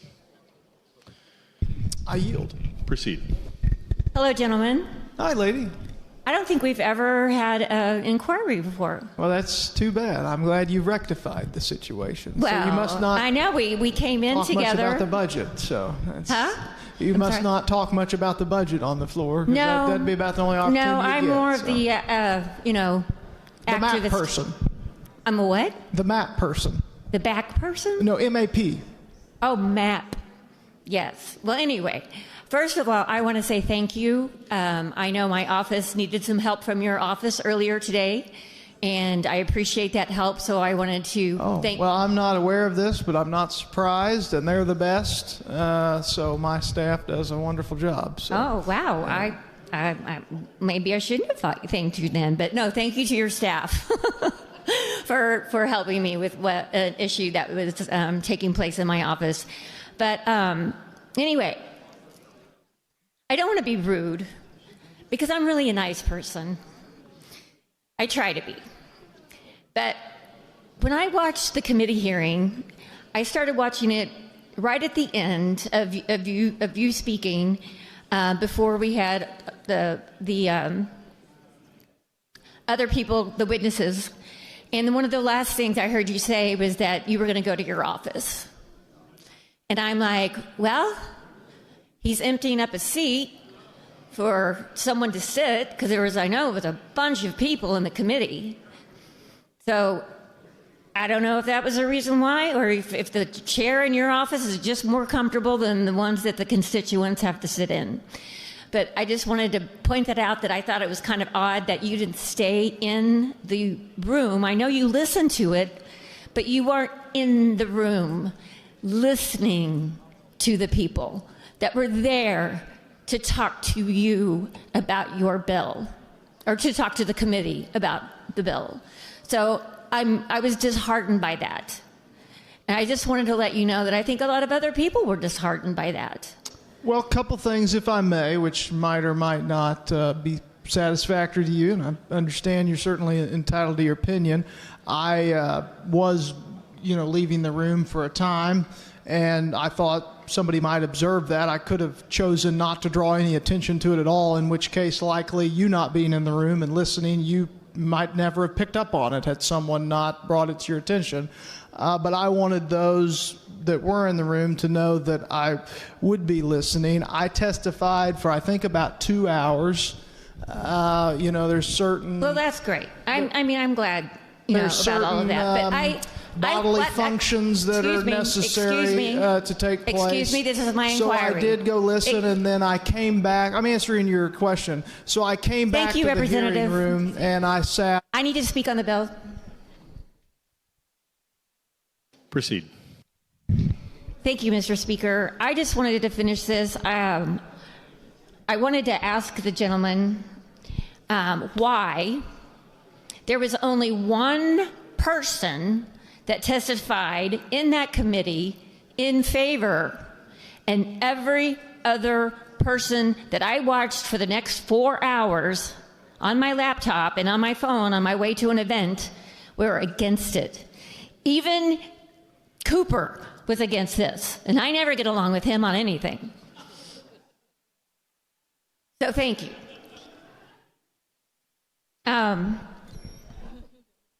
And I am kind of really sad to hear that so many people have got, I guess they're looking for a position in the Trump cabinet, because they keep, Trump cabinet keeps moving.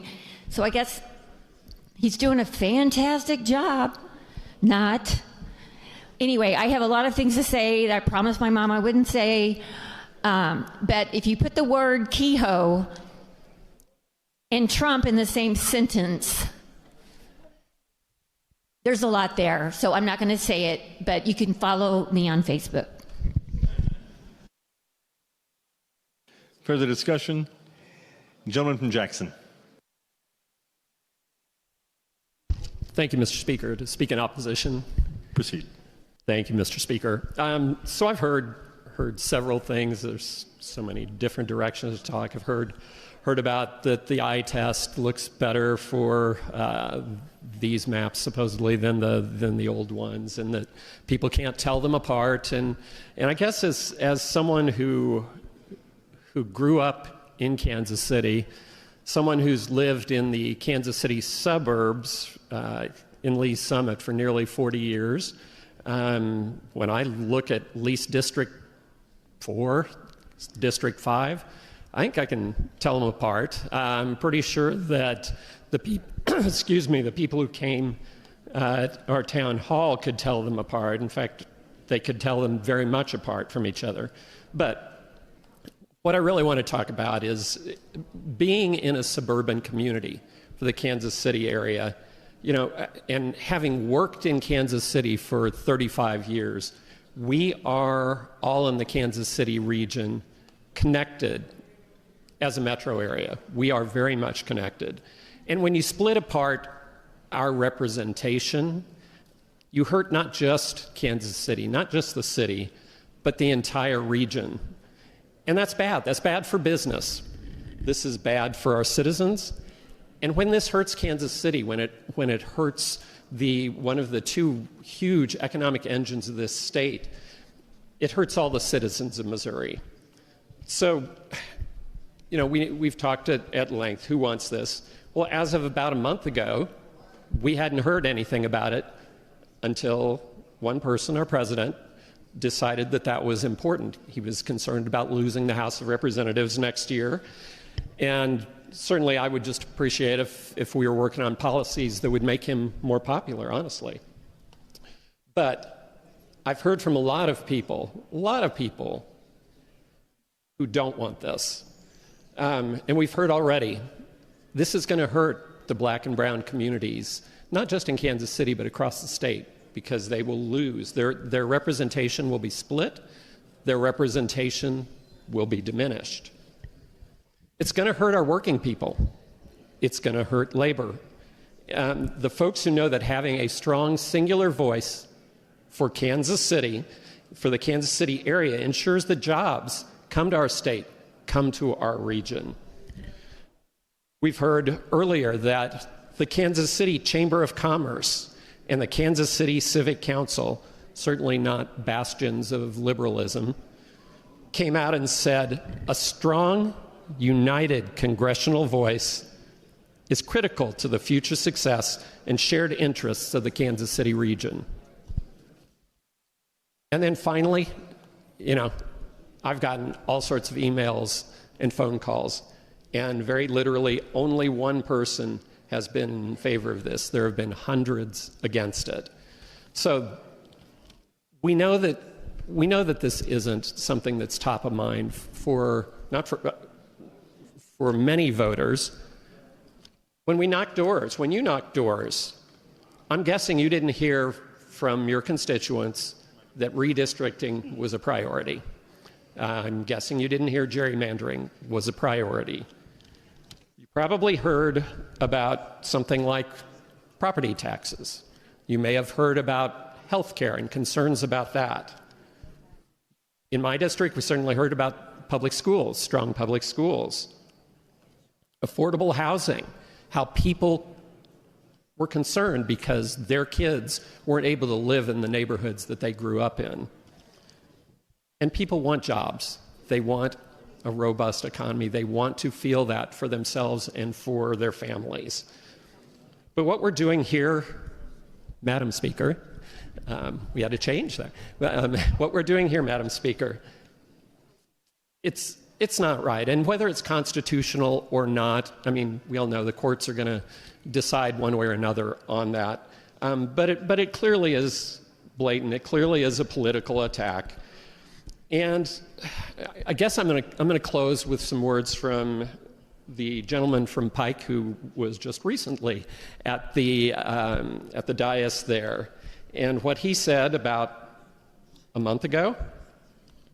We do redistricting every 10 years. We've already done that. To do it again would be out of character with the way Missouri operates. I don't like gerrymandering lines. I like things to be clear, concise, and compact.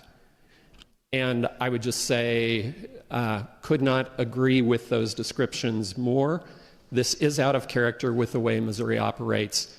And please vote no for our communities, for the region, and for the state. Thank you, Madam Speaker. Further discussion?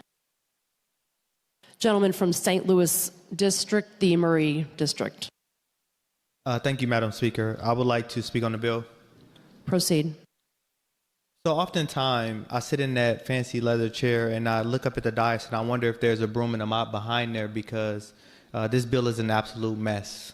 When I think about the sentiments that have been thrown across this side of the aisle about Congressional District 5 has never been a majority-minority district, it just makes me think, if that is the case, then why did it take so long for the Democrats or the committee members to get the demographic information for the hearing? Like, why couldn't we have that information a lot sooner?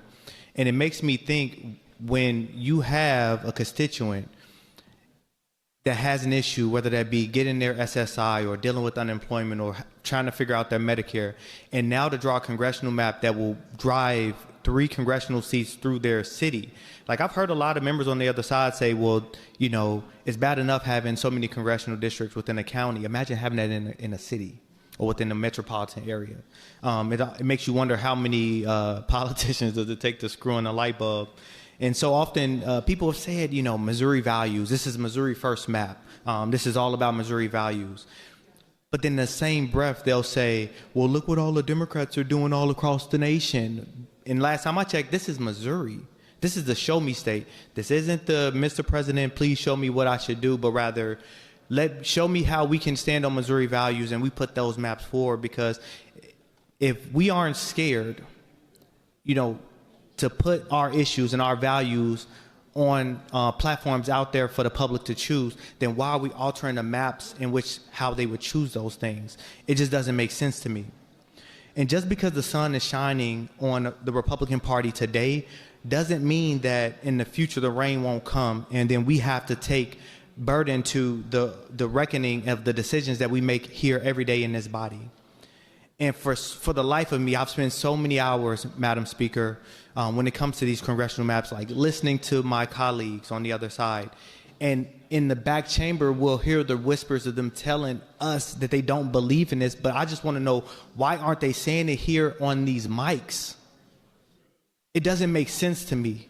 And when you look at this congressional map, like, I question, why are we doing this in the middle of census? We've already done this. If you all aren't afraid of being able to put your values forward and let Missouri choose, then why are we changing it in the first place? And with that, Madam Speaker, I would just like to ask everybody, my colleagues on this side and the other, to vote no on this. I believe this is a bad bill. I believe that we can do better by Missourians. And I'm just not a fan of it. So thank you, Madam Speaker. Further discussion? Lady from Christian. Lady from Harrison. Caldwell, Harrison, my apologies. Thank you, Madam Speaker. To speak on the bill. Proceed. I just want to say a few things. I appreciate the gentleman for bringing this bill. Good bill, good president. Vote yes. Thank you. Further discussion. Gentleman from Jackson, Johnson District. Thank you, Madam Speaker. To inquire the bill sponsor. Does the gentleman from McDonald yield? I do, and we now have a clear path. Proceed. All right. Well, just a few questions or inquiries for you, gentlemen. Reports indicate that the mid-decade redistricting push is a part of a national strategy to secure additional Republican seats in Congress ahead of 2026 midterm elections. Can you confirm or deny that the primary motivation for this special session is partisan advantage rather than fair representation for Missourians? Well, as I said, my position has remained unchanged since 2022. I think this is a superior map by every criteria one could look at. And so I supported it then, I support it now. I mean, there's for as many different people as will vote for this bill, maybe there's different reasons. But no, I guess what I'm saying is I reject the premise of your question. Yeah. All right. Well, if you rejected that one, I have another one for you, if that's okay. Absolutely. It's your inquiry, gentlemen. Happy to answer as many questions as time allows. Well, I don't know if we answered the first one, but we'll continue. How can you argue that this is a Missouri first map when sources and press releases indicate that this effort was requested by the president and designed to benefit the National Republican Party? What evidence do you have for that claim? I thought that you just reiterated that it's my inquiry. Well, I'm just trying to understand. You're stating a platitude that it's the president put this out, and I'm just saying I've heard people say that, but I've never seen anybody bring forth any evidence to support that claim. So I'm just asking you if you can help. Maybe there's something out there that I'm not aware of that would help me to answer your question. So did we work on any redistricting legislation last session? I didn't. I don't know. So I can't speak for anybody else. Right. Well, so if you didn't, then probably your party didn't either. I'm not aware of any, gentlemen, but I'm not aware of everything that happens under this dome. I have a conservative view of my own understanding of what happens in this place. So, but I'm not aware of anything. It was stated earlier, we talked about this and we established that there was no effort undertaken last session for redistricting. All right. That's my understanding. All right. Well, critics argue that the proposed map would dilute the voting power of minority communities, particularly black voters in Kansas City. What analysis or data can you provide to demonstrate that this plan does not violate the Voting Rights Act or other protections for minority voters? Well, as I stated in my opening, which was some time ago now, I realize, but my understanding, and you look at the Voting Rights Act and look at the 1st Congressional District, for example, that it is a majority-minority makeup district. You look at the 5th District, I think you're referencing, it is not minority-majority. Therefore, nothing as it relates to the demographics necessarily in that sense is likely to run afoul of the Voting Rights Act in that sense of minority-majority, because it's not minority-majority. It's not minority-majority under the current map. It's not minority-majority under the new map. So that remains unchanged. That fact set is the same regardless of if we stick with the existing map or we go with the new Missouri First map. The current 5th District is home to a diverse urban and rural communities. More urban. How will the new map, which would stretch the district very far eastward into rural areas, how would this ensure that the distinct needs and interests of all the constituents are adequately represented? Well, that's a great question. And, a lot of what your side of the aisle has been talking about as far as, school district boundaries or this, or you're talking about how does this represent the interests of the community appropriately. I mean, that's all fair game. And these are preferences, right? And you got to pick, I think, it's preferable to keep this library district wholly contained, or it's preferable to split it for this reason or that reason. It's preferable to have just an urban congressional district, or it's preferable to have urban, suburban, or urban, suburban, rural. These are all preference questions, which people can come down on either side of and see it differently. And it's not that one's right or one's wrong. It's not that one's legal and one's illegal. These are just preferential questions that as the body entrusted with redistricting, congressional redistricting, the legislature, we've got to decide what do we most prefer. I will say, and you might disagree, and I welcome that, and I don't think anybody's asked me this specific question, which I so appreciate, but I would say the new 5th District, if you look at it, not only does Kansas City now have more representation in Congress, simple math, I think more is better. I know not everybody sees that preference the same way. I understand that, but I think it is appropriate, instead of just to pack in as many urban city voters as you can, I think it makes good sense to have a mix of urban and then the suburban area and even into the rural area, because this is is a community of interest. I mean, what happens in the urban area, that affects the suburbs. It even affects the rural area. I mean, this is an economic engine of our state. And so to pretend what happens in downtown Kansas City has no effect on the outlying exurban areas, I think just flies in the face of common sense. And we see this in how we configure it in other instances. If you look at a metropolitan statistical area, my county where I come, for example, McDonald County, Missouri, we are in the Northwest Arkansas metropolitan statistical area. Not even the same state, but there's an understanding that as it relates to commuting and you work in that area, that it affects not just the urban core in these. And so I think it's very similar to a congressional district, and I think on the whole, it's a good thing, but it's a judgment call. All right, I got a few more before we wrap this up, gentlemen. Redistricting typically occurs after decennial census to account for population shifts. What new census data or appointment bill from the U.S. Congress has been presented to justify a mid-decade redistricting effort? So, per the Constitution, we have to go by the decennial census. It's the last number we have. Yep. And I will say, even with the 2022 map, I mean, by your logic, if you're saying it's not good enough, then it's not good enough for the current map. It's outdated, it's obsolete, these populations are all wrong. And so whether we go with the new map or the existing map, you follow that logic to its natural conclusion, you're in a bad place regardless. But even going back to 2022 with the map we have, and it was equal population, it's a bad place. It's what the courts, the federal courts in case law have called a legal fiction. Because at that point, you're years already removed from the census, and we recognize, obviously, people have moved around. So we say it's balanced to a person, which is hard to do when you're talking about 800,000 people, but it's balanced to a person on congressional districts, but it's really not. And it wasn't in 2022, and it's not now. But per the Constitution, the best number we have is the decennial census. So if in that 10-year period of time you redistrict again, you have to use the decennial census, and that's the numbers you have to use until the next census. And so that's what we're doing here, and it's the only appropriate thing to do. All right, one more question, gentlemen. Given that the NAACP has filed a lawsuit arguing the governor's call for a special session is unconstitutional, how can you assure the public that this process is not illegal overreach of power? Well, I mean, obviously that's going to have to work its way through the courts. I mean, it's kind of curious to me that somebody would file a lawsuit about something that hasn't even happened yet. I mean, this bill is not yet law. I've not read that petition, you know, and I'm not a lawyer, so, I mean, it'll be up to the courts to decide.